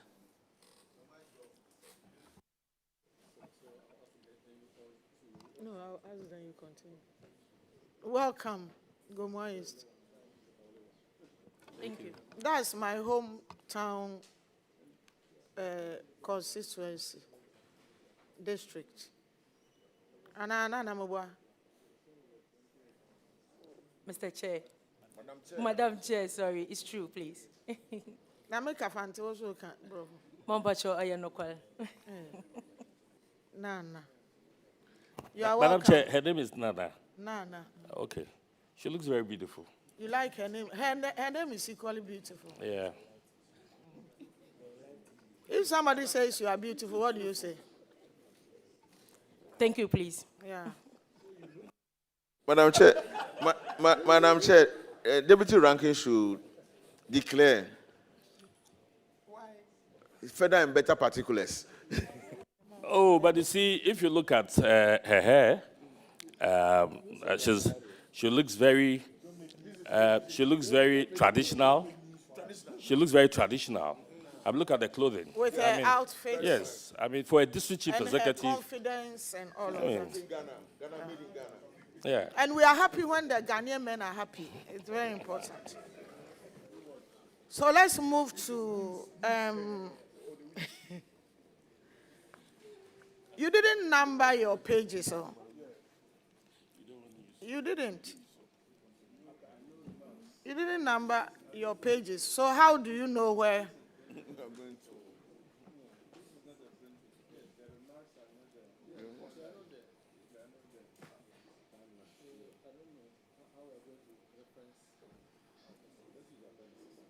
How are we going to ask our questions referring to where?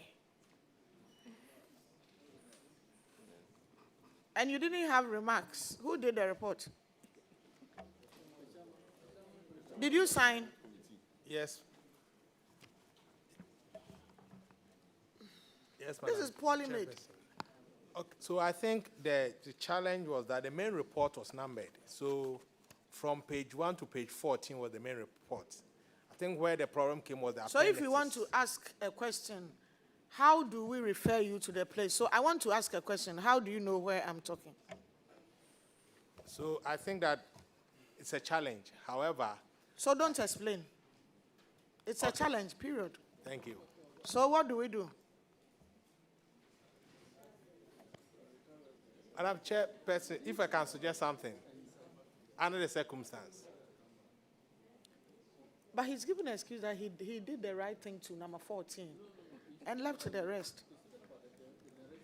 So right now, what do we do? How do we reference you to a page and ask questions? How do we do that?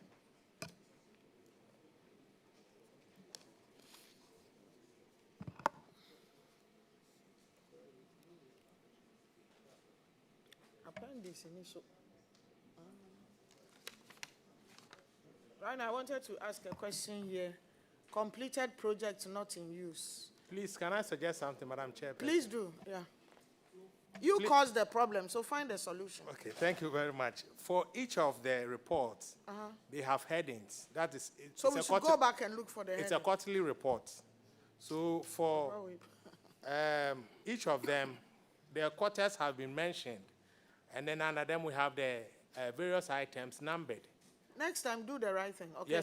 Yes, we'll do that. Next time, do the right thing. Madam Chairperson, we've taken note of that. Thank you.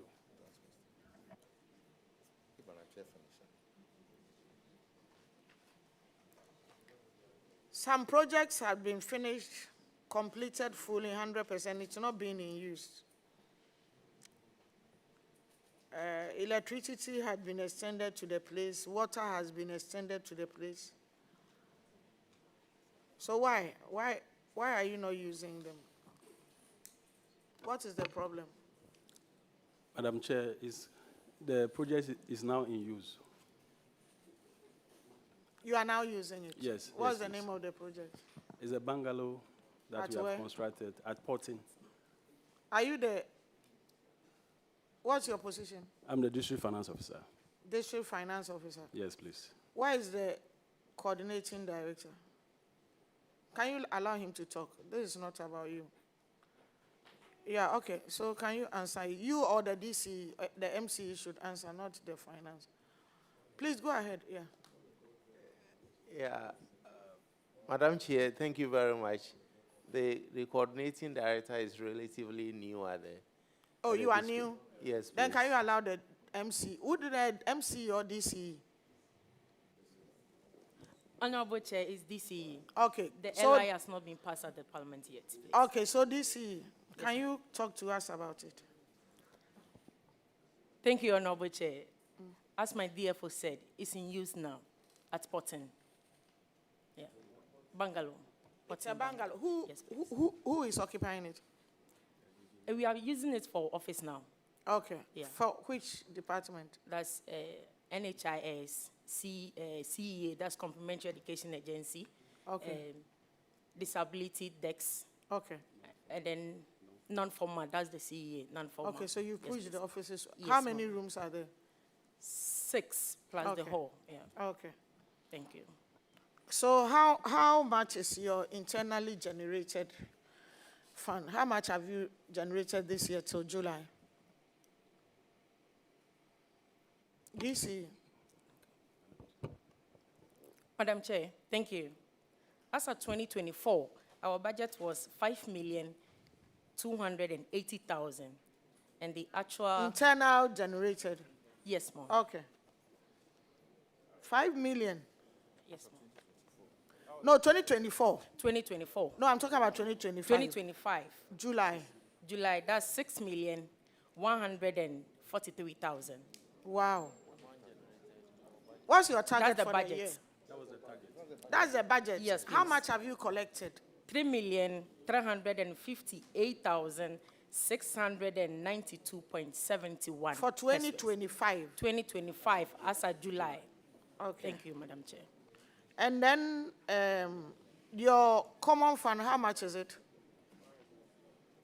Honorable Chair, that's first quarter. We received 4,660,260.46 Ghana cedis. And the second one? And then the second quarter, we received 9,061,416.23 pesos. Thank you. So you've received over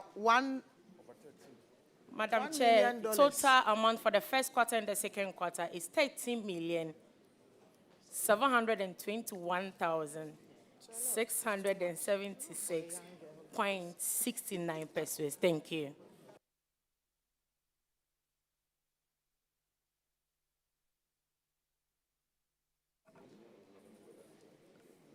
This is a huge amount of money. What plans do you people have to make sure the legacy projects are completed, to make sure the vulnerable, have you done any plans for the disabled and the vulnerable in Agona East? Do you have any plans for them? Thank you, Honorable Chair. Per the money we have received show that Agona East is metropolitan, so left with the LI to be passed. With the person with the disability, when I resumed office in April, that was International UN Day of Hope. That's where it was launched. And after that, we gave them some skill training. Today is the second time, but due to this meeting, we have postponed. So definitely maybe next week, we are going to give them the second skill training exercise as well. Thank you, ma'am. Yeah, so after you train them, do you equip them? What Yes, do you Honorable equip them Chair. with? What do you equip them with? Okay, in terms of the skill training, we are looking at the liquid soap and then dressmaking. That's the artisans. So definitely after everything, we are going to give them some small capital so that they will start with it as well. Thank you. And then sewing machine as well. A lot, I think the whole of Central Region, you are receiving them. A lot of money is coming to Agona East. So I think we would have to eye the place, visit the place. We would have to visit the place and know how best we can shape you and direct you to do things, because I am overwhelmed with this amount of money coming in. And so, can I again ask, what new project have you started in Agona East since you took office? Thank you, Honorable Chair. As we are speaking, previous government, the contractors on the contractors who are That doing one the will be legacy projects, yes, no, please. I'm They are talking owing about them. what new have you started? That's the mandatory project. Yes, we are following the guidelines. That's the But 10% apart for from the following health. the guidelines, Yes, you are ma'am. collecting over 3 million IGF. What are you doing with the IGF? Thank you, Honorable Chair. As we are speaking, when it comes to Gomwa Porten, that's the DA, we are using the IGF to build a 6-unit classroom block, that's storing building for them. We are almost done. Thank you. When did you start? Last year, and now I've completed it. I want a project that you started. What you are talking about is a legacy project.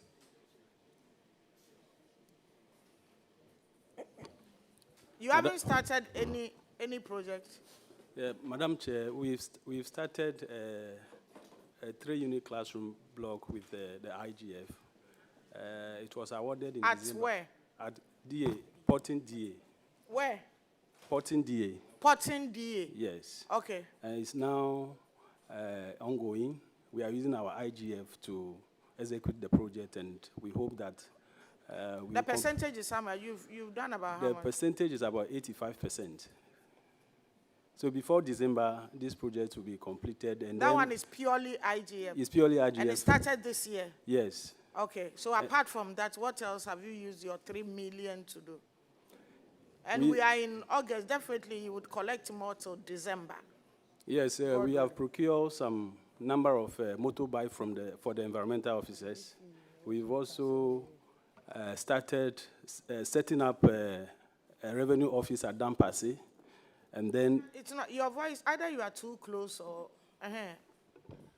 You say you bought motorbikes. Then what? yes, we are setting up a revenue office at Dampasi, and then we are also doing a lot of reshaping works in the district with the IGF. You say you are doing something at Dampasi. What is it? That's our revenue point.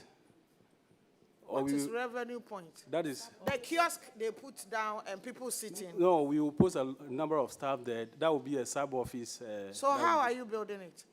Currently, we have the plan, but currently we have bought the foreign containers, and we send the foreign containers there that temporarily. But we have the drawing for a complete office complex that we want to start this year. Who do you make these decisions with? The DC? Yes, please. And who? With management. Management? Yes, and the stakeholders at the Dampasi. So this decision, is the MP aware of this decision? Very well. Does the MP know that you are doing 3 classroom block with IGF, you are building whatever and all of that, you have bought motorbikes? Does the MP know that? Yeah, he's aware. He is aware? Very well. You seem to be on top of issues as a DFO. Are you the one running the assembly? Please no. So why?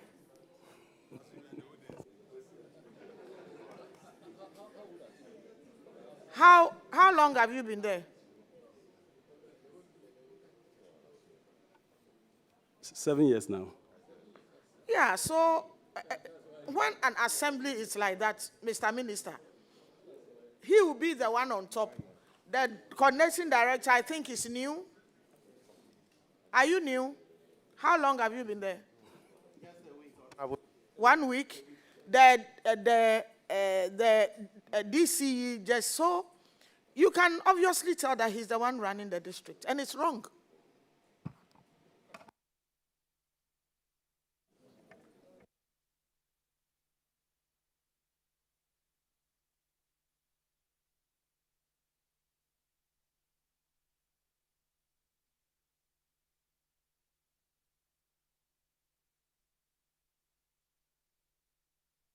So, Mr. Accountant, DFO, can you adjust yourself in such a way? She's a lady, but let her, she is the head of the district. Let her be in charge.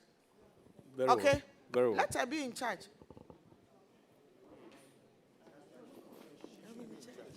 Madam Chair, she's in charge and it's a teamwork.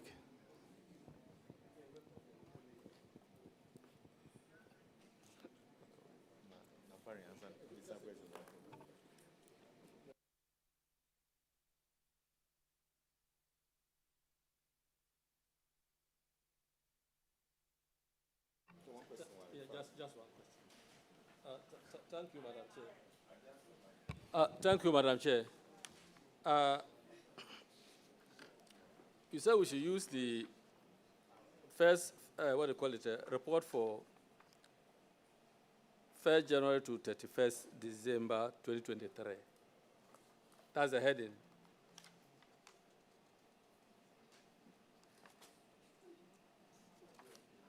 Item number 2, item number 3.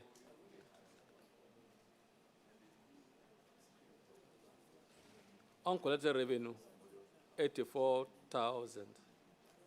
Are you there?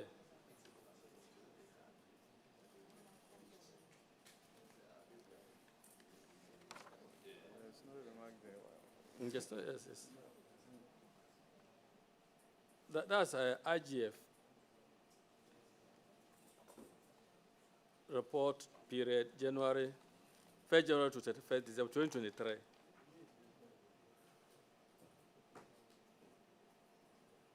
You see the challenge of you numbering, not numbering the projects. See that you are struggling.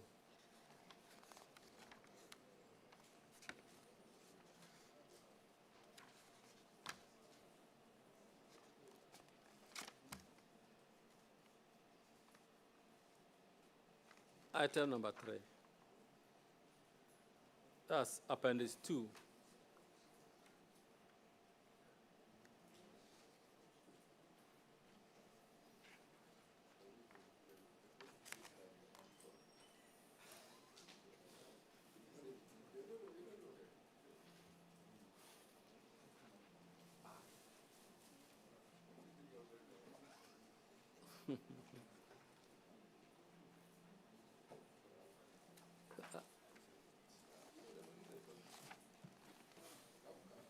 Have you found it?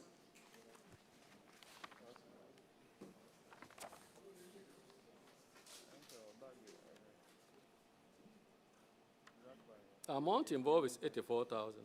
84,851. Yeah, Madam Chair, we have recovered. Have you found it? Yes, we have found it. But I have not answered the question yet. What are you answering?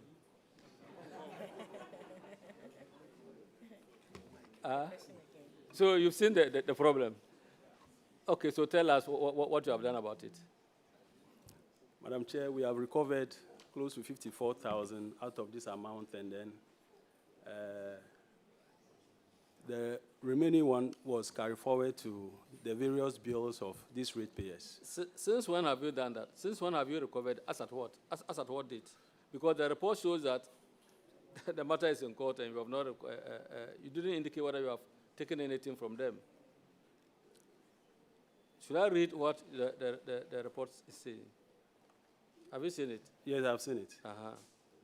So do you have evidence to the recovery you are telling you have recovered? Yes, yes. Do you have it here? We don't have it here. So we presented this evidence to the external auditors, and it was left with about 31,000 to be recovered. Yeah. So can you furnish us with the evidence of payment? Sure. When can you bring it? DC. Honorable, please by Friday. Friday? Yes, please. Okay. Thank you. Okay, that's okay. Thank you, Madam Chair. Mine is just to draw the attention of the budget officer. Now, mostly our questions or all interrogations on your document will emanate from your remarks and comments. But this document is without remarks and comments. You expect us to work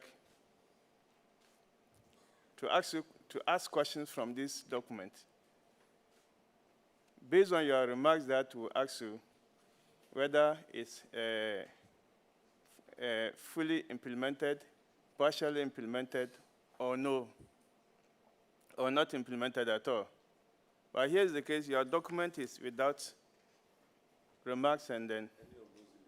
So I think next time you have to glance through your document well before you forward it to us. Either in that, maybe we suggest, Madam Chair, that we reject this document, we can't work with it. Or you are trying to dodge something. Maybe you are trying to hide something from us. Honorable Saidu, thank you. Thank you. You take a cue from that. And all other DCs, MMDCs take a cue from that. Your documents must be complete. Thank you for attending to the committee. Thank you, too.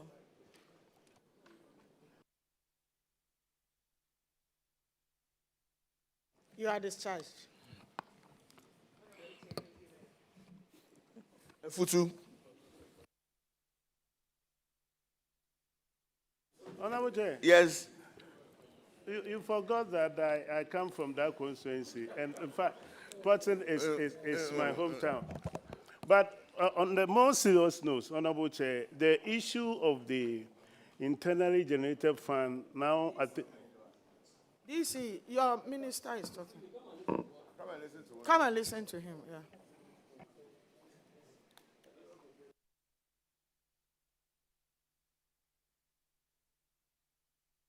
Thanks so much, Honorable Chair. I'm most grateful. The issue of internally generated fund, I think that we need to look at it, and I want to make an appeal to honorable members if you can make an adjustment for us. I've read somewhere that either a regulation or a law that not less than 20% should be used for developmental activities. Then I asked, what happened to the 80%? Fixed assets. Fixed assets. 20% is for capex. Okay, and so the 80, can we have a template? Because if you look at the numbers here, IGF is now becoming very significant, because until recently, assemblies can receive common fund less than the IGF you just mentioned, even now that the year is not over. So if we can be intentional about its utilization, if we can give a template to that so that we can monitor.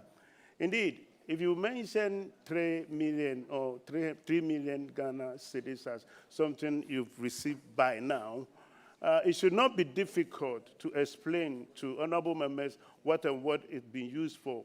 Honorable member is new, so it tells us that something has gone wrong somewhere, but it's a promise that once I am the regional minister and I come from that region, and knowing very well that that constituency or district is, becoming internally generated fund vibrant, I'm going to open my eyes and ensure that the next time we appear here, if just come, all that we're going to do, we'll be able to tell you. But I'll plead with honorable members to find a way of ensuring that we kind of give it a template so that no matter how small they're able to generate, they can account for properly.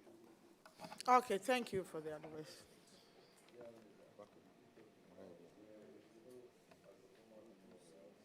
Okay, so please, can you swear them in? A futu. Can you swear a futu in?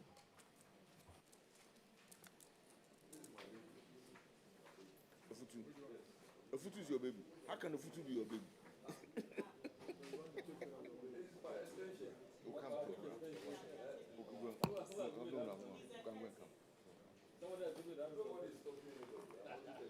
The futu is your baby.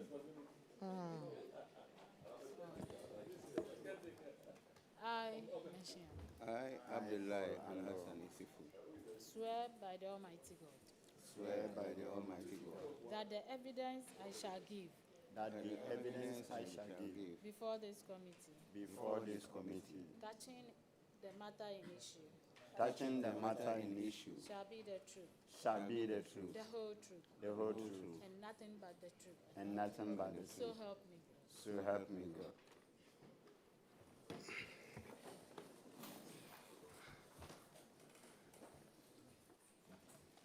You are welcome. Can you introduce yourselves, please? Mic off. Abdullahi Al-Hassan Isifu, Coordinating Director. Paul Ando, Committee Chairman. Reverend Ataminsa, Municipal Chief Executive. Eva Frempomane, Municipal Finance Officer. Right. Sidi Mohammed, Municipal Internal Auditor. Emanuela Gazy, Municipal Procurement Officer. I am Joseph Sabla, Principal Accountant.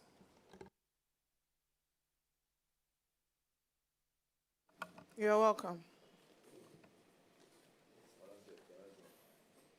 Can you do it? Okay, please. I've always had special interest in local governance, so yes, but please, the MC, you are a reverend father, a reverend minister. Yes, sir. Of a church. African Methodist Episcopal Zion Church. Pardon? African Methodist Episcopal Zion Church. Episcopal. Zion Church. Oh, AME Zion Church. Zion. Oh, that's nice. And what is the name of your member of parliament? Honorable Alexander Osanyen Afeyomakin. I see. And what is the working relationship like? Politically friendly. Politically? Friendly. And economically unfriendly?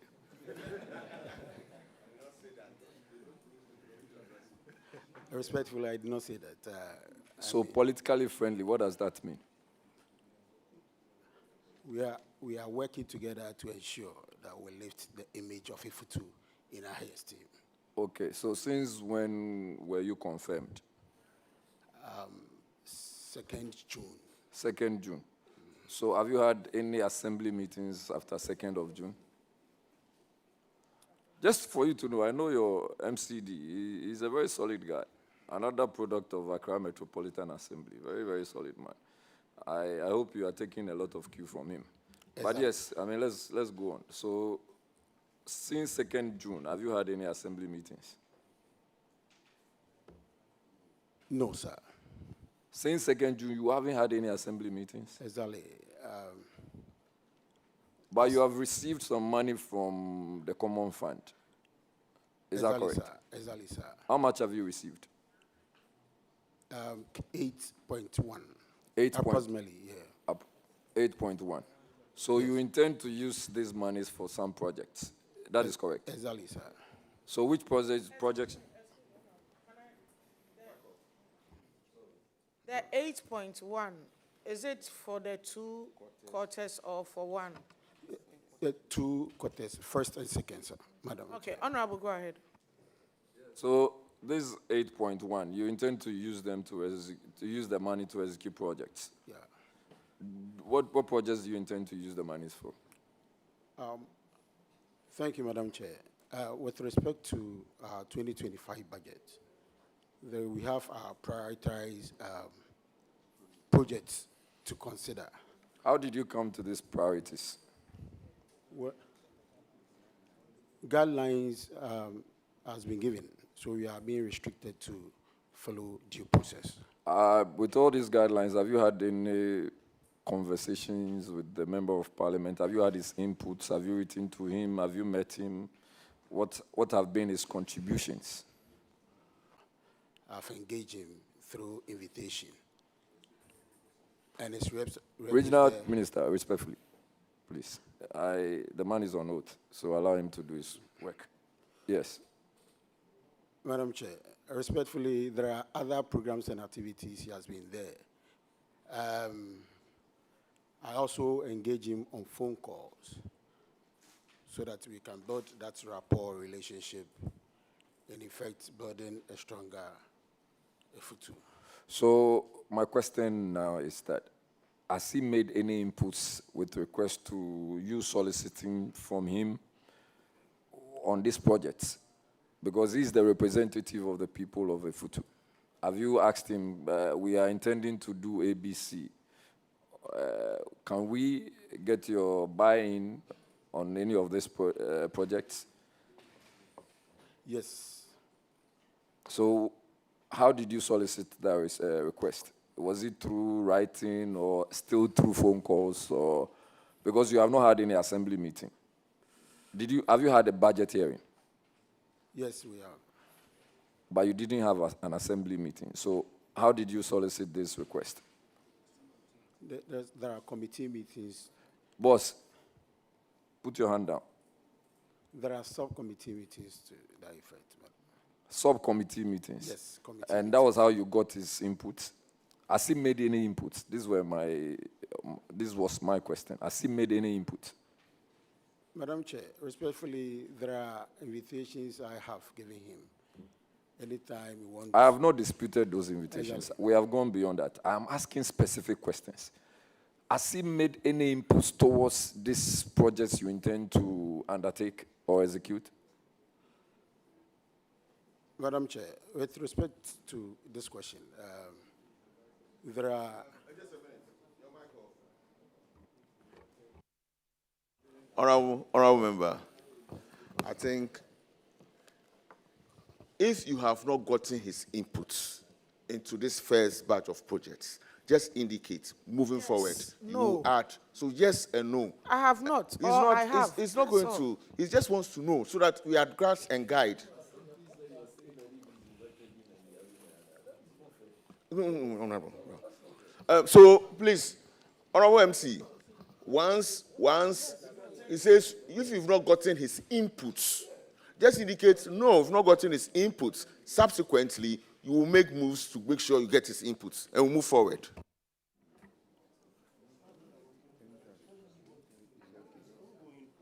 Yeah. We are to guide and direct. So let's move forward. Thank you. Madam Chair, respectfully, it's an ongoing process, so I'll invite him. Honorable MC, and solicit his input. I need you to understand that members of parliament are part of the process. And this is pursuant to the Constitution. Exactly. So you cannot arrogate to yourself or any assembly member arrogate to himself or herself to say that you are depriving the members of parliament from being a part of the process of development. So it's just a caution. Just like you have been given a cue, please take the cue. Well acknowledged. I also want to find out how much have you received as in the form of IGF, internally generated funds? Approximately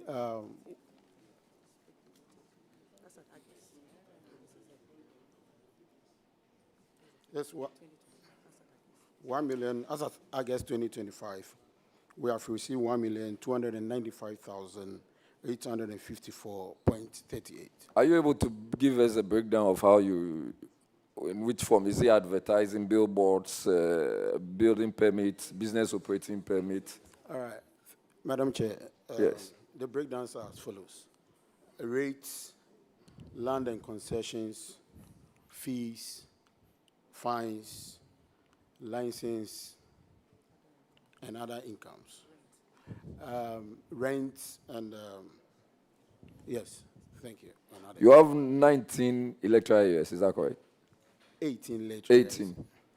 And what is your relationship with the assembly members? I have a good rapport with them. Is it also political? Yes, political. So when you are done with assembly meetings, you don't have any kind of conversations with them. It's just you have just come to do political meetings. Is that what you're saying? That is not. Okay. But I have a good relationship with them. Okay. So which project have you started since you got into office, since 2nd of June?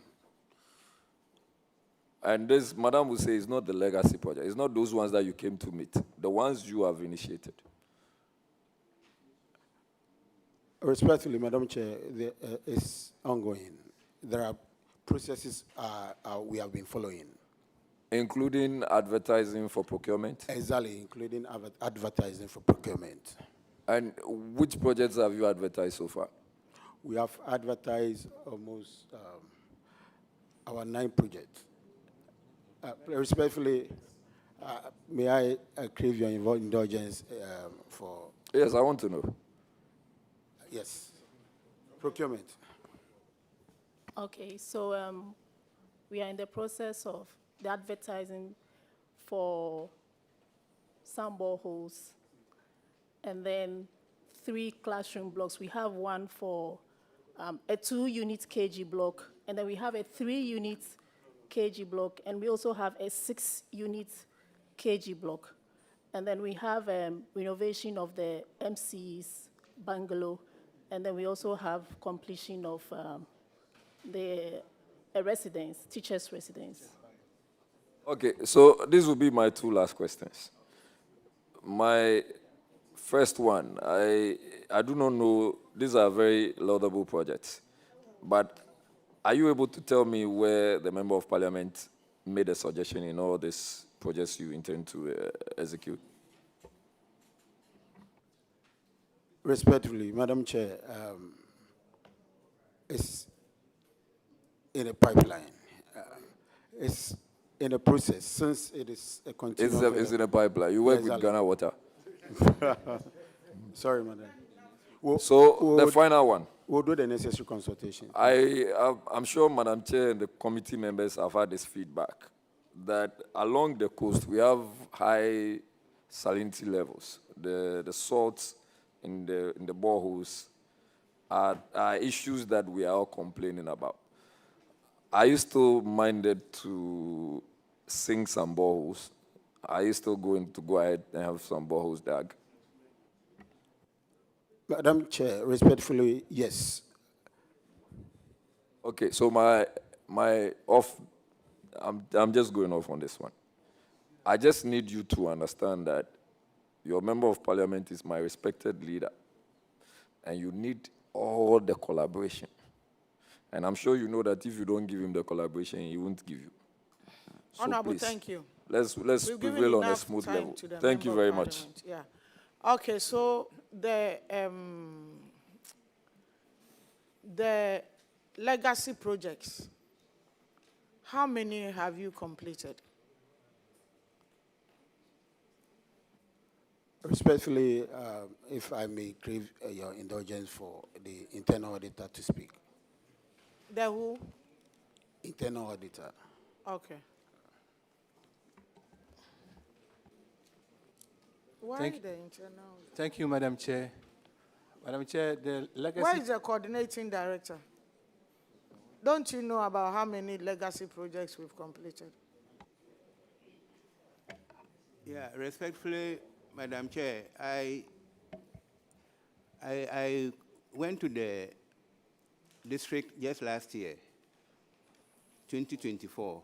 I am talking about President Mahamad's initiative of completing projects that we met. That is what is called legacy project. Projects that other governments have started, and it's been abandoned. And monies have been given to complete so it doesn't become waste. The president said all of those things have to be completed to be in use. And they budgeted money for that. Have you completed that? Madam Or Chair, have you started or something? Madam Chair, so like our procurement officer said earlier, we have captured them under the legacy project in our budget. We have advertised for some of them. As we speak, the completion of the teachers' bungalow at Domiabra is one. Don't mention him. How many have you done? Just 2, 3, 5, 1? As we speak, we are advertising for 3 of them. The 3 of them? Yeah, 3 of them. Did you consult your MCE? Does your MCE know you are doing legacy projects of 3? Very much so. So why did he say you should talk? What is your position? I'm the internal auditor, please. How long have you been there? 1.5 years. So I hope you people are not sitting on him. No, no, no, no, please.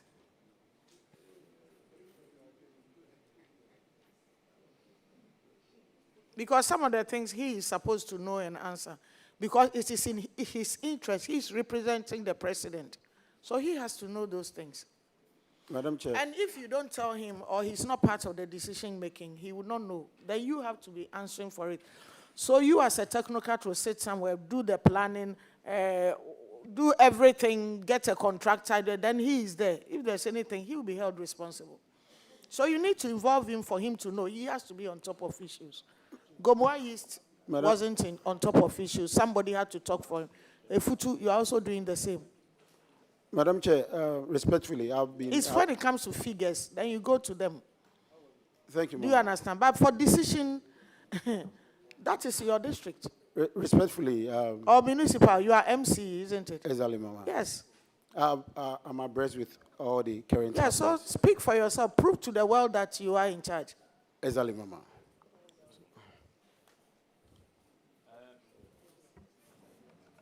Be mindful of your responses. Exactly. This is Madam Chair. I'm sorry, Madam Chair.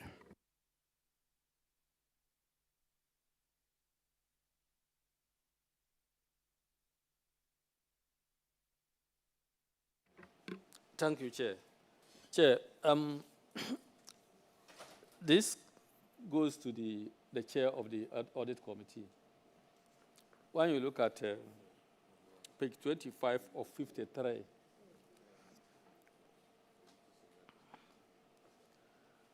item 9,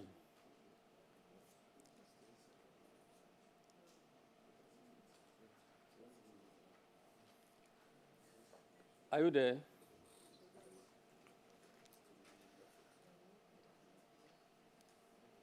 Yes, please. So item 9 and 10. The implementation is still outstanding. Are you there? Madam Chair, we are there, please. Yeah, so I said the question goes to the chair of the audit committee. So if he's not there and you are there, I'm not asking you the question.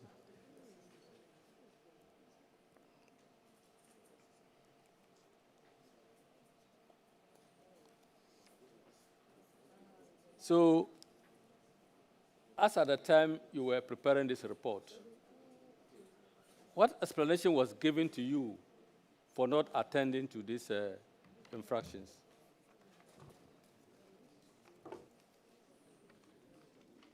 With regards to item 9, it says payment without warrants. And item 10 is saying failure to apply the right tax percentage. Go back to 9, and that the budget analyst was taxed to generate warrant to be attached to the payment. I say no action has been taken. So the question is, what explanation was given to you as at the time you were preparing this report? This report is for you. Yes. Madam Chair, Honorable, I think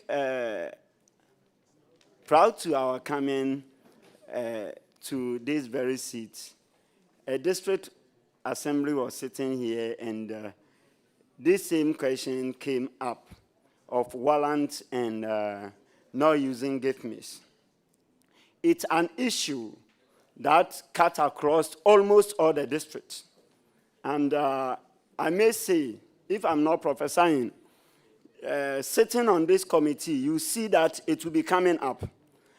We, as a nation, want to use the gift miss platform, but it comes with a challenge of using it. And when the lady was responding to it, he says, if the gift miss does not go through successfully, there is that difficulty of getting the warrant.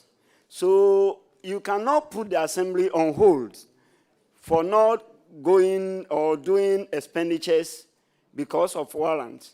So we sometimes have to allow, looking at the amount involved and the exigencies of the transactions to be committed. So when we had a meeting, we talked about it. We even wrote to give Miss for support. And it's sometimes not only technical challenges, You know, GIFMIS runs on data. So if your assembly is located on an area where you have internet challenges and other things, if you say that you are going to go by... Chair, please, okay, Chair. say. You see, your explanation is not tenable because okay. He should have done this thing in August 2024. Yeah. We have gone past August 2025.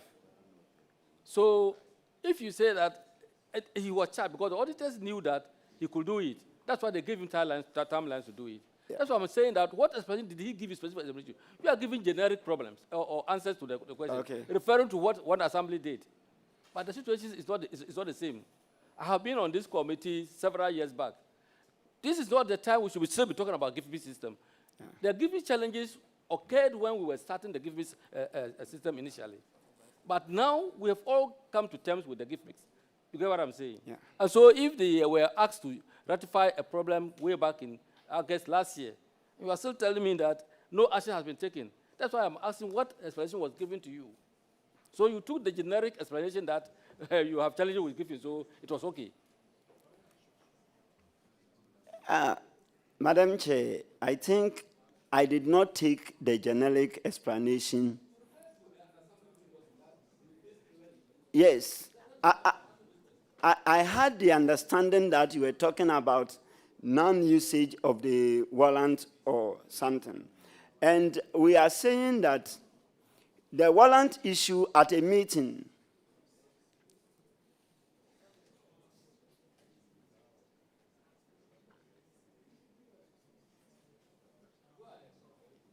Thank you, Madam Chair. The audit committee chair is not a resident staff of the assembly. We only go there for a meeting. And at a meeting, the explanation was what we are saying here. And as at the time that we were preparing the report, the actions have still not been taken, and the explanation still holds, as have been stated here. So I don't know if any of the members who are resident staff can say something about it. But as at the time I was preparing and signing the report, the status remained as it was when we had a meeting. Thank you. Thank you, Madam Chair. Just a brief clarification. Go to page 18 of 53.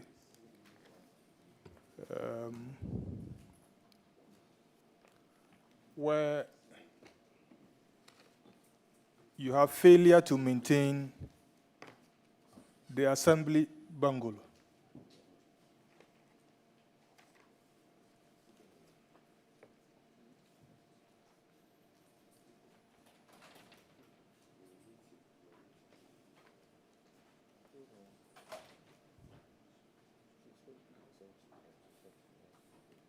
Are you there?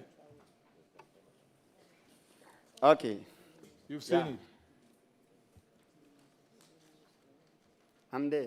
Okay, good.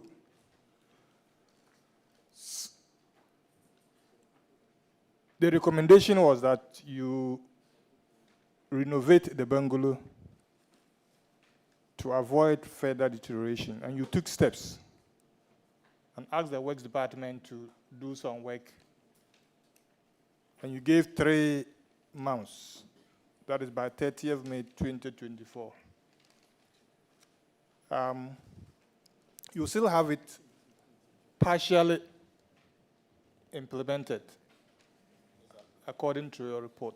I mean, or as we speak, have you renovated that bungalow?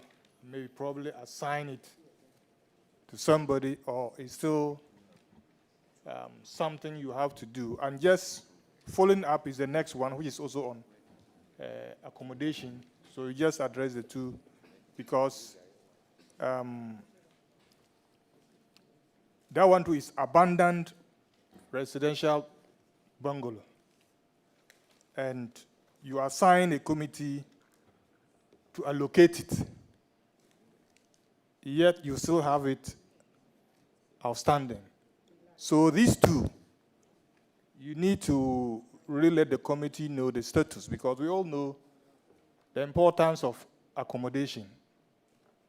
So if these are hanging while people are looking for accommodation, it's not good. So what do you have to say to these two accommodation issues? Thank you. Thank you, Honorable Madam Chair. At the time we were preparing the report, the status quo was as is here. But I'm reliably informed that 2 of them has been renovated and others are in progress. So if you may need the specifics, I can refer the mic to the internal auditor who works there for us to meet, and who usually confirms things that the audit committee want to confirm. So if it will please you, I can refer the mic to the internal auditor for specifics. Thank you.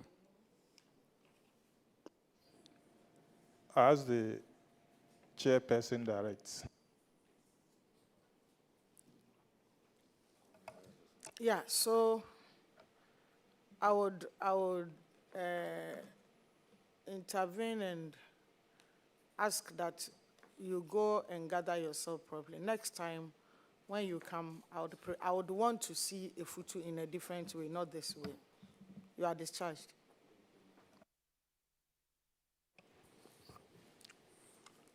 Trifo.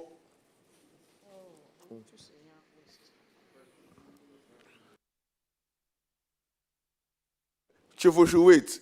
Trifo should wait. Trifo should wait. What's Ewutu Senya? West. No, just Ewutu Senya, not West. They just call it Ewutu Senya.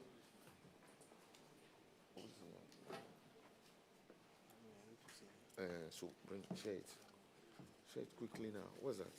You have Ewutu.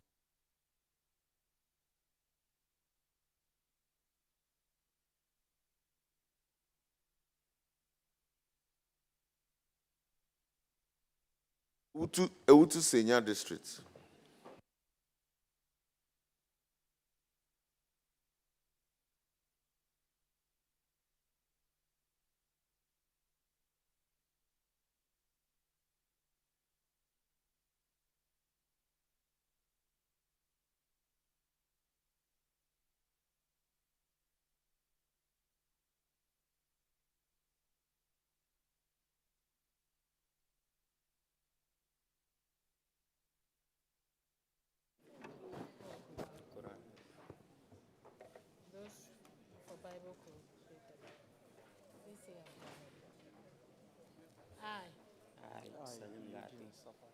Swear by the Almighty God.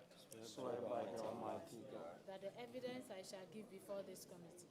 That the evidence I shall give before this committee. Shall be the truth. Shall be the truth. The whole truth. The whole truth. And nothing but the truth. And nothing but the truth. So help me. So help me.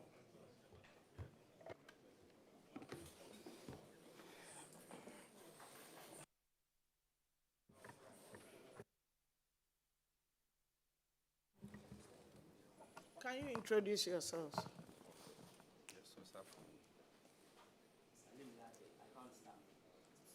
You have to off your mic so he can talk. Can you start? Salim Latte, account staff. Eugene Sapati, finance officer. What is the meaning of account staff? Principal accountant. Okay, let's move. I am Igan Kalala Yameche, the Trade Chief Executive. Eunice Nalia, Coordinating Director. Edward Sampinkra, Audit Chair, Audit Committee Chair. Napoleon Yako, Procurement Officer. Okay, so you are all welcome. DC, or is it MC? Honorable Chair. Yes. DC, Which one? DC. Yes. How is your district doing? Please, we are doing well. Do you have the water crisis too? Yes, please. How far have you gone with it? Yes, so far we've been able to construct 17 pipe. I can't hear. So far we've been able to construct 17 boreholes, and there are some too on the way that we are doing repairs. You are repairing some? Yes, the existing ones. Then we are also using our water buzzer to supply to where we don't have. So the common fund mandated you to do 10, or mandated you to do more than 10? 10, but 10, and because of the crisis, you used your smartness to do extra 7? No, please. We are partnering with the one member of parliament and other stakeholders to add up to the 7. Yes, please. Okay, so you've done the 10 that. No, that time we are here to. Okay. Yeah, but before this crisis, we've already launched a project called Water Before for Life. what? Before the water crisis, we'll be able to launch a project called Water for Life project. So with this project, we intend to give each public school water and every community at least a mechanized water or a borehole. I don't see how feasible that will be. Every community water. Yes, given but every community has water already. No, or homes. Every community. But Ghana Water provides water for every community. Yes, you come to my district and you get some of the areas you don't have. So when I came to office, with the help of the Member of Parliament, we'll be able to.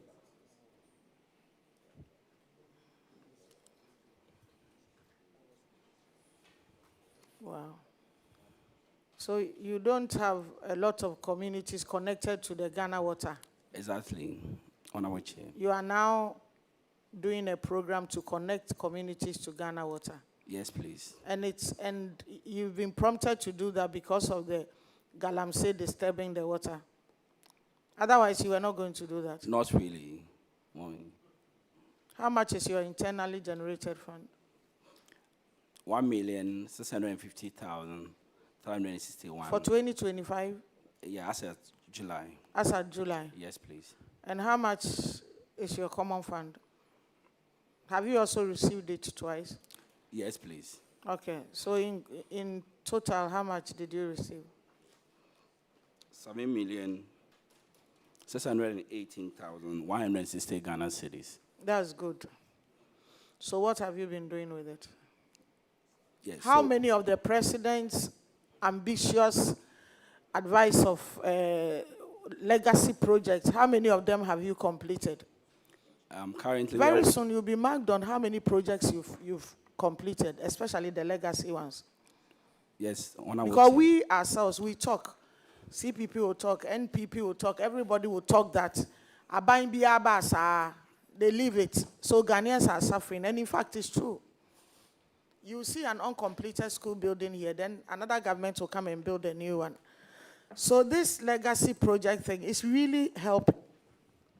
Certainly. So you have to take it seriously. Yeah. Yes, Mommy. Yeah, how many have you done? Yeah, so we've started with the assembly blog. We are also working on the nurses' quarters. There's these 2 teachers' bungalow that we are also working on. So currently 4. Okay, that's good. And you intend starting a new one, starting some new projects? Yes, please. Chair. Have you been collaborating with your member of parliament? Certainly. So she knows about. No, certainly is not an answer. Chair. Yes or no? Yes. You are becoming comfortable, isn't it? Yes. Yes, Chair. You are becoming comfortable. Please, I'm. You are becoming very comfortable. No, please, Chair. Yes, because you were here where we cautioned somebody who was responding exactly and all that. I mean, this is the Speaker's committee, and you have the Honorable Chair presiding. So let's give her the necessary courtesies, please. Please, Chair, I'm sorry. Anyway, so who has the question for?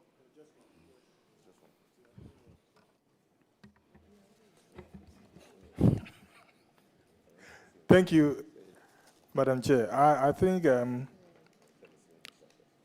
Awutu Senior District, looking at what they presented. They've done well. Many of the issues are fully implemented. Maybe is the evidence we'll look for later. So with that, Madam Chair, I just have one question, and maybe after that you can take your final decision. It's on the page 41 or 49. Some motorbikes that were missing. You see, are you with me? Yes, I think item. Yes, Honorable Chair. Item 5 on that page.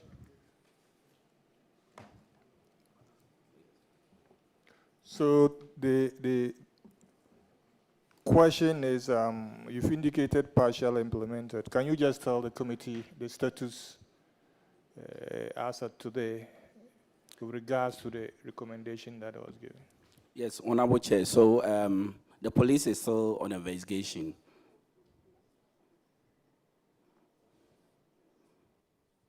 Come again, I didn't hear what you said. Honorable Chair, the police is still on investigation, so I know in no time they'll be able to come up with the solution. No, look at the recommendation. It said management should schedule with the staff for payment, and an embargo should be placed on the salaries of the staff if they fail to pay. So that's what you are implementing. And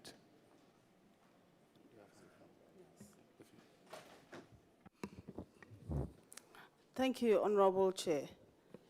The police, we have written to the police, and then the Agric director was requested to write to the staff. Most of these staff have been posted out. When did you write to the police? That was last year, 2024.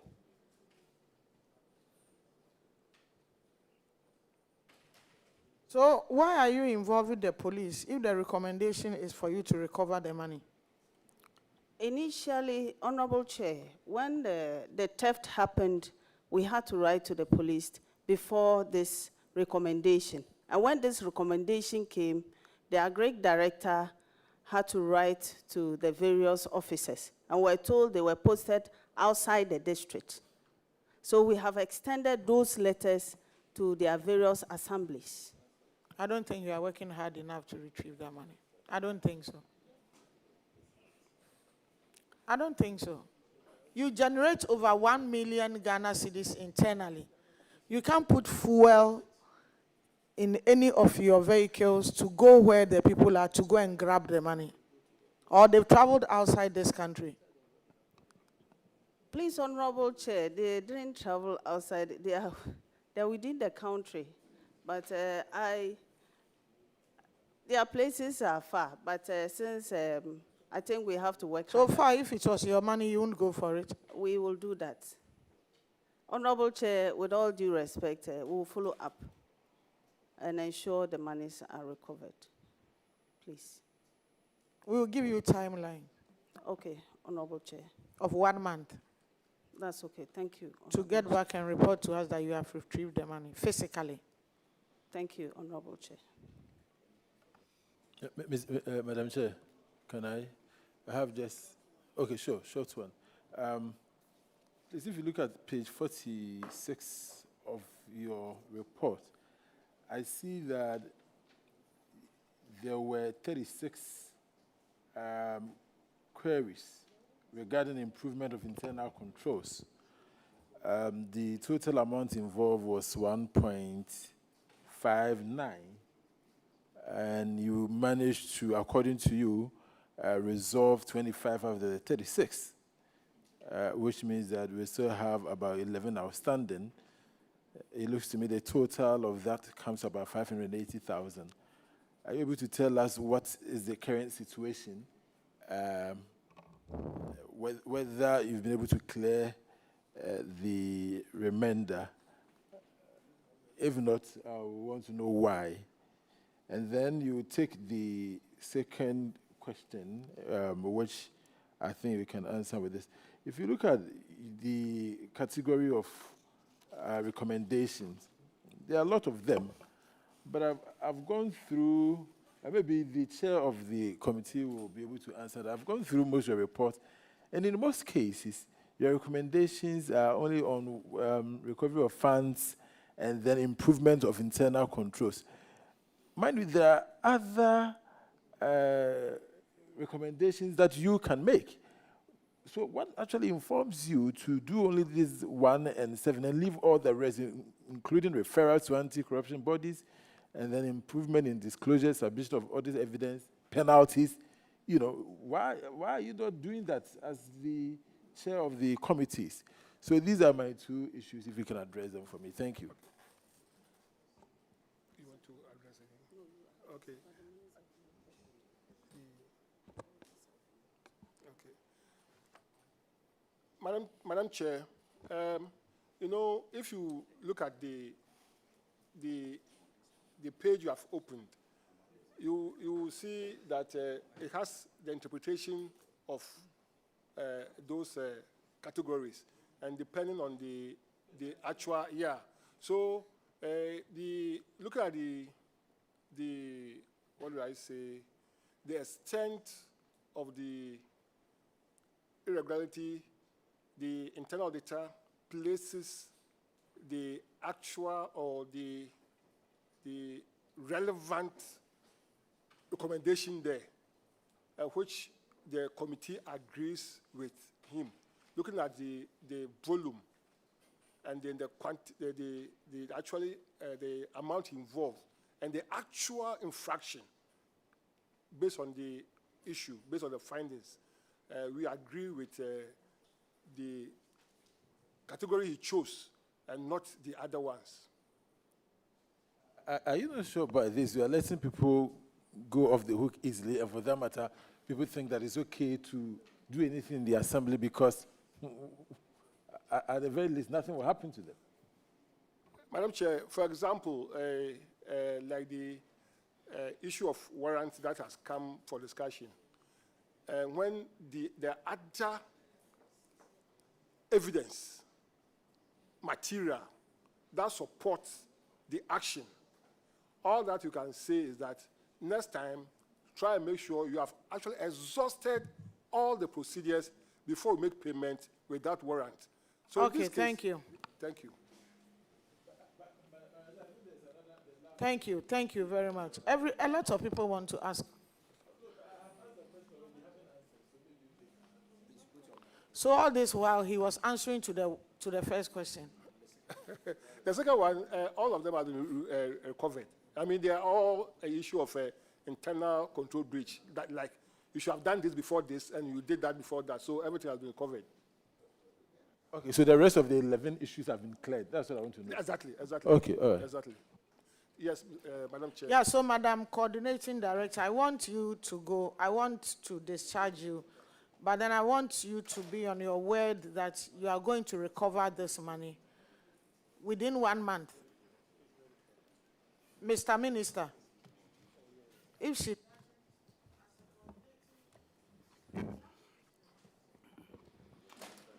she doesn't recover the money, we might have to put embargo on her salary, because we cannot just allow it that the people are supposed to, the police are supposed to, this is supposed to, they haven't done it, so we are just there. And it's not that the people are dead or they've traveled. They know where they are, but they cannot go because they are far away. It's not a good excuse. So we'll give you 1 month.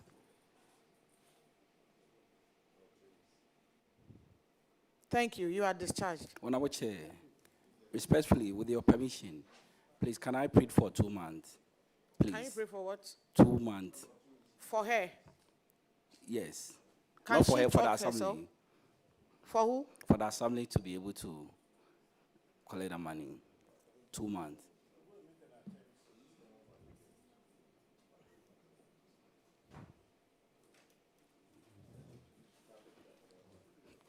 Why would you use part of their comment? Honorable Chair, Thanks for the opportunity. I asked him to go and make an attempt before you come and plead for further. At least there should be an attempt. So accept the 1 month and go and make an attempt. Show Because proof of the your attempt. posture didn't show from the coordinating director. Her poster doesn't show she's even interested in picking any money at all. No, you didn't. You are discharged. Thank you. We'll stand on it. Thank you. Otherwise, yes. Thank you, Honorable Chair.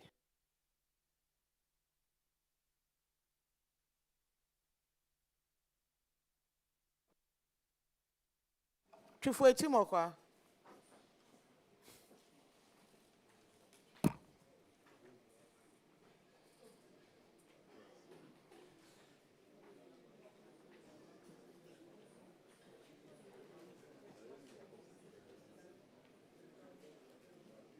Please, can you swear them in?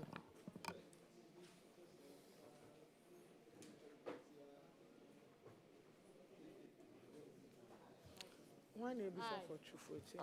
Alexander Fred Queen. Swear by the Almighty God.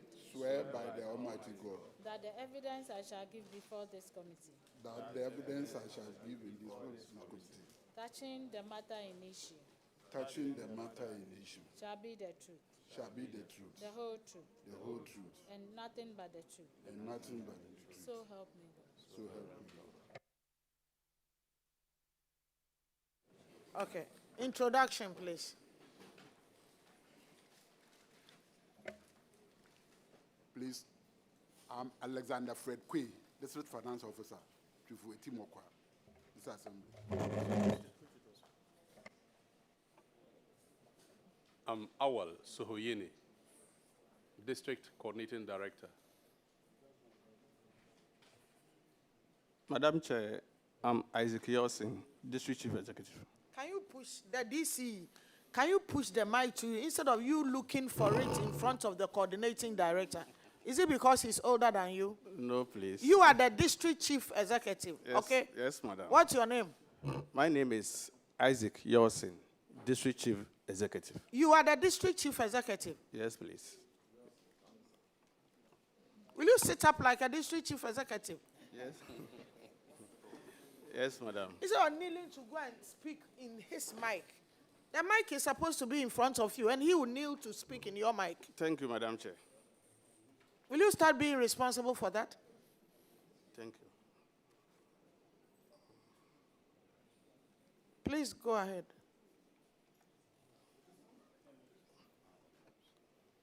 Madam Chair, my name is Ernest Yaobediakun, the Audit Committee Chairman. My name is Danso Steven, Internal Audit. I am Emmanuel Heme, the Procurement Officer. I'm Daniel Niaite, Senior Accountant. Is it DC or MC? I'm DC.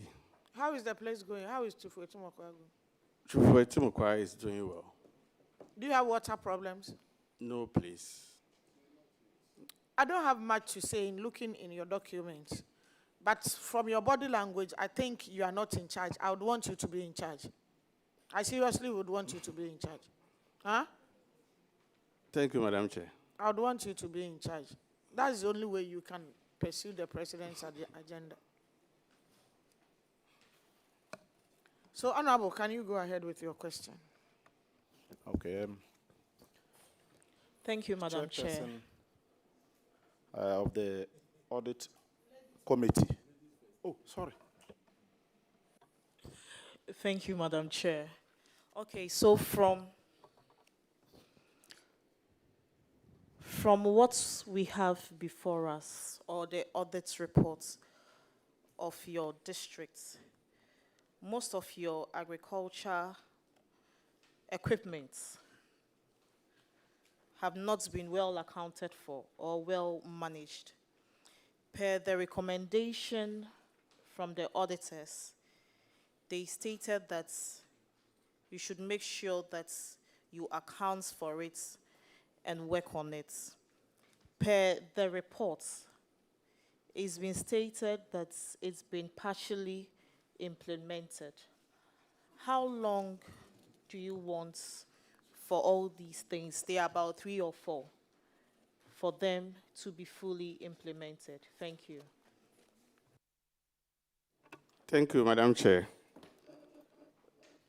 When I took over as a district chief executive, I had a briefing from the district coordinating director that some agricultural equipment were given out for hiring. I personally called the person responsible at my office with one of my officers. At the time, he was owing us an amount of 15,000 Ghana cedis. And some of the equipment were with him.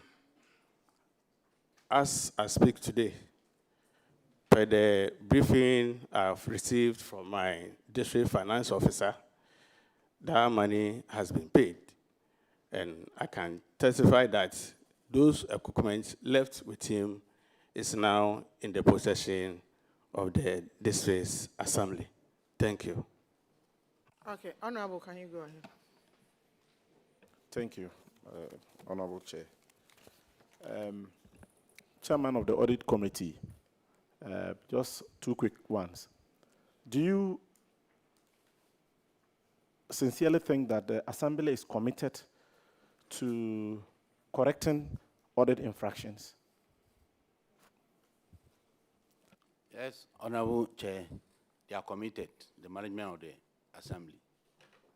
Because I see that for most of the infractions, partially implemented, partially implemented, partially implemented. What's the status now? The status was supposed to hold our maiden meeting about 2 or 3 months ago, but it was postponed. And I have information that most of them have been completely implemented. So in our next meeting, maybe next week or next 2 weeks, I'll go into it and then we'll report back to Madam Chair. Yeah, and report back to Madam Chair. Yes. I'm happy about that. I won't go further. How about the motorbike? Page 48.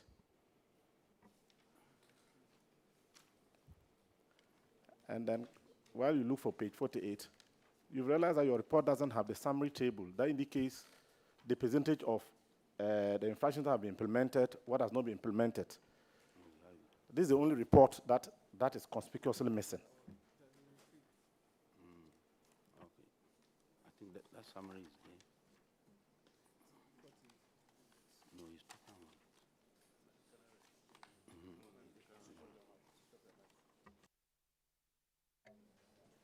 Honorable Chair, the motorbikes were all recovered. They were with Agric Extension officers who were all in the field. And as at the time of the report, we wanted the auditors to verify that so that we'll report it. And they have all been recovered? They've all been recovered with the Agric Department. Okay, good. So, Mr. MC, what's your first name? Isaac Yosem. Okay. Work hard for us. Why? Thank you, Madam Chair. You are discharged. Thank you. Who can work hard if allowed? You have the energy. Yes, Madam. My MP is Honorable David Bondi. Honorable who? David Bondi. So he's encouraging you? Yes, please. Yeah, so work hard with him, okay? Yes, Madam. Good luck. Thank you.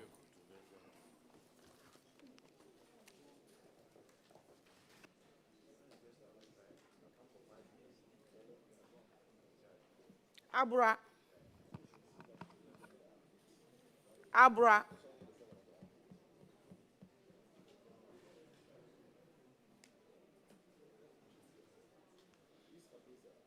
Pacho bisa minister say Cape Coast ni yebe tuni na abomana. Cape Coast, are we doing the both together? We'll do it's one. One, yeah. Please swear them in.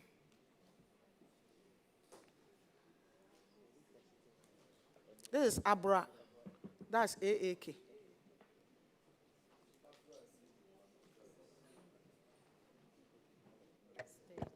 Your microphone.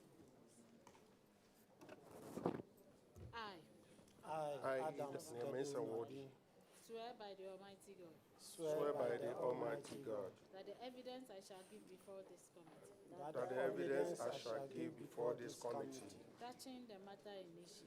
touching the matter in issue Shall be the truth. shall be the truth, The whole truth.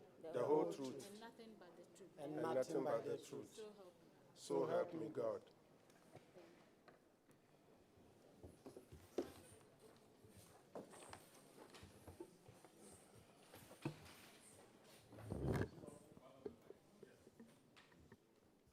Can you introduce yourselves, please?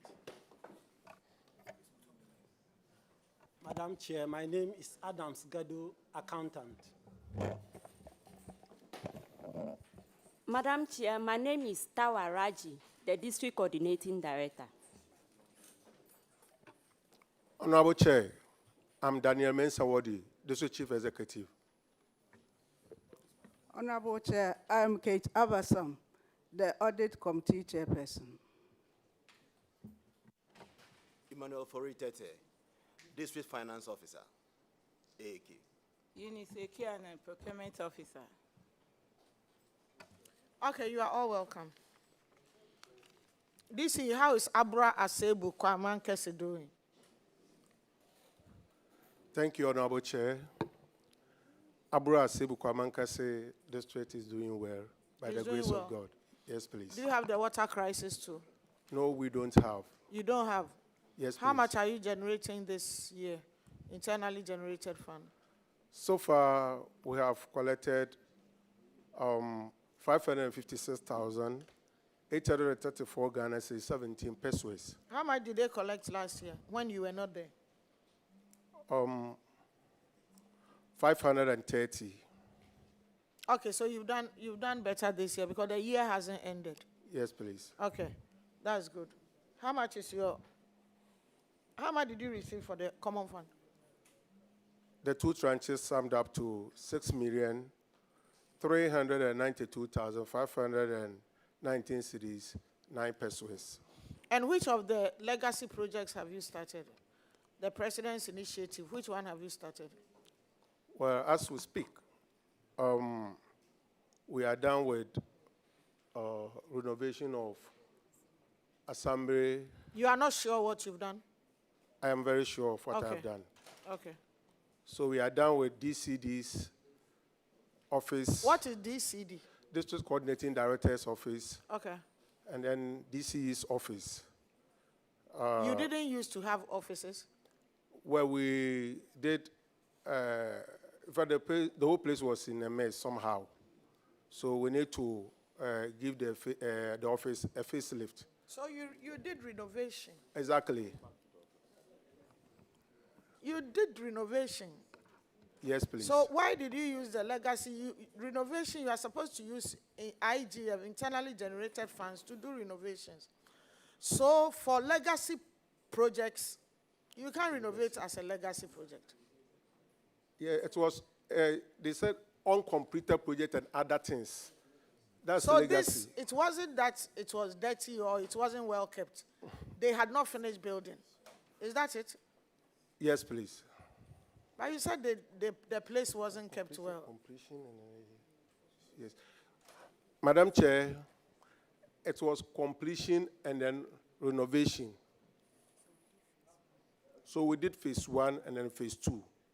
That's what you used the money for. Not all the money. How For much that, did you use? This was about 400. Madam in yellow, you are the coordinating director. Yes. You are the district coordinating director. So do you make decisions with the DCE and Yes. the MP? Yes, Madam So how Chair. come you know and he doesn't know? He has to refer to you before he will speak. He knows, please. So why was he referring to you?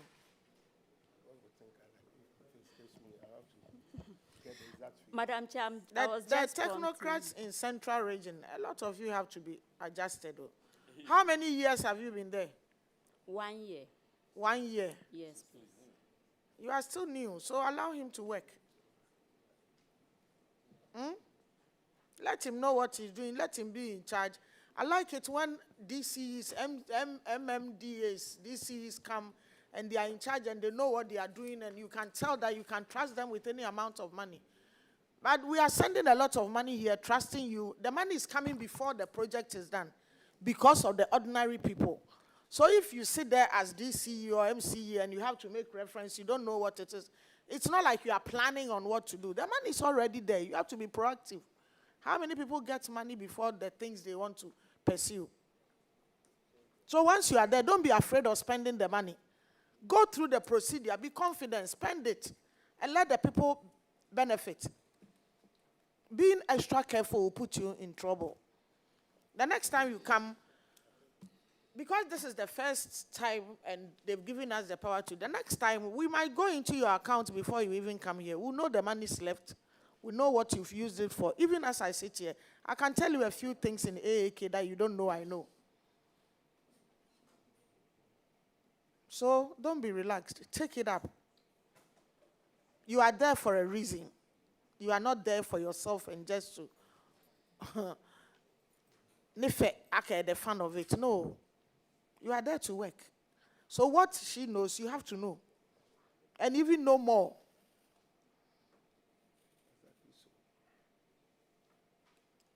Your paperwork is good. Who else has a question? Please. They have questions here. Can they also ask some questions? Madam Chair, let me thank you for the opportunity. And with your leave, may I particularly direct this to the DCD. DCD, I will appreciate when next you come, do us the honor of categorizing all the infractions that you have identified, or the audit report has identified, like those that have to do with cash irregularities, procurement, and the rest, at the summary of it, okay? So that when we take it, then we look at the totality of it and know in percentage term and real term what you have done, what you have not done, then we take a look at it. But for this, please come with me to page 28.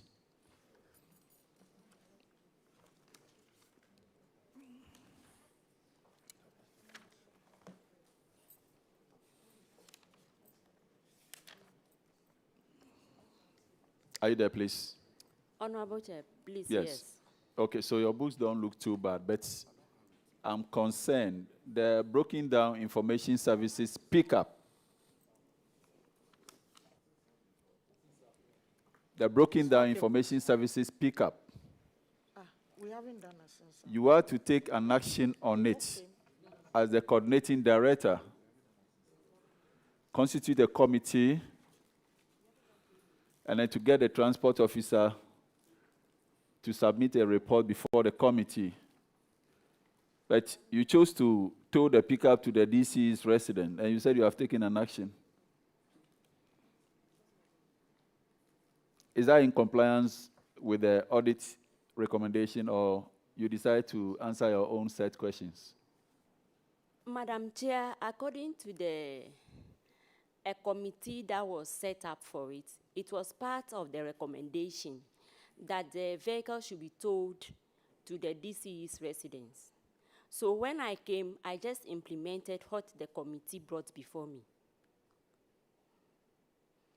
Very well. You could have indicated that over here, but even that, is it the case that you have a lot of vehicle, because it should be indicated here that it's still worthy to be repaired or should be boarded for auction or something like that? Thank you, Madam Chair. Do you have a copy of the implementation letter? Madam Chair, yes. Where is it? It's not here. Is it here?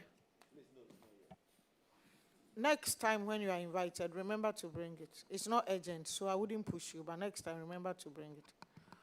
Okay. Your documents are good. You are good to go. Yeah, you are discharged.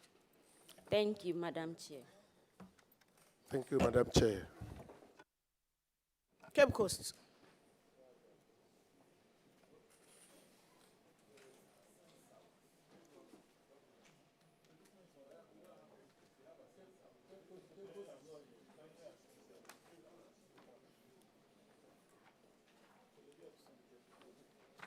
chairperson can ask a question. That's okay. No, because they didn't share. I don't know why they didn't share. But the list they've done here is first come, first serve.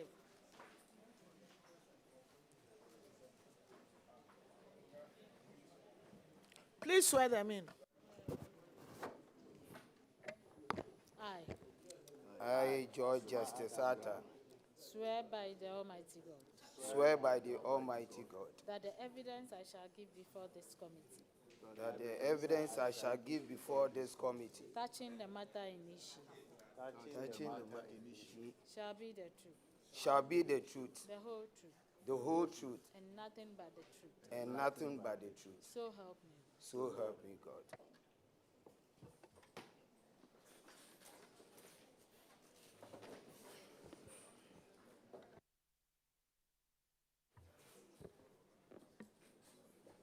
You can start.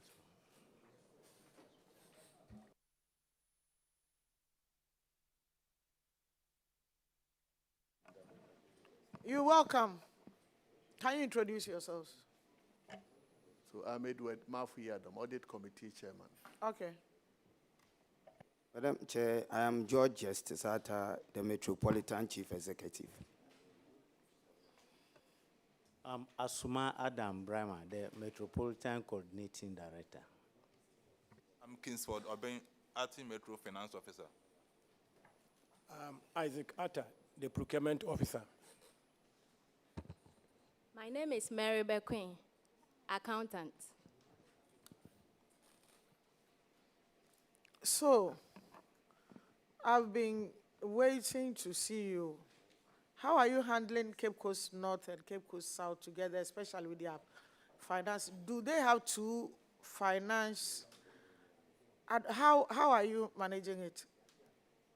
The amount of money is coming to both places, and there's only one MC. Thank you, Madam Chair. It's been very difficult.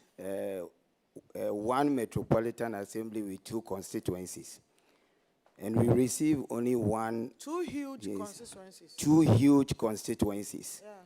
So it's been very, very difficult and challenging as well. How much is your internally generated fund? This year, how much have you collected? This year, we've been able to collect 3.2 And from national coffers, how much has Common Fund given you? Both the first and second. Both the first and second, we have received 7,997,956.43. Very, very difficult, very, very challenging.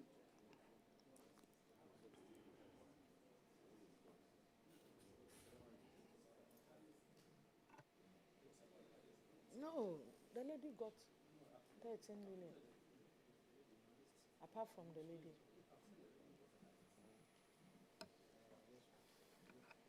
Minister, you know about this? Honorable Chair, about the income for both districts, both constituencies, both huge constituencies under him with this kind of income compared to some other places with huge income. Have you thought through it and found out how we can adjust or something? Because I haven't seen any complaints. Honorable Chair, thanks for the opportunity. Honorable Chair, the sharing of the District Assembly Common Fund has a formula which is ably made by honorable members. Yeah, but it's only when people bring the complaints that we know whether what we are doing. We are human.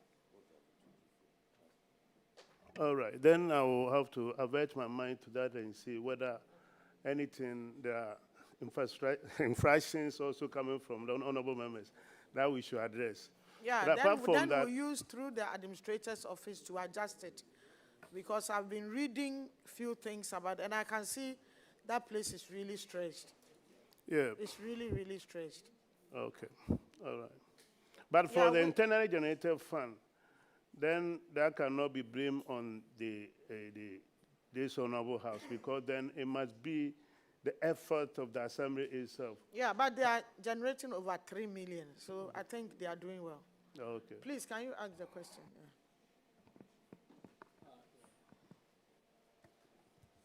Please, can we go to page 26 of 34?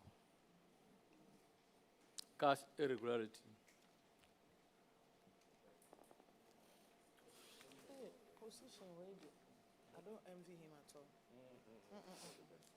I don't. We just want to find out Because Cape Coast. That is the status of implementation as at now, because you were given up to June 2024 to collect this tax revenue. And then as at 2024, you made only 21,000 out of 127,000. So what is the status of implementation as at now?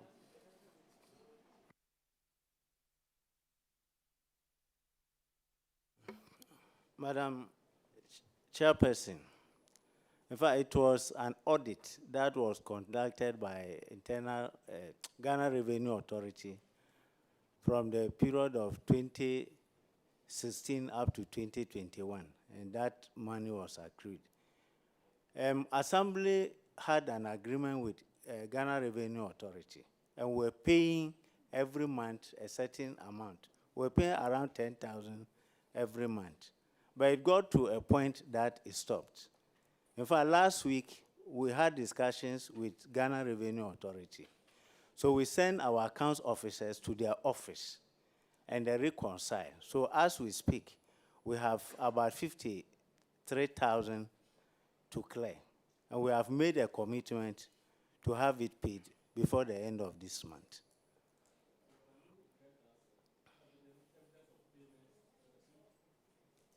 Can you get us evidence of payment for the previous ones? Because we have here 21,000. You are saying it's about 50-something thousand. So let's have it. And then it is good for you to clear your books so that you don't have these outstanding infractions going forward. Otherwise, you'll be compelled to appear before public accounts, which is not good. Assembly had a discussion with Ghana Revenue Authorities and paid revenue accrue interest, and that is why it has built up to the 53. But we have had discussion with Okay, them. so would you take Honorable's advice? Yes, we'll do okay, that. so just say yes. We'll do that, yes. Okay. Then Okay. when you come to 21 of 34, also partially implemented, we just want to know the status as at now and what you are doing to recover all. It was about 350,000. And then as at the implementation, it said not available. What is the issue?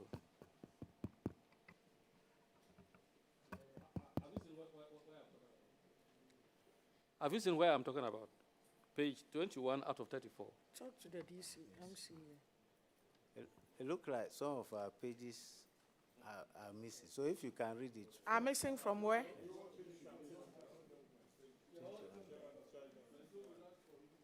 That's why I wanted to decide, but he's... Look at the dots. Oh, no.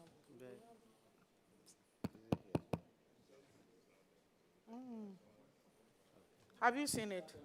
No. Page 9. Have you seen it? I haven't seen it. Delayed project. In fact,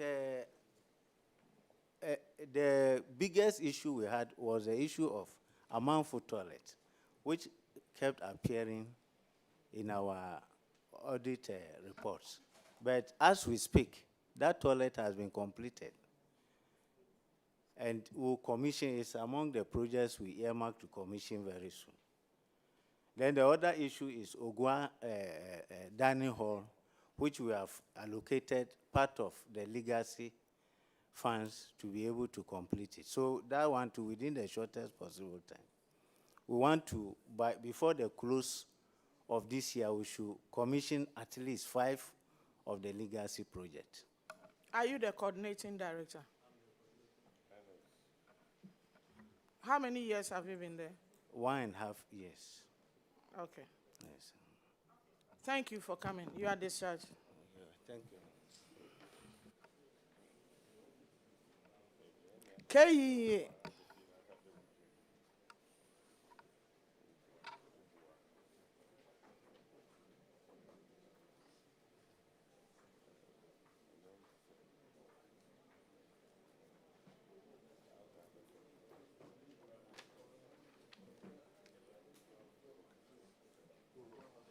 Please go ahead and swear them in. I swear by the Almighty God that the evidence I shall give before this committee touching the matter in issue shall be the truth, the whole truth, and nothing but the truth. So help me.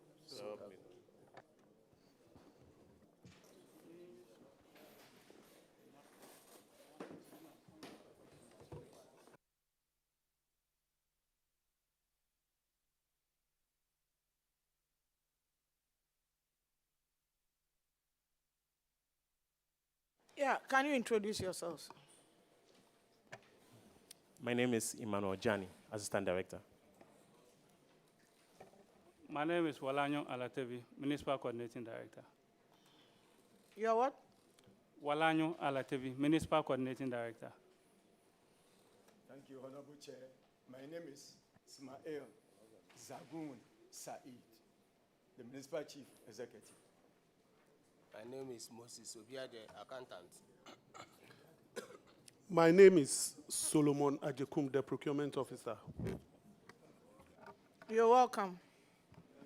So how is KEA doing? Thank you, Honorable Chair. KEA is doing well. Do you have the water crisis?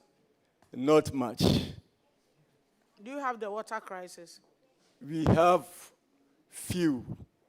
And even recently, we were able to give some of the villages some boreholes. So you've sorted it out? Yes, ma'am. How much is your internally generated fund?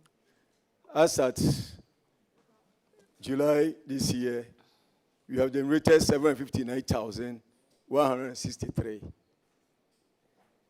And how much is the national fund, the common fund?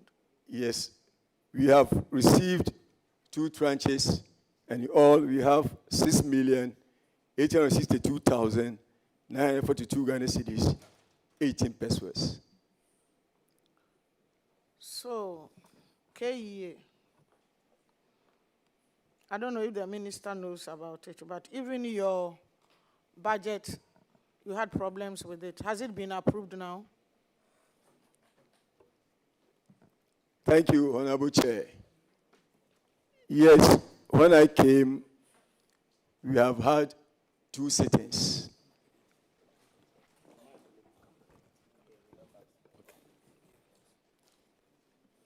We have had 2 sittings. The first sitting, the common fund budget was approved. The second sitting was an extract, which some of the assembly members didn't understand certain concept. So and is it that you are too close to the mic or? Okay. Okay, just relax. We need to understand. Yeah. Okay, go ahead. Thank you. Some of the assembly members didn't understand some of the captions that were made in the budget, so they couldn't approve it. Have you told the minister about it? I've not seen the minister yet. Should the minister visit you before you make such a complaint to him? No. You have to travel to him to go and make a complaint to him. Yes. You don't even have to call. You have to go to him and make a complaint. I've said because I heard it from where I am sitting because I'm the chairperson for this committee. So before you sit, a lot of reports come. That's how come I know that your budget wasn't approved. Thank you, Honorable Chair. I've met ministers, but on a certain occasion, For instance, when our vice president was coming, so I wanted her to finish, then I can go to him and speak with him.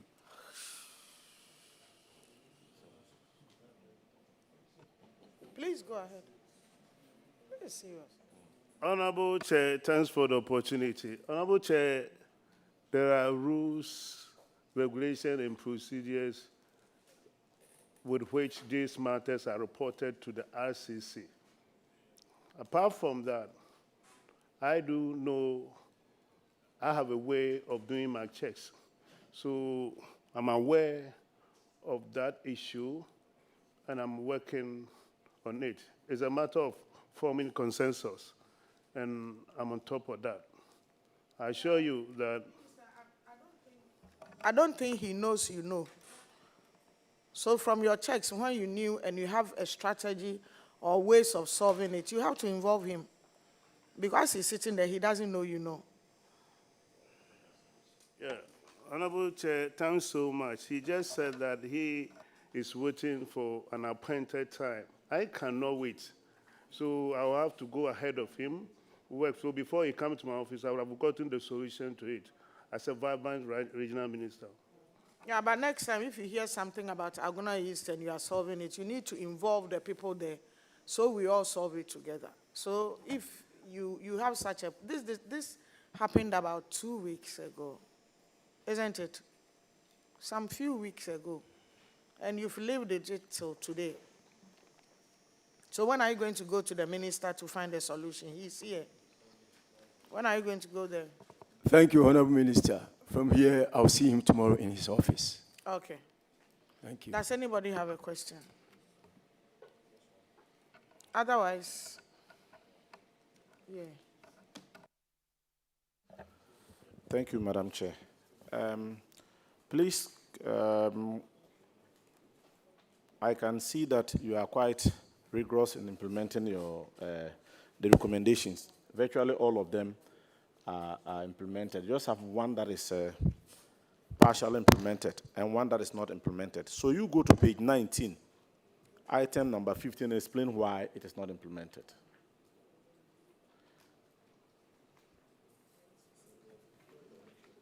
Page 19 of 35.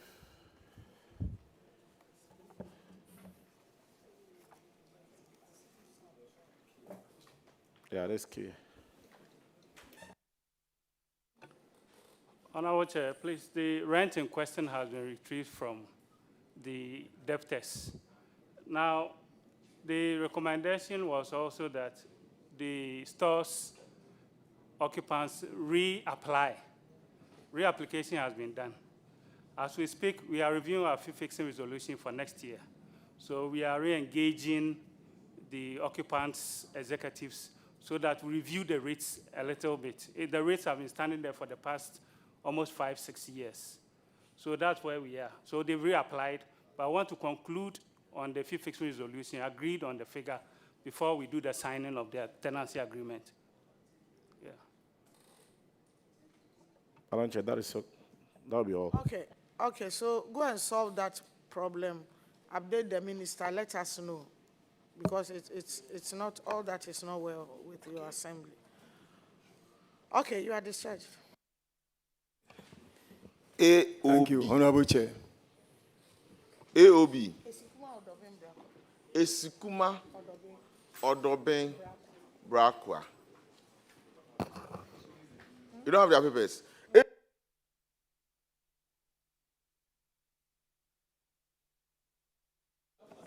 Can Ascend South come whilst they are preparing for AOB?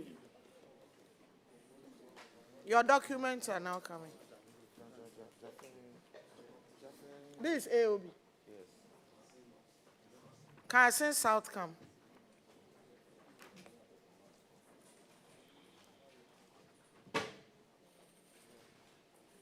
Please swear them in.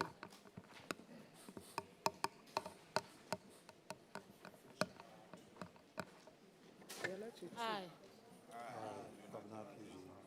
swear by the Almighty God. Swear by the Almighty God. That the evidence I shall give before this committee. The evidence I shall give before the committee. Touching the matter in issue. Touching the matter Shall be the truth. Shall be the truth. The whole truth. The whole truth. and nothing but the truth. So help me. Good. Can you introduce yourselves? My name is Kwabena PJ, District Finance Officer. We can't hear. Kwabena PJ, District Finance Officer. Awal Abdulaziz, the Audit Committee Chairman. Brickline Jonathan, District Chief Executive. But have you been here already? Yes, Chair. I was here as Municipal Internal Auditor for Asin Fosu Municipal Assembly. Okay, so you work in both assigned places. Okay, okay, I understand. But here and you I are the am- chair for here? Yes, please. Okay, good. Audit Okay. Committee. So you are the DC? Yes, please. Okay, so let's move. My name is Richard Ansan Amwafu, District Coordinating Director. My name is Jane Nins Napia, District Procurement Officer. I'm Nasruddin Abdelmanan, District Internal Auditor. So you are all welcome. How is Asin South doing? Thank you, Honorable Chair. How much is your internally generated fund? As at August last month was 330,000 Ghana cedis. That's all? Yes, How much do you aim at collecting? 500,000. The whole year? Yes, please. Why? What is happening? You don't have any markets or lorry parks or any? We have two markets, Fantinia Kumasi and Asen Ando. How much is your common fund? They're both together. Common fund, 6 points.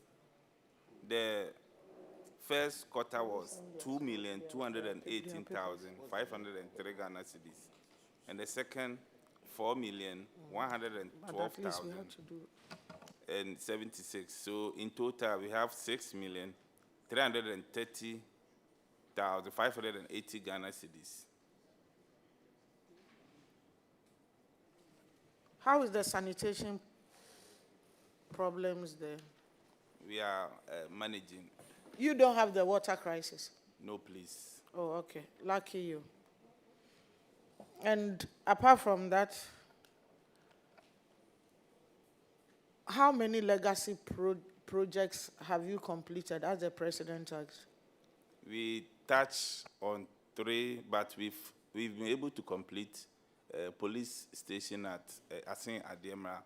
Then we have a chip compound at Asin Kubim, about 90% completed. And there's a school, 3-unit classroom block that we are also on it. 1 is completed. The chip compound is about 90% completed. And then the school building is about 60 to 70%. So will you be able to complete these 2 with the second quarter of the monies you've received? Because as for your internally generated fund, it won't be able to do much. Yes. You'll be able to complete? Yes, please. Okay. Does anybody have a question? DC, I just want to find out, when you mentioned your IGF, Madam Chuckled, I just want to find out what steps you are making to improve upon your IGF, the district. Thank you, Honorable Chair. From the day I assumed office, I met the commission collectors and then the revenue task force. We've put in place measures to, at first, our property rate was issued, but now we have a team that is in charge of the property rate. So we have intensified the mode of collection, and we are praying that by the end of the year, we will make progress. Thank you. Governance. Honorable, you can go ahead. How much money have you received so far as common fund? Thank you, Honorable Chair. 6,330,500. For the 2 tranches? Yes, please. Okay. And of all the projects that you have earmarked, to execute, do you consult your MP in thinking about the projects that are? Honorable Intim Fojo. Is he in the know of all the projects that you've earmarked?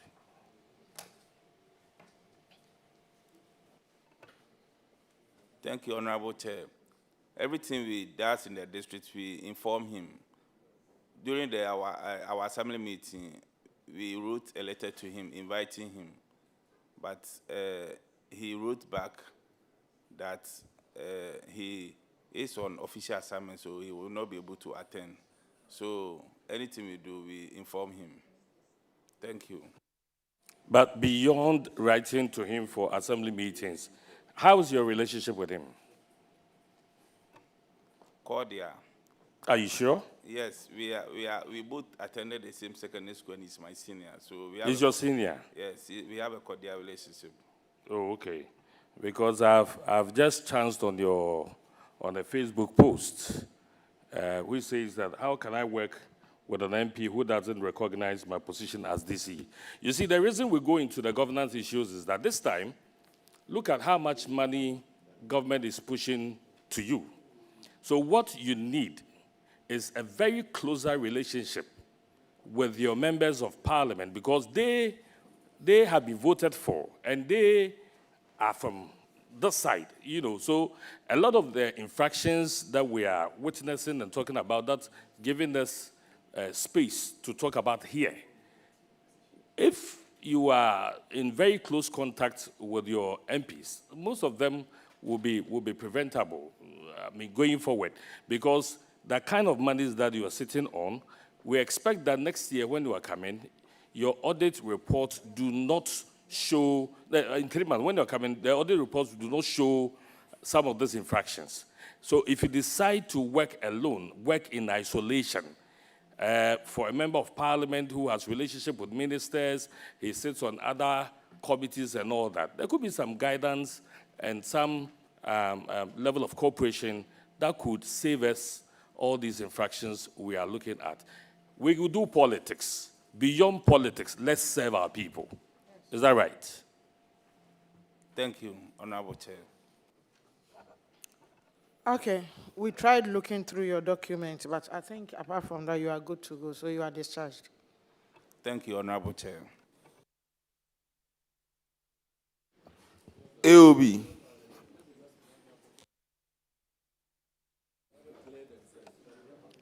Esikuma Odobin Brakwa.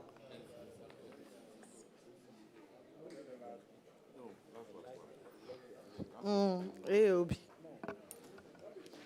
Can you swear them in, please? No, we just finished with Asin South. We finished with Asin South.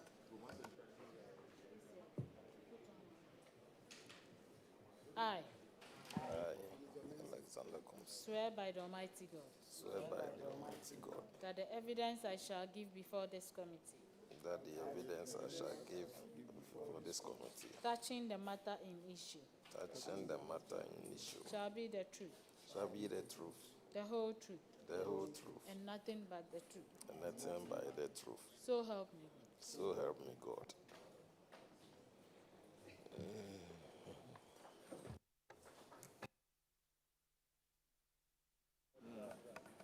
You're welcome. Can you introduce yourselves? Honorable Chair, my name is Paul Akwa, District Coordinating Director. Please, my name is Honorable Olivia Benson, District Chief Executive. Honorable Chair, my name is Ebenezer Mensah, District Finance Officer. Honorable Chair, please, my name is Emilia Carr, Procurement Officer. Honorable Chair, my name is Dr. Alexander Compson, presiding member and also a member of the Audit Committee. Thank you. Welcome, Madam DC. Thank you, Honorable Chair. How much internally generated funds have you taken since January to July? Please, we have donated 300. You have collected, yeah? Sorry, we have collected 296,297.32. And how much common fund have you been given? 6,693,605. That's good. I've checked your documents and it looks like you are doing okay. Thank you. So you Thank are discharged. You can go. Thank you. Honorable Chair. Go. How's your MP? He is very good. He's very good. Yes. Okay. Support him, okay? Yes, please. Thank you very much, Honorable You take Chair. care, yeah. Thank you. Gomwa Central.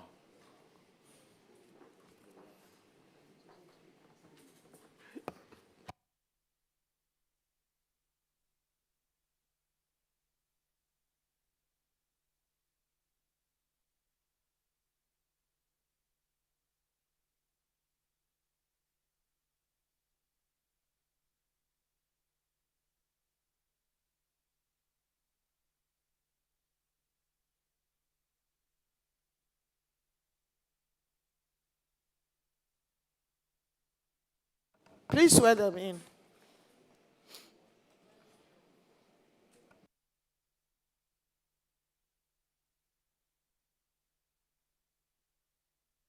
I swear by the Almighty God Swear by the Almighty God that the evidence I shall give before this committee that the evidence I shall give before this committee touching the matter in issue touching the matter in issue shall be the truth, shall be the truth, the whole truth, and nothing but the truth. and nothing but the truth. So help me God. So help. Gomwa Central, you're welcome. Can you introduce yourselves?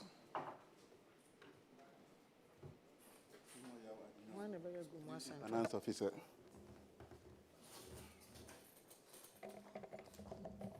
Sidi Mohammed, Audit Committee Chair. Hakman Kobnedu, the District Chief Executive Officer. Kwame Asiudu Kwachi, Procurement Officer.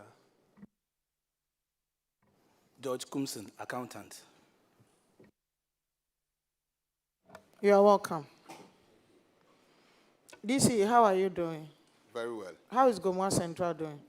But for the water crisis, Gomwa Central is doing so well. I know you are hit with it, so how are you Very handling well. it? Actually, we are coping. We first started supplying water the very first time it started. And we thought it was going to be just a day or two, but when later realized that it's going to be a persistent problem. It's a long-term thing. Yes, Yeah. so lucky for us, our minister was even with us yesterday. We had some boreholes which are out of order. We have repaired about 13 of them, left with 16. Yesterday we went around with him and we've been able to discover a lot more, so we are going to work on them. Those that you discovered were those that you have to repair? No, we had Or some you are digging new ones? We have new ones. We have about 10 to be dug soon. But apart from that, we first had 29 discovered Repaired. as spot. Yes. And now So we if still- you say you will dig 29 soon, how soon? I'm saying that the 29, we've done 13. It was left with 16, which is in process for the renovation or the repairs. And we are also looking at... I am talking about new ones and you are talking about repairs. The new ones are 10. And we are also in the process Have of... you started digging them? The new ones, not yet. But Yes, that's within the week. How soon? Within the week, we have to start. Yesterday, we met. You will start or you have to start? When are you starting? We are starting within the week. When during the week? Probably Today is Tuesday. Tuesday, yeah, because we are here, because all the gurus are here. And I'm sure that by Friday, we should be starting. Hey, this is Upekasao. When are you starting? This day, that day. But gurus and all of that. I'm saying that by Friday, because we have asked the engineer to do the assessment and the estimate.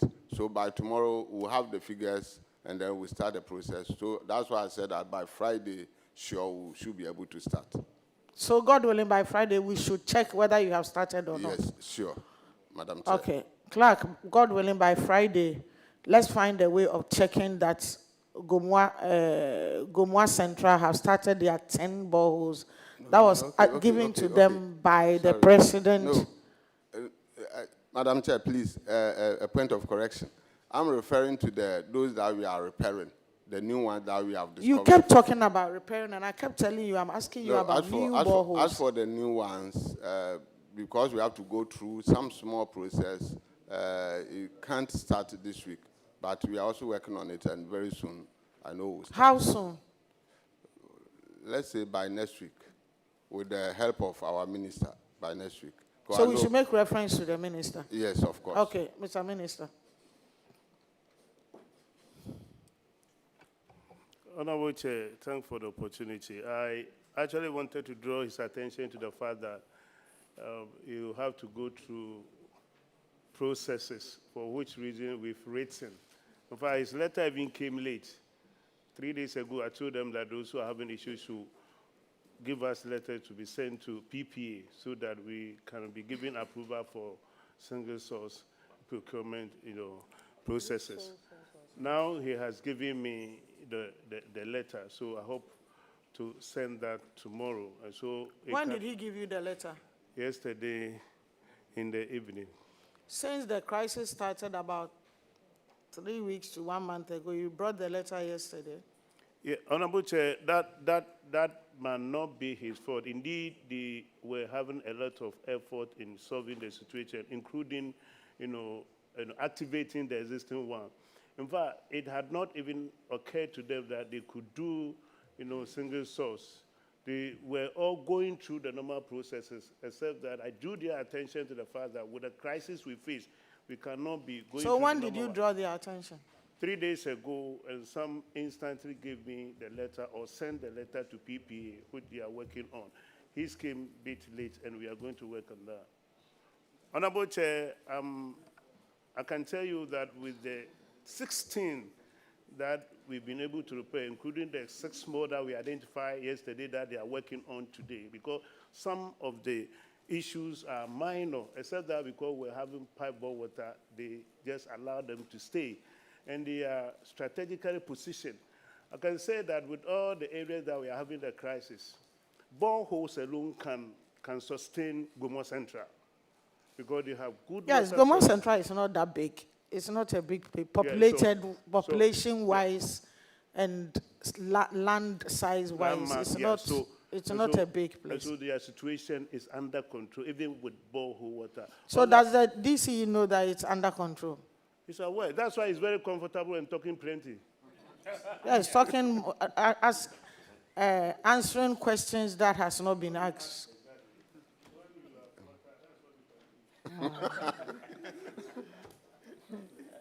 Okay, so Honorable, you can go ahead then. Madam Chair, thank you very much. Yes, please. Please look at page 36 of 51, item 5. 36. Page 36 of 51, item 5. Please, are you there? Internal control weaknesses, okay. Absence of slaughterhouse in the district. Now, per the recommendation, you are supposed to provide a befitting slaughterhouse for the district. The slaughterhouse. But you are saying that you have not implemented the recommendation. How come? Yes.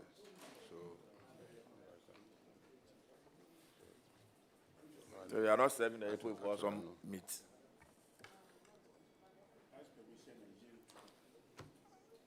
Madam Chair, I would like to ask permission to let the chairman for the committee, finance officer rather, to answer this.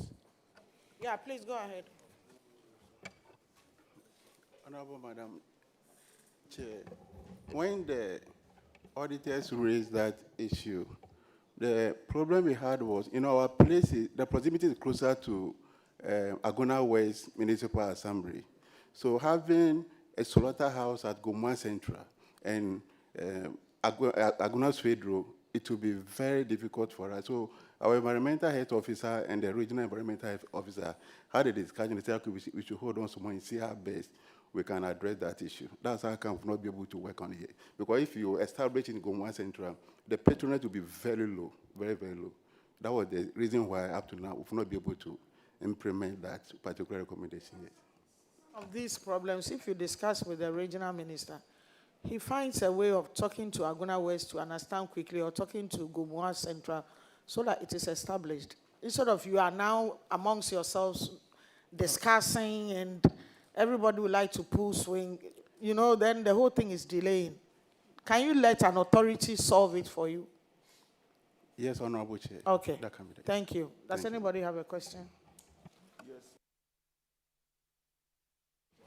I will take the last question. Go to page 32 of 51. Item number 3. The findings is delayed projects, 2 kindergarten block at Gomua Afransi.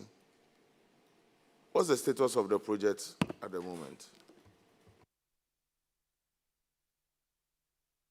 Well, no. Madam Chair, they are completed. We will visit to verify. Clerk, take notes. We will visit to verify. Yes, sir. Thank you, Chair. Let me take you to page 27 of 51, item number 10. The store procurement. The unaccounted store items, or where was the money before the report? Are you there? Please, can you go over that page again? Page 27, item number 10. Unaccounted store items.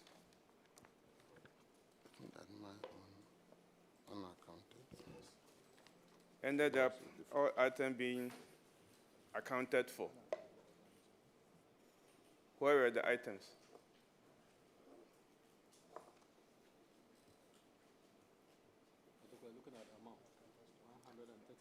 About 138,994 Ghana cedis worth of items.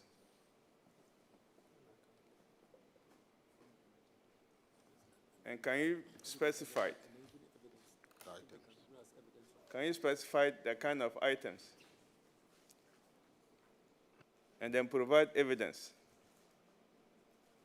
for recoveries. Thank you.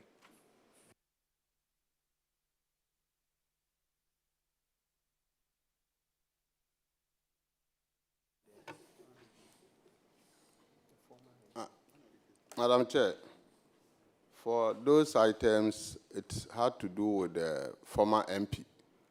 She acquired them, and by then she had not provided all the details, so that is now done. The distribution list, so it's now done. You give evidence to that effect. Sure. And we'll follow up. Yes. Because they're very important. The values involved are huge. And therefore, we want to get clarification and verification to that. Yes, Madam Chair. All right. Please, who is your MP? The MP is known as A+. Honorable... the MP, oh, the former one, sorry. Honorable Naneya. Naneya, the former MP. Global Central. So, sticking to the agreement, you are discharged. Thank you, Madam.